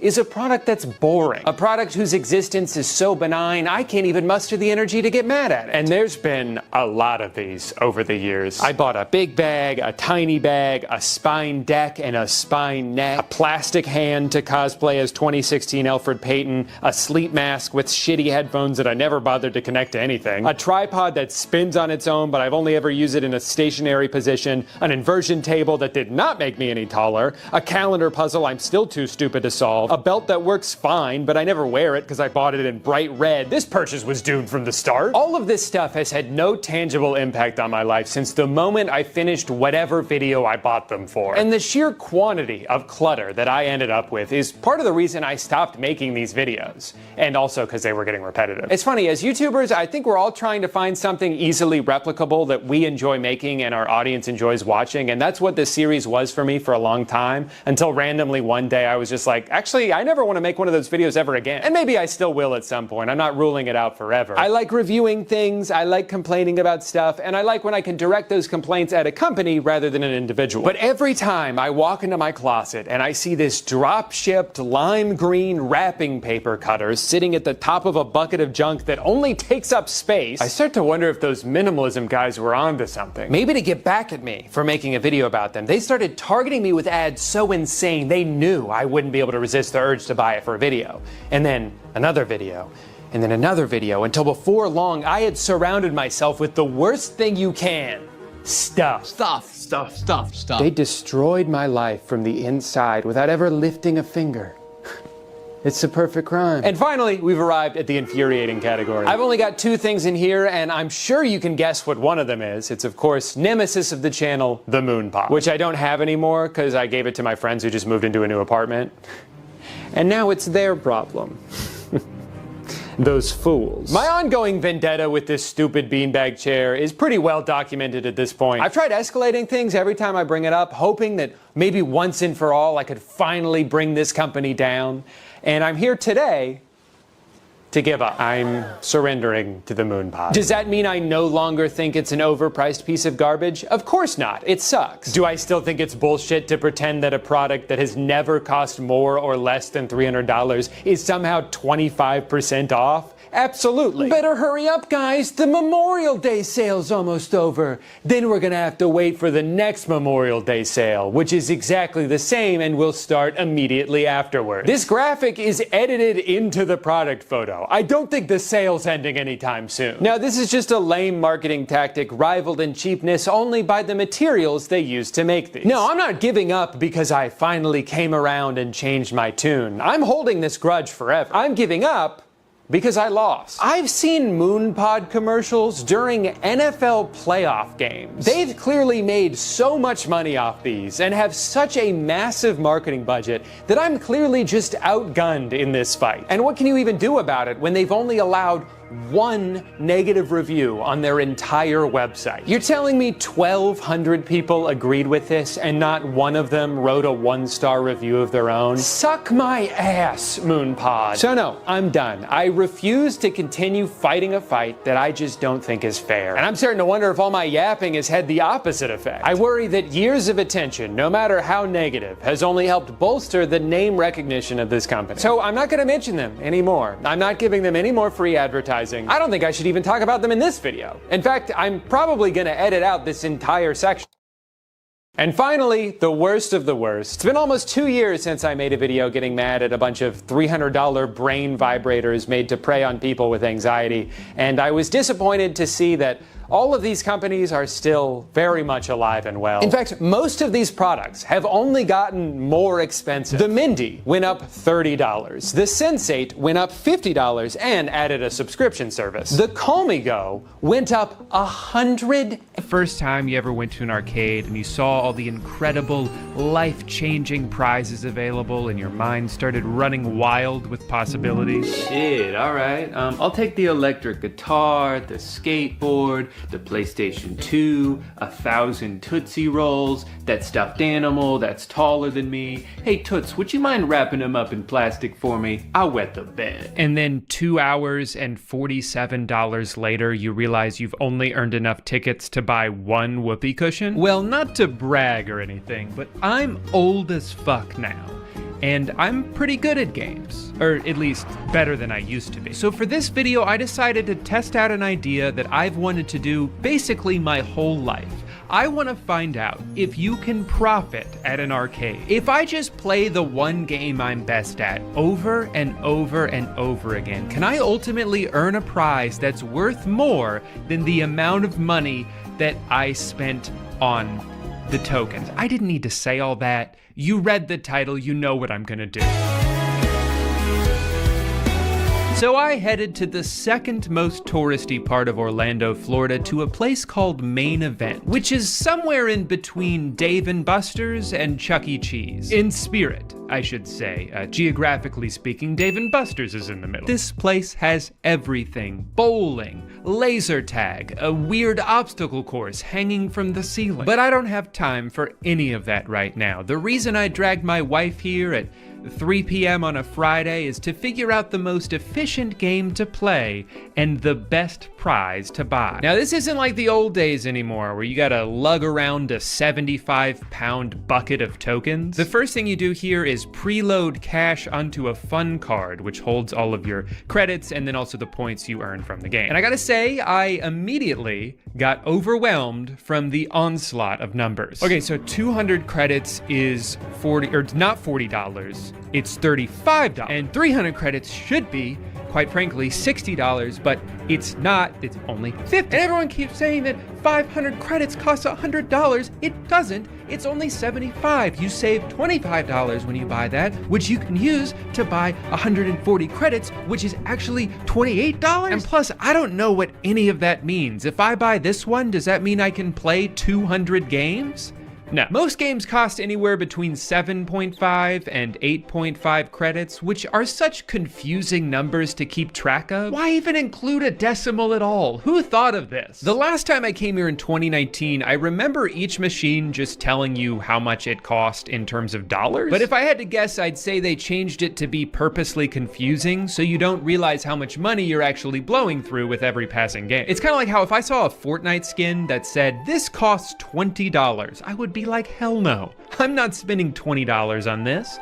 I'm gonna buy $20 worth of V-Bucks because then the costume is free. As with most arcades, there are pretty much 3 types of games here. There are the fun ones like Basketball Connect 4, Air Hockey, Flappy Bird but big. Typically these are the ones you earn the least amount of points for playing, but if you're just here to have a good time, that doesn't matter. Then there's the luck-based games, which can, in theory, earn you a whole bunch of tickets, but you have no control over that because it's essentially just a giant slot machine with SpongeBob on it. And then lastly, there are skill-based games where technically you could earn the jackpot every time. The only thing stopping you from doing so is your own ability. The only downside is they're usually tedious and stressful and the least fun options out of all the games in the arcade. So in other words, they're perfect for this video. Let me tell you, I was ecstatic when I walked in and saw that they still had this ball cup game. This is the machine I had in mind when I was planning this video because I used to abuse the hell out of this. While the rest of my friends were playing skee ball and enjoying themselves, I was just standing on this machine for 1 whole hour,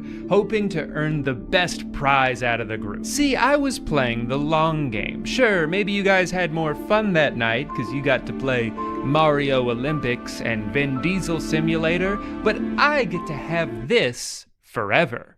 So, who actually came out on top? Anyways, back to the ball game. So the goal with this is to get all 50 balls into these spinning cups without losing any of them, and you have to do so before time runs out. You really gotta try to be perfect with this one because the difference between getting 49 balls and getting all 50 is massive. But once you get the rhythm down, it's possible to start stacking jackpots and become the queen of the arcade. When I started out though, I was blowing through tries so fast. I'd started sweating immediately. I got very tense and nervous. I think the pressure of the video was mounting on me. And every time I would be just one ball away from the jackpot, the disappointment and frustration would hit me like a ton of bricks.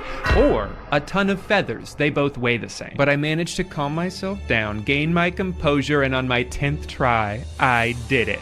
Give me that jackpot, baby. That'll be 711 points, please. I love you now. Now I just gotta stand here for 4 minutes while the machine counts up all my points one at a time for some reason. Why does this take so long? Is there a little guy in there trying to count them up by hand? Just use a calculator, dude. It's like they're trying to discourage you from winning the jackpots by making them inconvenient. Well, while we're waiting for that, I do just want to say, unironically, I was so relieved when I won this. I think I had built this video up so much in my head over the past couple years, and I just felt it all falling apart before my eyes. When I started losing again and again and again, I started to freak out and think, did they make the game harder? Or worse, am I just dumb now? Am I gonna have to go to Chuck E. Cheese? They'll never let me in there. I'm almost 30. Oh, hey, my points are done. With the satisfaction of one, that's right, a single win in my belt, I decided to just enjoy the rest of my night with Amanda, knowing I was gonna have to come here by myself later in the week anyway. We went bowling for the first time in about 5 years, which reminded me that I am possibly the worst bowler in the entire world, including babies.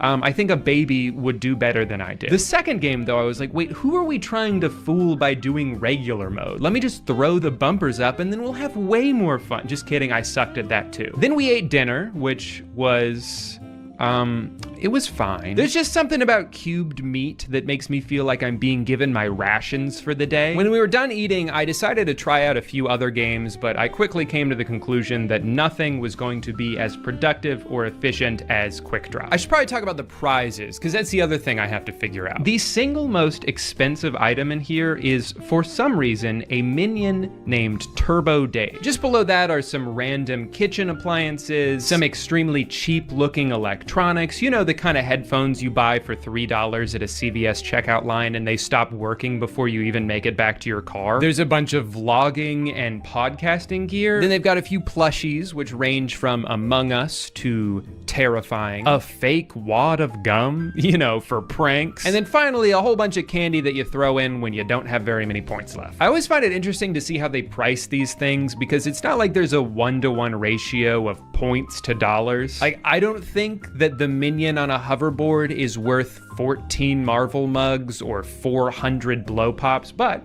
I'm not in charge of an arcade. All right, babe, let's see that haul. That's just what Amanda got with her entree and tickets. I found out you can save your points for up to 5 years. I don't think I'm gonna be saving them that long, but I am gonna come back in a couple days. I've got about 1,700 points stocked up. $37 in, I believe. So yeah, not off to a great start in terms of profiting, but I may have discovered a loophole. You see, anytime you buy something at Main Event, they give you the option to fill out a survey on their website in exchange for a free 30-minute game card. If I could stand on this machine for 30 straight minutes, I could win thousands of tickets without having to spend even $1 more.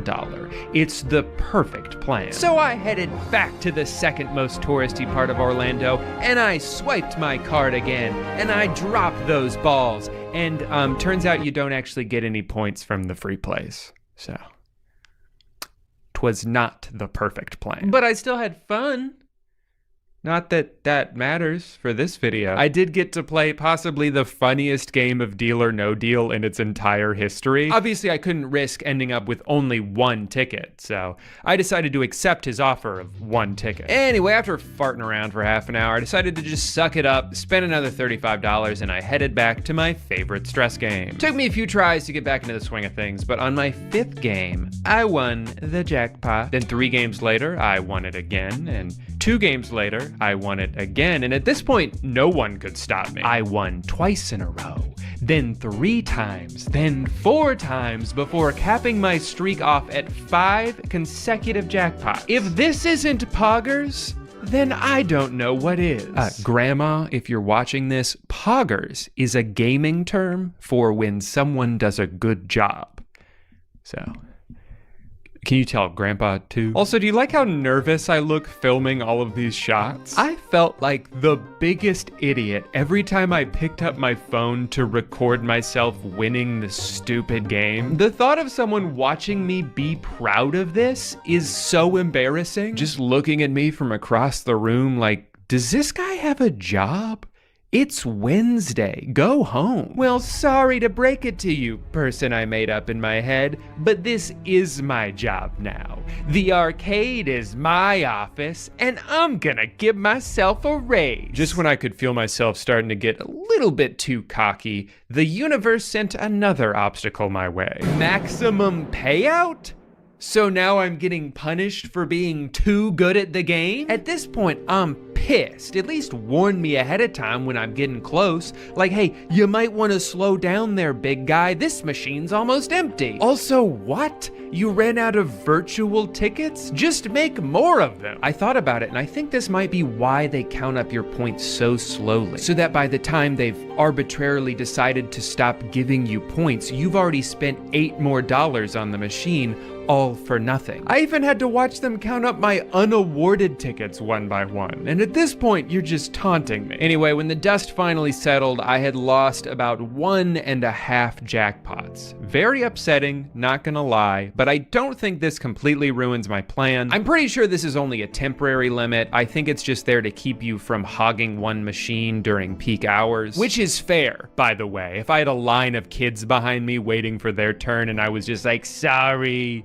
I'm making a video, that would be pretty selfish. But I came here in the middle of a school day and there was nary a child in sight. Since I wasn't sure if I'd ever have this many points at once again, I decided to cash out on day 2 and buy myself the hot dog toaster I had my eyes on from the moment I walked in the room. Now, I'm not sure I would say that this is the best day of my life, but it's definitely in the top 5. I actually feel kind of bad because I had to get one of the employees to not only grab a ladder from the storage room, but also get like a special key to unlock the high value prize section. And he seemed really confused. I was hoping he might be like, oh, that's funny, you got the hot dog toaster. No one's ever redeemed this before. But I don't think he really said more than 2 words. All right, babe, I know you had a long day at work. Close your eyes. I know work's been crazy lately, but I have something for you. Open your eyes.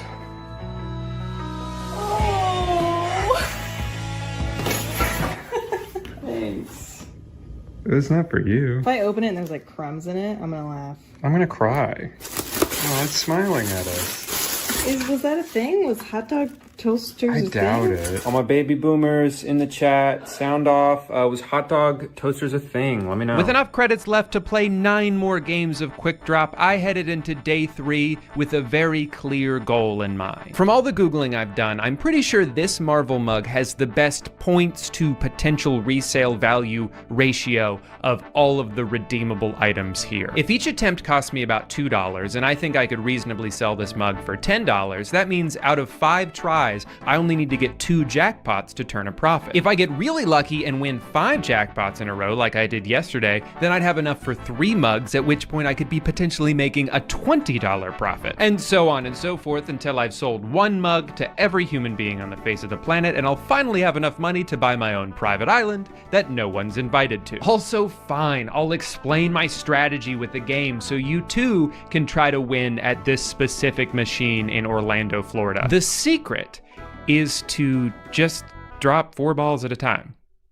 That's pretty much it. They even show you that in the little tutorial video that plays, and yet I still see so many people try to drop all 50 balls in 1 second like they're in a hurry to lose. If you drop exactly 4 balls every spin, which is pretty easy to do, you will end up with 48 out of the 50 balls with the time that you are given. That means at some point during the 12 turns, you only have to drop 1 extra ball twice to end up with 50. Personally, I like to get those 5th balls out of the way early so I know how hard I need to focus for the rest of the game, but if you'd rather save them for the end because you'll have the rhythm down at that point, I can't blame you. I'm just impressed that you flew all the way to Orlando to play this game. As usual, I got off to a bit of a shaky start. Probably didn't help that I forgot to take my Tom Brady brain pills like I did on day 2. I hope they don't consider that an illegal substance here, and it's not like the arcade equivalent of steroids in baseball. But after a few tries, I was able to win the massive jackpot that everybody else had graciously accrued for me. You see, every time someone loses this game, the jackpot goes up by 1 and resets when someone wins. So this means there had been about 300 losses in a row, and I got to benefit from that. That's another variable to throw into the math here, but even without that, 600 points is nothing to sneeze at. Anyway, after 3 days of mashing one button a million times and a hot dog toaster already sitting pretty in my kitchen, I headed to get my reward. Lucky for me, I got to ask the same guy from yesterday for help grabbing the LED sign that was just out of my reach. Instead of using a ladder though, he just kind of climbed on top of the shelves, and I really admired the creativity. Am I gonna somehow profit off of this sign? No. But to me, having a man cave that's open all day, every day, is priceless. Oh, also I grabbed the mug that I came here for. I keep getting distracted by funnier prizes. As much as I wanted to race home and enjoy a celebratory cup of decaf coffee out of my new mug, it was time to get down to business. And I threw that bad boy up on the world's worst commerce website, Facebook Marketplace, and I waited and waited and waited. And just when I was starting to lose hope, my friend Cody offered to buy it from me with real American money. Sorry for the abrupt exit, Cody, but I had to rush home and count my earnings. 10. I couldn't believe my success. I earned enough points to buy that mug with 1 game of Quick Drop.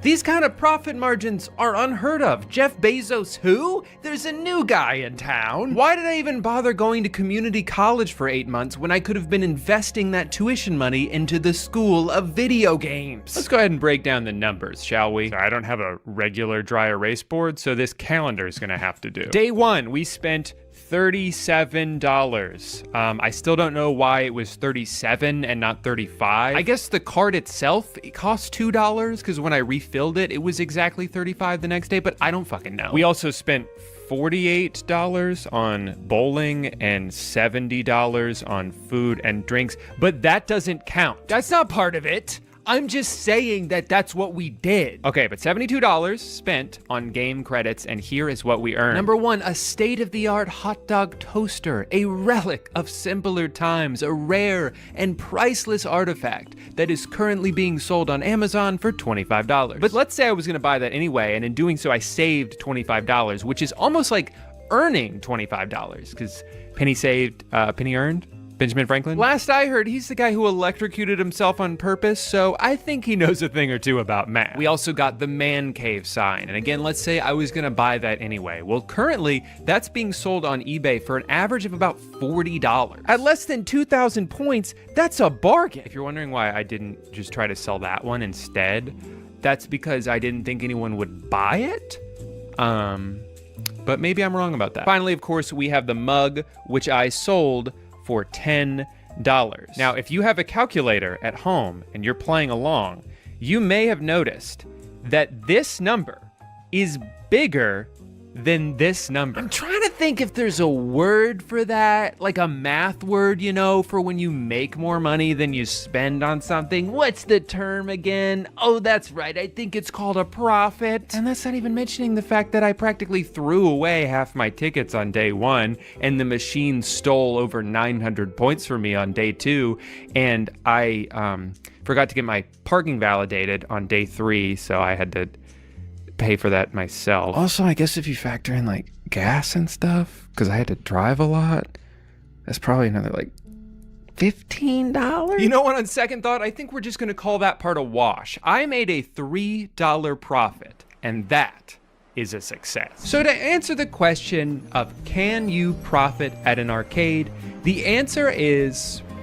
technically yes. Obviously, it depends on which arcade you're at, what prizes they have, if there's a machine that you can win consistently. But for this specific ball drop machine, I have learned that if I just win jackpots over and over and over again, making sure to take breaks so I don't hit the payout limit, I can absolutely redeem my points on something that I would have wanted to buy anyway and save a few bucks in the process. Am I gonna somehow turn this into a full-time job?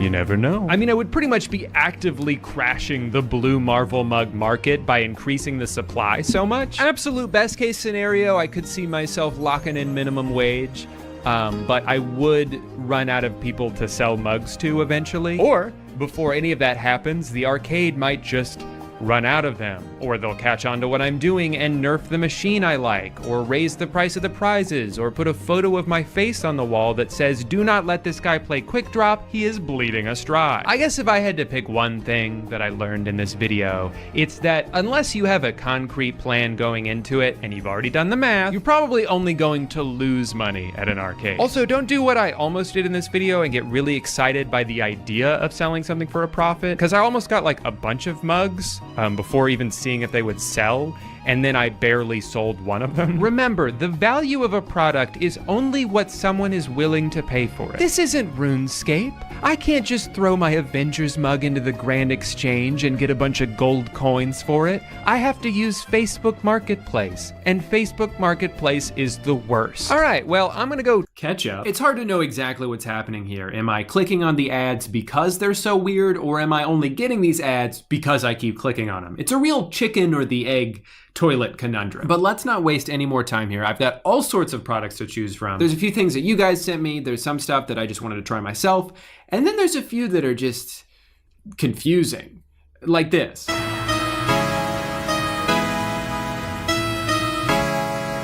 This is like gamer tape? What does it do? Okay, so they've got a whole section on the science of it. Man, that's a lot of words. Minor cannabinoids? Are my hands gonna get high? I hope my mom doesn't find out. Okay, so it's basically CBD infused tape, which is not that crazy. I've used CBD lotion before. I guess I just wish this company was a little bit more popular. As it is, I kind of feel like I'm gonna be the one testing it for them. They have a YouTube channel. Their most recent video is in all caps, "We need to be better." So that's concerning. If hair is impeding adherence of the tape, either trim or shave the area. Hair in the way? Then shave your entire body. Well, I gotta try this out. Not to brag or anything, but I'm a bit of a pro gamer.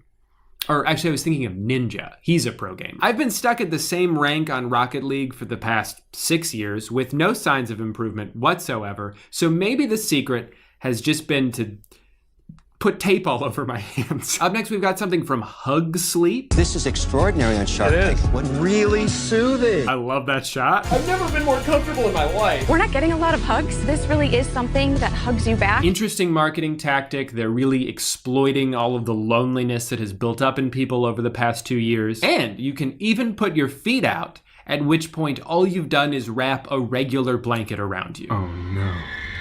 It's called the Sleep Pod. I'm getting flashbacks. You can wear it to bed. You can wear it to read. You can even wear it as a dress. You bet your ass I'll be hitting the club in one of these. 5 stars. Late for work again. Well, I lost my job this week.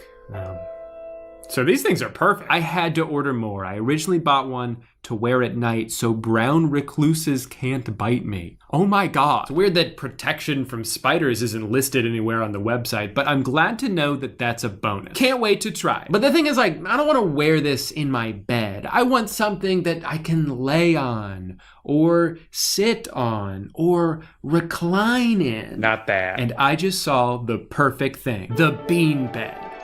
Well, actually, I didn't technically get an ad for it. I saw this tweet, someone talking about it, and then another tweet of someone linking to it. Remember being a kid and the feeling you'd get when you jump into a giant beanbag? Our bean bed is that, but so much more. Only using the softest fabric for the exterior, and all orders come included with beans. Uh-oh, I'm getting hungry. Are the beans included? How much does the sleeve weigh? Yeah, this is looking a lot less legit the more I scroll down. So they don't come pre-fitted filled. You have to pack it yourself. Our patented bean technology means anyone can use our beds. Weight limit? Absolutely not. Thanks to our patented XL bean technology, they sure do have a lot of patents. It's also suspiciously cheap. It's supposed to be bigger than my love seat back there, and it's only $70. Also, these pictures are all kind of blurry. I'm kind of having second thoughts, but I'll buy it anyway because that's what this video is. So far, I've bought at least one article of clothing in all of these videos, and today I will be continuing that by actually buying 2. As a kid, Ben hated dress shirts. As an adult, he despised them for one simple reason. They suck. Damn it, I laughed at an ad. And collar. The comfortable super shirt that looks super cool. All right, well, I wouldn't say I'm exactly in the market for dress shirts. I only share this office with one other coworker, and it's my cat. The thing is, like, she never wears clothes at all. But now I have to dress up? That's not fair. Really, the only reason I'm getting this is because I'm fascinated by this stain repellent technology. It just repels so much. I have to put this to the test. I have to destroy this shirt. Clearly at this point, I had alerted the almighty algorithm that I've been interested in expanding my wardrobe because I've been getting this ad for months. Shoes that have laces, but the laces don't matter because they just pop onto your foot. I am in love. I need this more than I needed that shirt. Which actually isn't saying much because I did not need that shirt. The truth is I actually tried to buy some of these a couple months ago, but the kind I wanted didn't go up to my size. So I sent them an email asking them if it ever would. And they replied very enthusiastically, "Oh my God, thank you so much."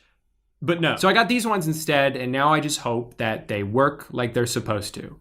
Otherwise, I'm gonna be pissed. So this next thing, I'm not gonna buy this because that would involve going down too much of a rabbit hole. You'll see why. They're called Neurabuds, and on the surface, they just seem like regular old earbuds, right? So-so isn't enough because you love music. And now you can finally listen to it. But then they said this. No other earbuds sound like this. No other earbuds are priced like this.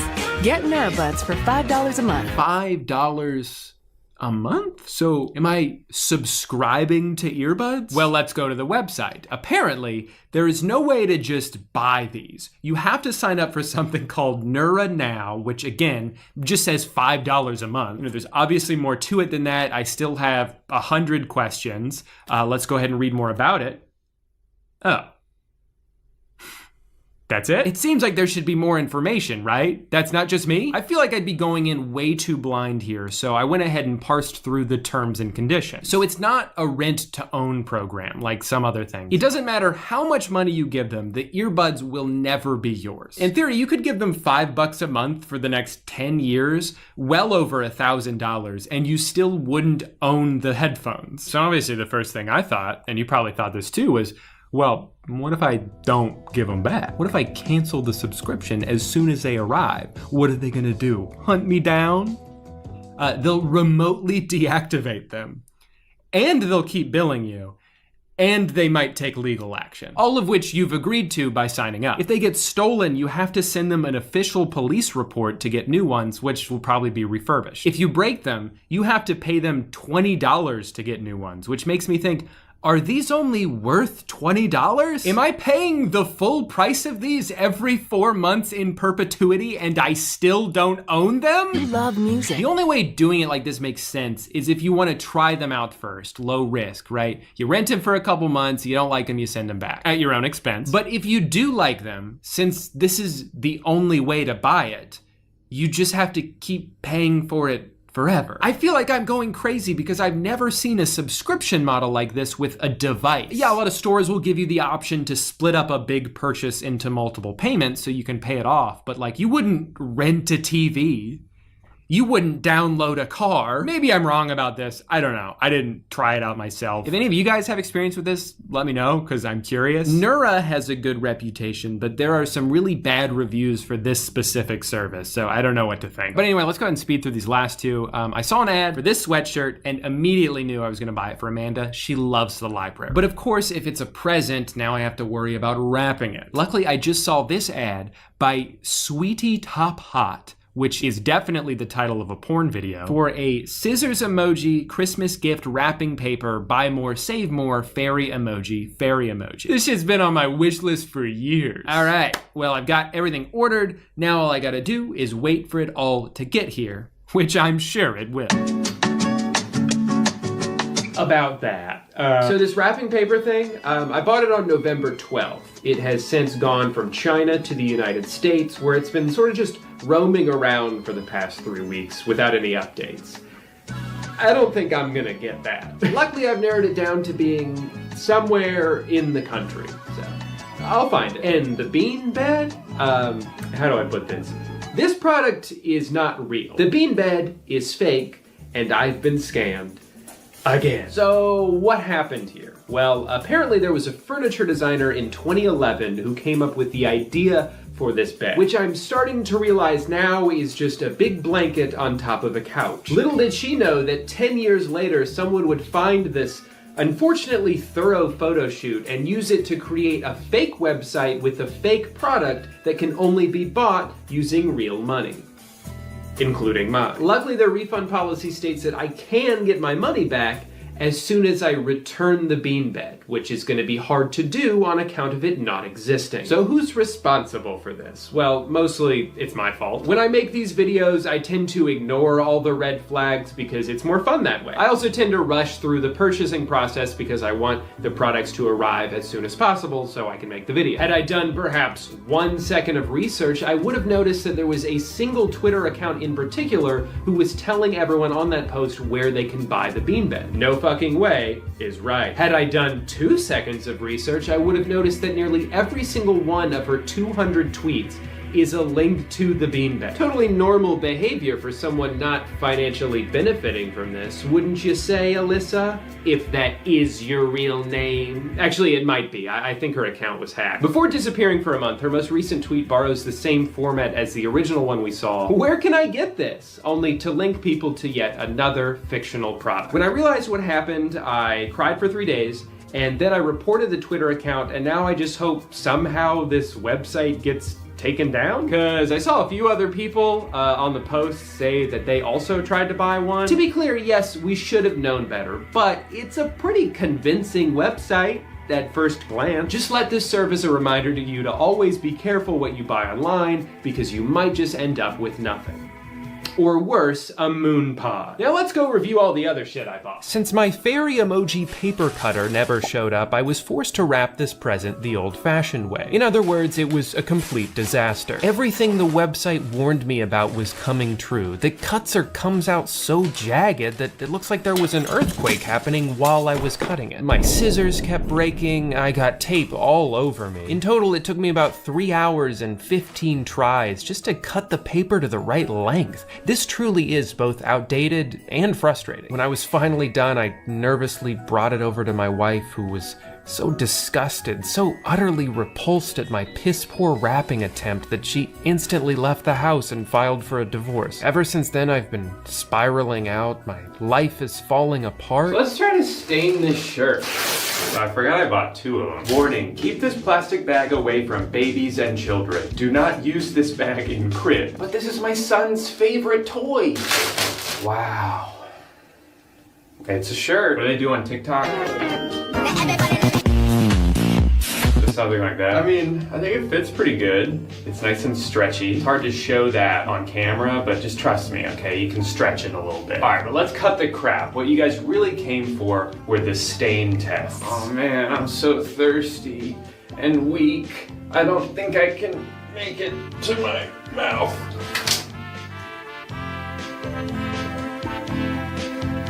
Damn.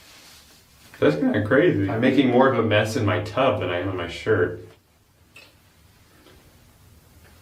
You guys seen this shit? Okay, I passed the Powerade check, but now I'm feeling kind of naughty. I think I accidentally spiked my coffee with alcohol? Oh, shit, where's my mouth? What the hell, man? I didn't really care that much about the science for those CBD strips. I'm way more curious about the science of this shirt. I guess it's just not like a traditional fabric. It probably doesn't have any cotton in it. I think if it was a more comfortable shirt, it would be impossible to just repel liquids like this, but color me impressed. Because there's a lot of colors on the floor. That would work better if there were stains on my shirt, because then you could see the colors. Right now I'm just standing in a sticky pile of liquid. The only thing left to try now is I saw a video on their Instagram of someone pouring water in the shirt pocket and then drinking it out of there. So, bottoms up. You guys can't see it, but there's a little puddle of water in my pocket. This is brilliant. I could wear this to a movie theater and sneak my own drink in.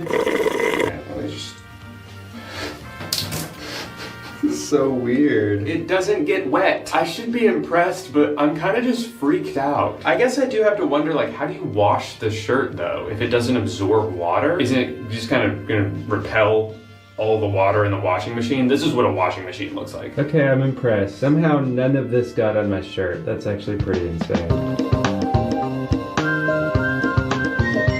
Finally, the easiest shoes I'll ever put on. No tying, no pulling, no heel crushing, no hands. But what about feet? I still have to use my feet, right? You're not gonna take that from me, are you? All right. What do you think?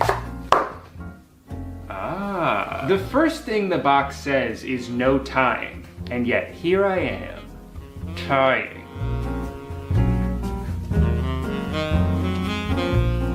They kinda work. I mean, I like the way they look. They feel like decent shoes. They're actually pretty soft on the inside. I'm impressed with all of the standard shoe properties that these shoes have, but I mostly bought them for the unique thing that was advertised, which is being able to just step into them. Let me try that again.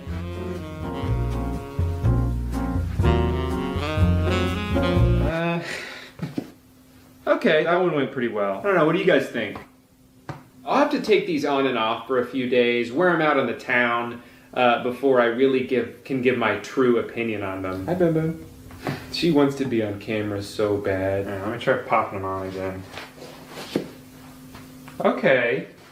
I think the more you do it, the easier it gets. So I always tend to lean negative in these videos because I know if I say something nice, people are gonna assume I'm secretly sponsored by the company. And it's like, sometimes I just like stuff. Not everything is an ad. I've been wearing these shoes for a couple weeks and honestly, I think they're great. They fit good, they're comfortable. I love that you can just pop them on. I mean, it's such an insignificant thing, but you know, it's the little things in life. I would say the biggest negative is just that they're overpriced. They're kind of just like regular Vans, except you're spending twice as much because of the convenience, which to me is worth it as long as I can get a couple years out of them, because then it's like, that's a lot of convenience. In general, shoes have one of the highest price ranges of any product. You can find pretty decent ones for $20, or if you'd rather, you can spend $20,000. Most of the time, they still accomplish the same task. But the important thing is, my Instagram outfit is finally finished. Shirt, pants, shoes, and belt. This is the official wardrobe of sponsored Instagram posts. This outfit was personally designed by none other than Mark Zuckerberg himself, and ever since doing so, he's carefully planted each element as its own individual advertisement to be dispersed at random. And now, just like Ariel's underwater cave of garbage, my collection's complete. Also, I look like shit. Well, I'm just excited to take my gaming to the next level. So I ordered a thick roll of tape and a thin one. One for my like wrists and forearms, and then one for my little fingies.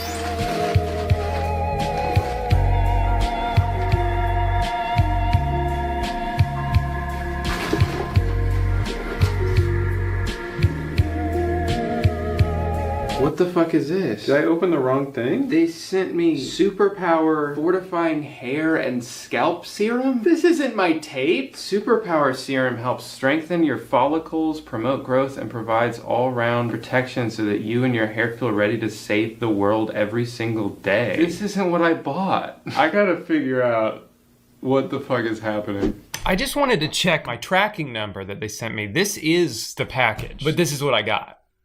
2 scalp serums. Originally, I ordered one 8-foot roll standard and one 8-foot roll slim. These are both $20 each, so I spent $40 on both of these. This scalp spray is apparently worth $47, and I got 2 of them. So when you think about it, I actually turned a profit here. What the hell is going on? I feel like I'm cursed. I feel like I've accidentally uncovered some sort of money laundering scheme or like some underground drug ring, except instead of cocaine, they're sending people hair juice. I'm just so confused. I did everything right, and this video is falling apart before my eyes. I had one chance left to redeem what had quickly turned into my most disastrous video to date. Its name? The Sleep Pod.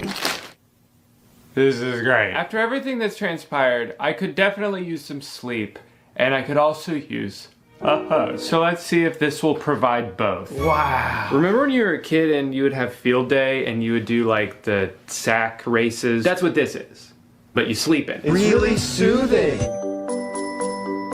Wouldn't you know it, I just had the best sleep of my life. Thanks, Hug Sleep Pod. Is it stylish? Yes. Is it comfortable? Yes. Is it exactly the same thing as a regular blanket that you could just roll around in? Yes. Is it hugging me back? No. Is it changing my life? No. Is it worth $80? No. So what did we learn today? I learned that I look really great in a gray evening gown. I learned that there's roughly a 50% success rate when it comes to random online purchases. I think I've also learned that the more I engage with sponsored posts on Instagram, the more I buy things from there, the worse the ads start to get. Now, they're literally just giving me ads for anything. A little keyboard brush from Smart Homey Eye? Sure, he'll buy that shit. This guy buys anything. He's such an idiot. And you know what? Maybe I am an idiot, but at least I look cool as hell. And now, I would eat off of my teeth if my teeth were the floor, because that's how clean they are. Lisa, I don't know who you are, but that is one of the weirdest marketing quotes I've ever heard in my life. Even weirder, it was an ad for toilet paper? Another thing I've noticed more lately is these sponsored posts are coming up with more and more ways to manipulate me. This is your sign to go buy these pants. No, it's an ad. It's not a sign from the universe. Oh, is God telling me to buy these pants? No, you are. You paid money to show this to me. Eat a dick. So anyway, I've been pretty upset about that for the past 6 weeks. But I took a break from being pissed off at these companies for just long enough to buy a few of these products to test them out myself. You know the drill. I don't even know why I'm explaining. Now, I'm not exactly known for my awesome hair. I think Danny and Curtis have me beat in that department. But maybe my problem is my outdated method of style. For the past few years, I just used some kind of paste that I bought from Target, I think, and I rub it around my scalp until I get bored of rubbing my scalp, and then I shrug and walk away. So that's kind of my process. But this right here could very well change the game. You can go from this to this, faster than the time it'd take you to finish watching this ad. Don't believe me? Don't believe me? This ad is 4 hours long, just in case. Just sprinkle some Tribal Chimp hairstyling powder on your hair and style with your fingers. It's that easy. Can you believe I didn't even have to go to a salon for this? Also, I love how almost every product I buy in these videos starts off like, hey, I know you don't know anything about us, you've never tried it, and you don't even know if it works, but would you like to go ahead and buy 12? No, I'm good with just the one for now, thanks. They say multiple times on the website that you're saving money. How? This costs money. It doesn't seem to be any cheaper than, again, the random paste that I bought from Target. Maybe they just say it saves you money because it doesn't cost the fake price that they pretended it was. You know, these things used to be $41 billion, so this sale is mathematically equivalent to being 100% off. Here's something I've never seen before. When I was just about to finish checking out, they asked me for a tip, which I have to say, the balls on these guys to ask for more money, just because. It's kind of impressive, honestly. So I'll go ahead and give them $1 extra just for the audacity. But in return, I do expect impeccable service. All right, next up is one I saw a lot before Valentine's Day. I had a few people ask me about this directly, so I figured I'd try it out myself. It's called the Love Box.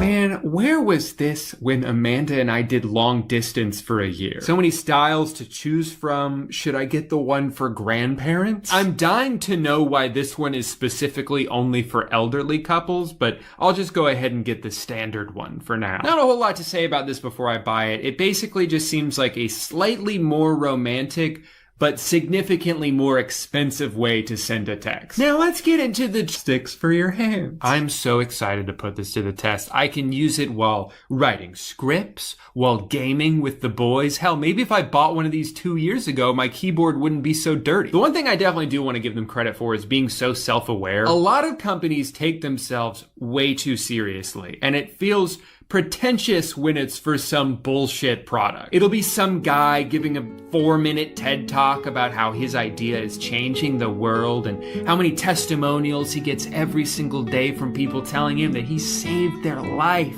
And then it's an ad for like pants. When I saw them describe this as completely unnecessary but pretty cool with features like non-permanent body modification, I was like, all right, maybe they're not that bad, I guess. So I bought one. Speaking of solving problems no one actually has, I would like to introduce you to my favorite product for this video. Are we really expected to dress up when we're working from home? I'm over it. You're telling me? Introducing the Work Oneie. It's a full button-down professional t-shirt with ultra-soft leisure pants made into a onesie. I'm comfortable all day wearing this. I can hang at home looking professional and feeling comfortable at the same time. There's even a flap on the back, just in case. Just in case what? Come on, don't beat around the bush. I want you to come out and say that this product has a butt flap you can poop through. One of my absolute favorite purchases of the year. Get one for yourself today. You won't regret it. All right, well, we'll see. Look, I totally understand the work shirt plus comfy pants combo. I've actually been doing the opposite for years. You probably don't even realize it because you only see t-shirts when I film, but I'm actually wearing tuxedo pants right now. So I get it, you know, if you can't see my legs, it doesn't matter what I'm wearing down there. But why does it have to be attached? Why can't I just wear a button-up shirt and then separately also wear sweatpants? This is the one that started it all. All of what? A button-down professional looking shirt, ultra leisure bottoms, flap in the rear just in case. And if that wasn't enough, watch this for some reason silent video.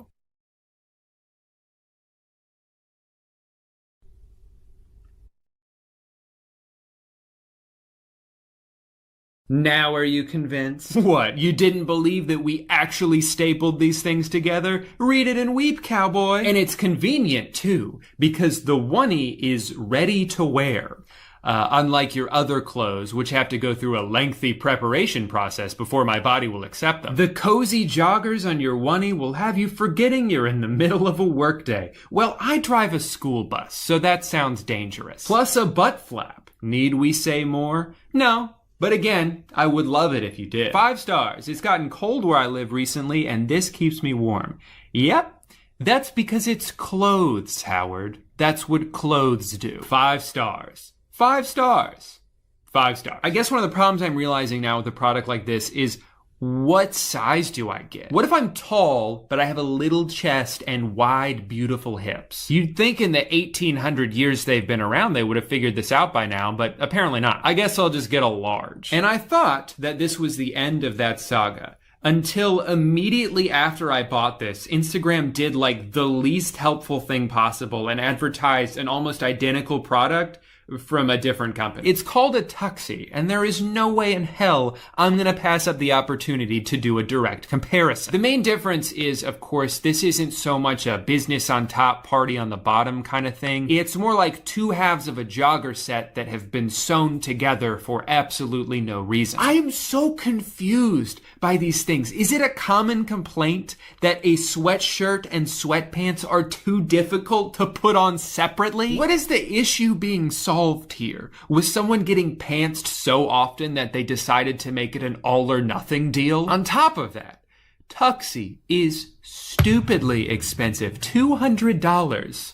And they don't even have a butt flap. As of now, this jogger only has one review, and it's positive, but this YouTube video I clicked on only has one comment, and it's negative. So I don't know who to believe. I have microscopically low expectations for these. I love sweatpants. I love to lounge. Never in my life have I thought, you know what would make me more comfortable right now? If I couldn't go to the bathroom without getting completely naked first. But hey, at least Honey woke up from a 3-year hibernation to save me about $40, so things are looking up. Okay, last up is one of the most targeted ads I've seen in a very long time. A few months ago, I had been on kind of a jigsaw puzzle kick. I know, humble brag. But once the algorithm picked up on this, it was game over for me. I just started getting puzzles shoved down my throat left and right. This one in particular even uses my birthday in the ad. I haven't felt this attacked since before I deleted my Facebook. Really what I want to do is expose this entire operation. They claim that there is a possible solution for every single day of the year. Well, I call bullshit. So I'm gonna buy one and prove them wrong by not being able to solve it. Wait, what's my plan? First things first, I gotta do something about this. Sure, I may look exactly as dumb as I used to in middle school, but at least I have tribal chimp hair dirt. I want to put some dirt in my hair. Cool. A bunch of it already spilled out the top like a thing of baby powder. This is nice. What was I supposed to do again? Just sprinkle some tribal chimp hairstyling powder on your hair. And style with your fingers. And in my eyes and mouth. Let me put some on my hand. I think that's the problem. Maybe my hair's too long for this. I don't know. I feel like I'm not doing it right. Do I have to use like a shit ton of it? He didn't use very much in the video. That's close to how I usually do it. But if I feel like as soon as I start walking, the movement from my walk will just shift it all down. This is probably good for like a more subtle hairstyle, but I like to have mine up for some reason. I don't know. I started doing my hair that way 6 years ago and just like, okay, I guess this is my hair now. You know, I can't veer from that. I gotta do the same thing forever. I have really fine, straight hair that just, as you saw, just goes straight down. But this adds like more texture to it, which is fun. Just a little bit more. I think I'm making it worse. Oh, fuck. It's like everywhere. Oh, this is Bim Bim's bathroom, by the way. You're only allowed to come in here if you're wearing a shirt with her face on it. I mean, I don't want to say the product is bad. I'll try it again when I get a haircut. I think if I had shorter hair, it wouldn't have to do as much work. It looks pretty interesting until I turn my head and looks like I just took a nap on this side. Maybe if I try the dab method. Alright, I think I'm just gonna have to ride with this for the rest of the video. Not exactly how I would normally do it. Kind of looks like I'm wearing a wig now. Well, I don't know about you guys, but I'm starting to feel a little underdressed. This is a place of business after all. Hey, fun fact about Work Oneies, the website no longer exists. I did manage to have it sent to me in time, but yeah, if you go to workoneies.com, it's just like, well, I don't know what that is. Which is a little disappointing because if I really like this, you know, I can never get another one. I can't recommend it to anybody, but also it makes sense. It was a business that was kind of always doomed to fail, that relied on a gimmick that wore off like 2 years ago. Look, you got a butt flap. So rest in peace, Work Oneies. In honor of your memory though, I will be wearing the absolute shit out of this. Wow. It's even more professional than I imagined. That looks about right. I really love how visible the stitching is on the front of the shirt. Like you can see a clear line across where they've sewn the two things together. Wait, how do I put this on? Do I have to unbutton it all the way and then step into the top? This is the dumbest invention. This is so much more convenient than putting two articles of clothing on separately. Oh yeah, I'm ready for work now. Well, right away, I can tell you I'm glad I got a large because this feels tight. If I had gotten a medium, I don't think I would have been able to wear it at all. Weird, I can't seem to raise my arms up all the way. It's almost as if there's something tugging at the bottom of my shirt. Oh, that's right, it's my pants. Imagine I'm typing an Excel document. Hello, boss.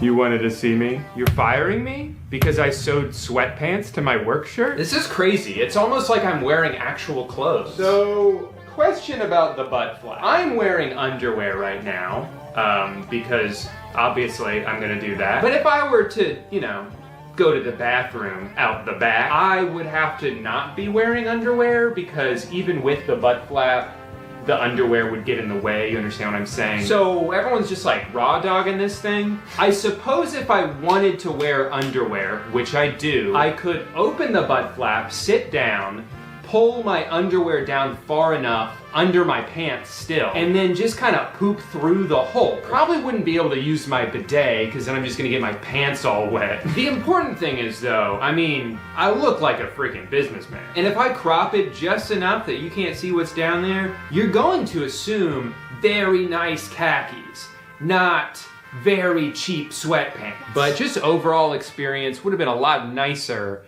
if they were separate. I have to confess something. I'm really bad at this puzzle. When I first unboxed this, it was February 1st, and I managed to get that day's answer in like a minute. And I was like, hell yeah, this puzzle's made for me. I'm gonna dominate this shit.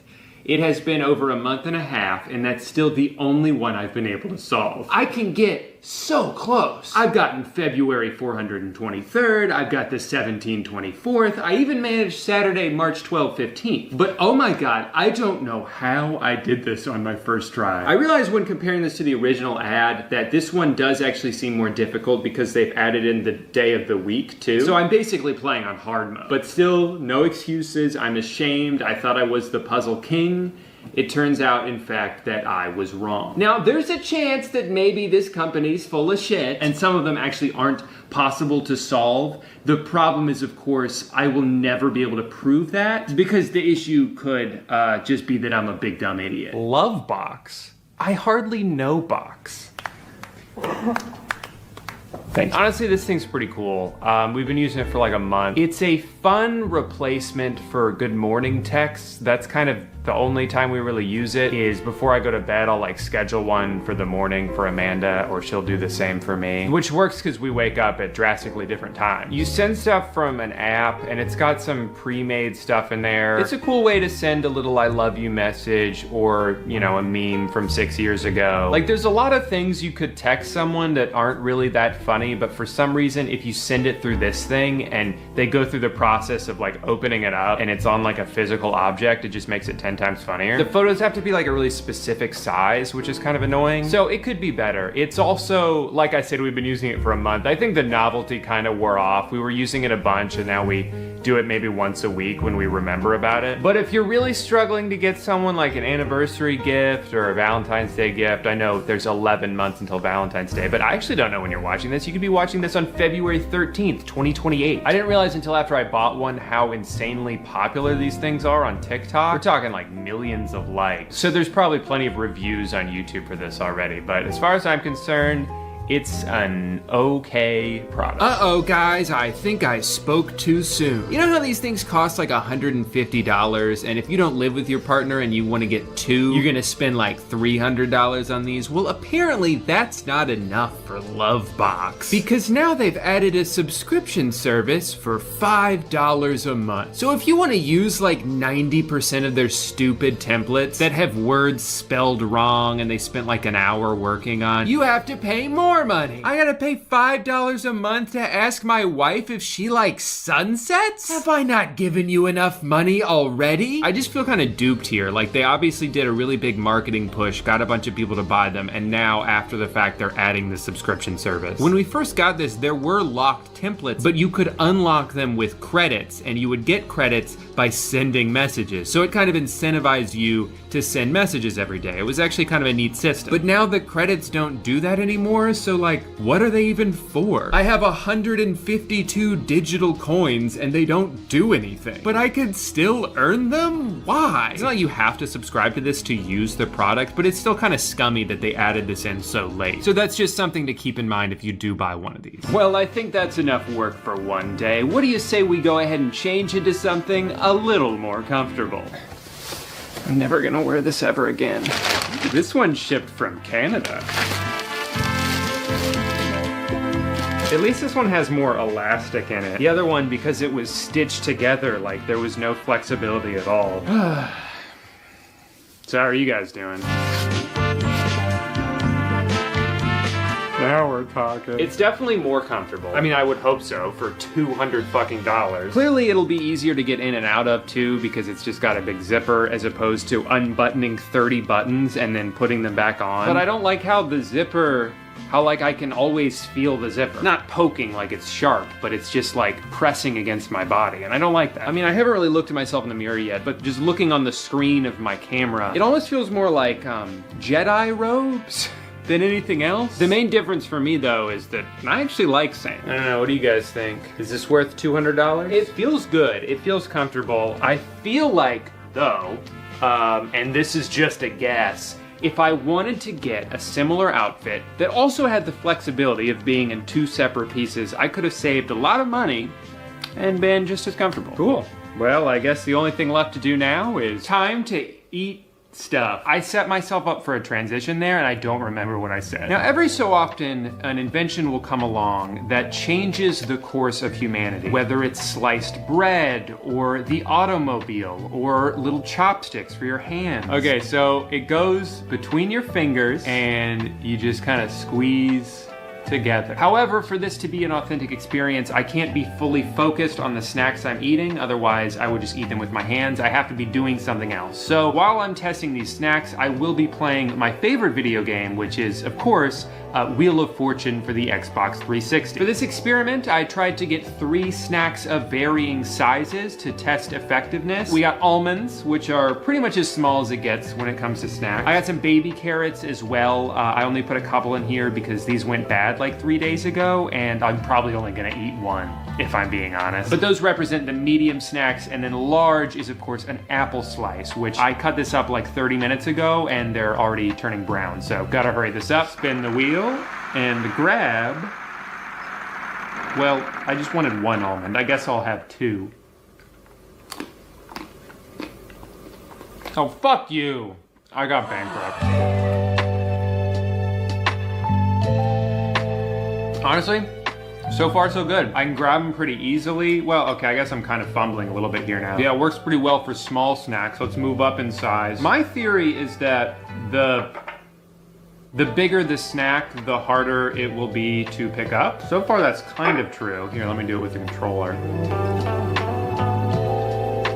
The real challenge is continuing to play the game while holding on to the rest of it. I'm squeezing like every muscle in my right hand, so I'm not actually playing the game right now. Yeah, this works. And this carrot tastes like shit. This is where it might get a little tricky. These apple slices are huge. To mix up the task, I decided that this time I will be sending an email to my wife. Dear wife, how's it going? It's kind of hard to type at the same time. I can't wait to see you.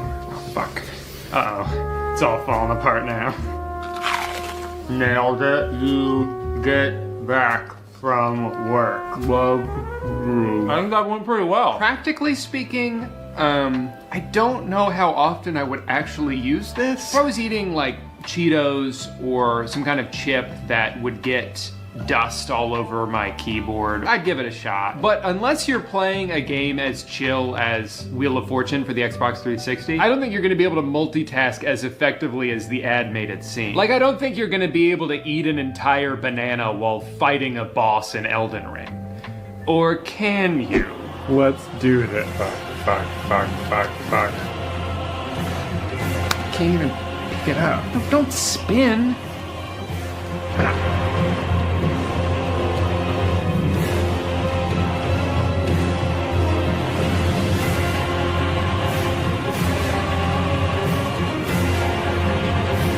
This game's so easy. I hate this game. Alright, so it's been a few days of wearing my onesies, and I have more thoughts. Despite not having a butt flap, tuxie is actually easier to go to the bathroom in because you can just unzip it and pull it down. I know for all the ladies out there, and for anyone who's worn a romper before, this is a far too familiar experience. Is it ideal? No. But it's not the worst thing in the world. The work oneie is the worst thing in the world. There's even a flap on the back, just in case. You see, when I picture a butt flap, I picture something that has a hinge, you know, it opens and it closes. That's not what this is. Let me explain to you in very specific detail what it's like to use the bathroom while wearing one of these. And if you want to skip ahead past this, I totally understand. Just go to the next chapter in the video. First things first, the hole in the back does not stay open unless you are physically holding it open. If you let go, it will close itself back up. So, in order for this to work, you have to sit down on the toilet, hands behind you, gripping open the hole in your pants the entire time. So much for responding to texts or doing today's Wordle while going to the bathroom. Now it's a full body experience. But that's not even mentioning the fact that your underwear also has to be held down with one of your hands. And if you've been keeping track at home, you might have noticed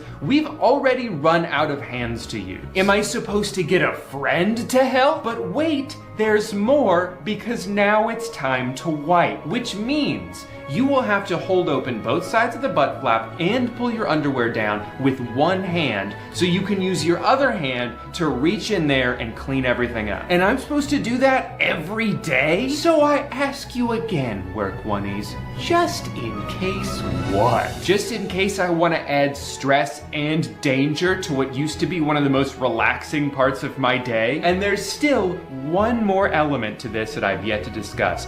While all of this is going on, do you have any idea where your dick is? It's still inside the work one. And I don't know about you guys, but when I go number 2, my body likes to also go number 1. It's kind of involuntary. I don't think there's a way to just do one without doing the other. So unless you want to do all of that and pee your pants, you're gonna have to make sure you've already peed beforehand. So you gotta stand up, undo all the buttons in the front. That's right, they couldn't even give this thing a zipper. Make sure all the pee is out because you don't want any leaks. And then you can sit All right, I think down I get it. and I'm just go gonna through all skip the past bullshit all that I this. And now there's water everywhere, which means what? I gotta mop up my own. I'm sure that if I made a little bit of a mess in here, sorry for you. I'm not mad at you. I'm mad at the toilet. I don't know who invented this thing, but I just hope that they're in jail. And broke the very expensive neon sign I bought a few years ago. We are gathered here today to mourn the loss of Neon Haggai sign. Even though I never really did figure out how to light you correctly, resulting in you being nothing more than an illegible glowing aura emanating behind my head, I think I can speak for everyone here when I say you will be missed. You were a loving friend, cousin, and sister, but even more than any of that, you were a thing that I bought.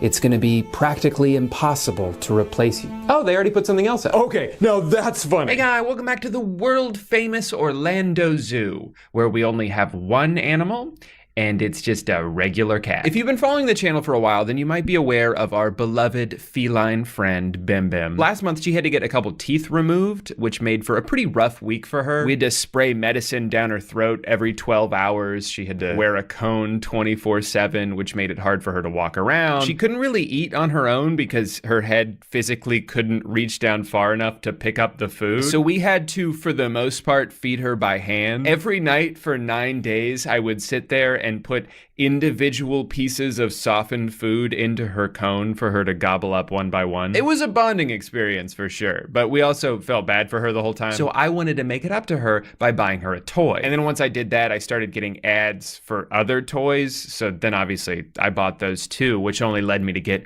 more ads and so on and so forth. Long story short, I have like 9 things to give her and I'm really excited to see her reaction. I think this was the first ad I got. It starts with this cat fighting for his life, trying to escape through a window. Oh, he's bored. No, I think he's trying to get the hell out of there. This cat toy will let your cat entertain itself and requires no interaction from you. Thank God. I hate interacting with the animal I'm supposed to take care of. If I could just hand her an iPad, I would, but that only works with toddlers. Your cat will instinctively try to catch it, and it will bounce back to where it was, Then your cat Okay, will but does this give them again, endless bring up fun and endless activity? fun. Oh, it does. Weirdly, though, I got another ad for the exact same product, but from a different company. And they were saying all the same things, but just more annoying because they were using that TikTok AI voice. You won't need to do anything. And the text formatting at the end is the same, but the websites are different? Hey, but this one has a 60-day guarantee. Guarantee of what? We guarantee that you will have this for 60 days. And if you thought there's no way a piece of junk like this could cost more than $40, you were right, actually, but just not by much. Another very similar ad, but for a different toy. Yeah, I don't know if bored is the right word to describe that clip. I think a better caption would have been, my cats were trying to kill each other, so I bought them something else to attack instead. It's got smart sensing technology, it moves on its own. Hubba hubba. I like how they say it avoids obstacles as they show it running into one. I think Bim Bim would maybe engage with this unless it's very loud, in which case she'll just stare at it from across the room without blinking. Okay, well, probably not a great sign that the first review I saw is 3 stars. Very loud. It's cool, cats like it. Can't say they play with it, but they follow it around wondering what it is. Honey, I got you that giant basketball hoop for your birthday, and you haven't touched it once. Yeah, I haven't touched it or played with it, but I've looked at it. What the hell is this thing? When I saw this pop up on Instagram, I was like, this is the greatest invention that's ever been made. I will pay infinite money for this. But nowhere in the comments was a link to buy it, which was confusing because I could see the box for it in the video. This is a product that someone purchased, but all the comments are just about how to make one yourself from scratch. I'm not gonna construct a pool table. Who do you think I am? Yeah, I have a large toolbox in my garage, but it's purely decorative. So I thought I was shit out of luck until another reel popped up a few days later, this one with a link right at the top. I got my cat a pool table. It is actually made for cats and it was way bigger than I expected. This is my hand for comparison. Okay, well that doesn't really help because I don't know how big your hand is. There's not a universal size for hands. You're supposed to put an object I'm familiar with next to your hand so I know how big your hand is and then put your hand on a pool table. Otherwise, I have no sense of scale. Next up, we've got actually the same guy from before with a cat-sized net, so they can experience the warmth and excitement of the outside world without any of the danger. This may just be the perfect product for Bim Bim. I know she wants to see the world. If she could do VR, I would hook it up for her in an instant. The only reason we don't let her freely roam outside is because if she did, she would immediately get killed. I live in Florida, all right? If she goes outside, an alligator will shoot her with a gun. So here's another toy called the Walloon Ball.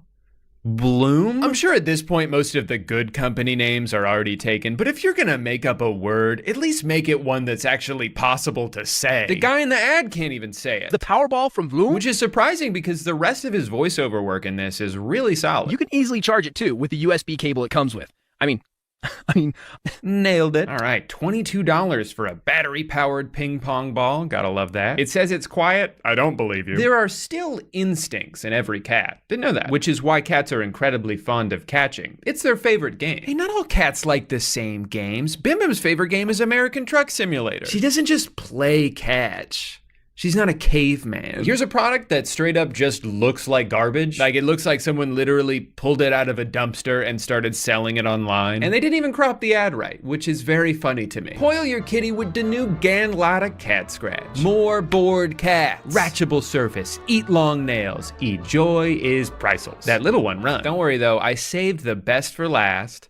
Or at least the AI-generated text in this ad is telling me it's the best. The new home. It is a tunnel inside. Scratch-resistant and non-sticky hair. Sit cozy on the top, comfortable to stay. Designed for their nature. I guess that's true. Their nature is to hide. Knowing Bim Bim though, she won't trust this thing enough to get inside of it. She won't think of it as a place to hide from danger. She'll think that it is the danger. Like I just have a feeling she's not gonna go anywhere near this, which is why I have to buy it to find out. Oh wait, it's usable in all season, right? Oh, okay, good.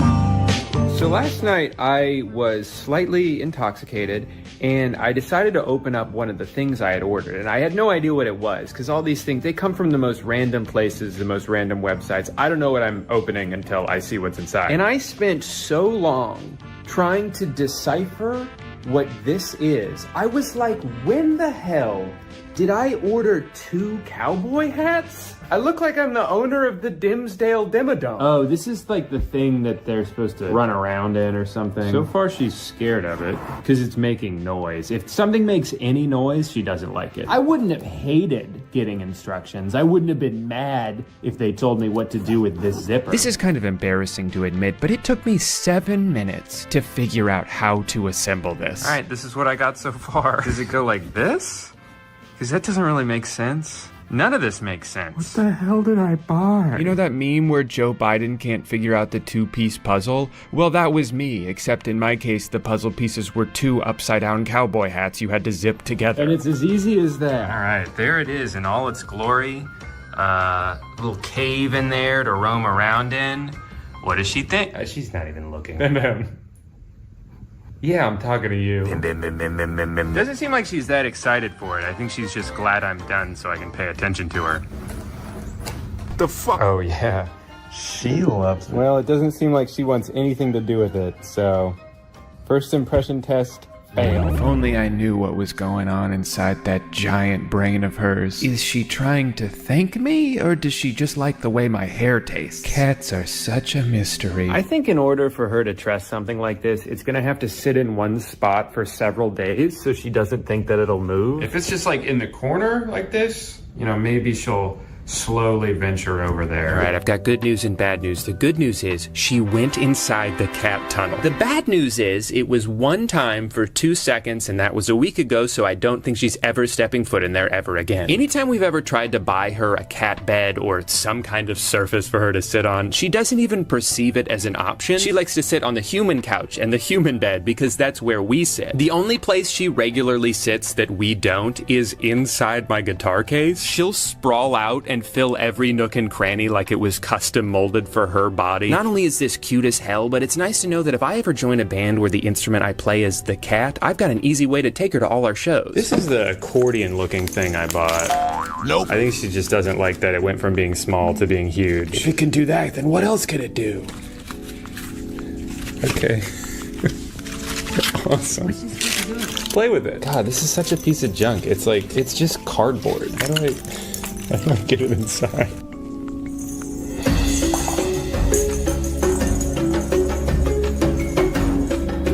Nice. Okay. Well, she loves the ball. I don't think she cares about the tube at all. She's also hungry. Yeah, she's also like, all right, will this get me food? Is there food inside here? It's 5:40 right now. We feed her at 6 o'clock every day, so she knows it's getting close. She can tell from the position of the sun, as you can hear in the background. Come here.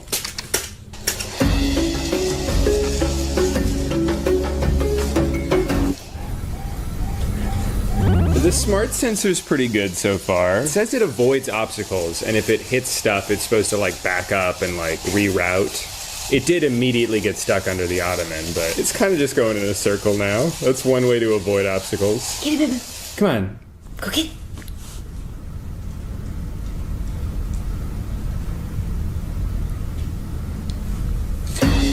She wants it to move because she wants to play with it, but she's also scared of it when it moves. We decided to give her a break from this because it's hard to tell if she's having fun or is just scared and overwhelmed. I mean, either way, she is scared, but is it the good kind of scary, you know, like riding a roller coaster? I want her to have fun, but not if it stresses her out too much. So this is called the Vitreska Meow Nooker cat toy set. She's eating right now. She's gonna be so excited. That's so cute. I actually do really like this. And we don't have a pool table ourselves, so we can play with this too. Wow, this looks awesome. This is my hand for scale. Man, they got my ass building something after I explicitly asked them not to. You wanna play with this? I know you like this. Nice shot. You wanna play with one of the balls? Nope. It took a lot of courage for you to come over here, and I commend you for that, Bim Bim. Oh, there's catnip in there, that's why. I thought she was just sniffing a box. I didn't realize. Caught you red-handed, Bim Bim. Okay, why don't I put the drugs on the table? This right here could be the biggest moment of his career. I did it. Okay, and she pulled it out. Wow, she likes the blue ball. All right, well, I have to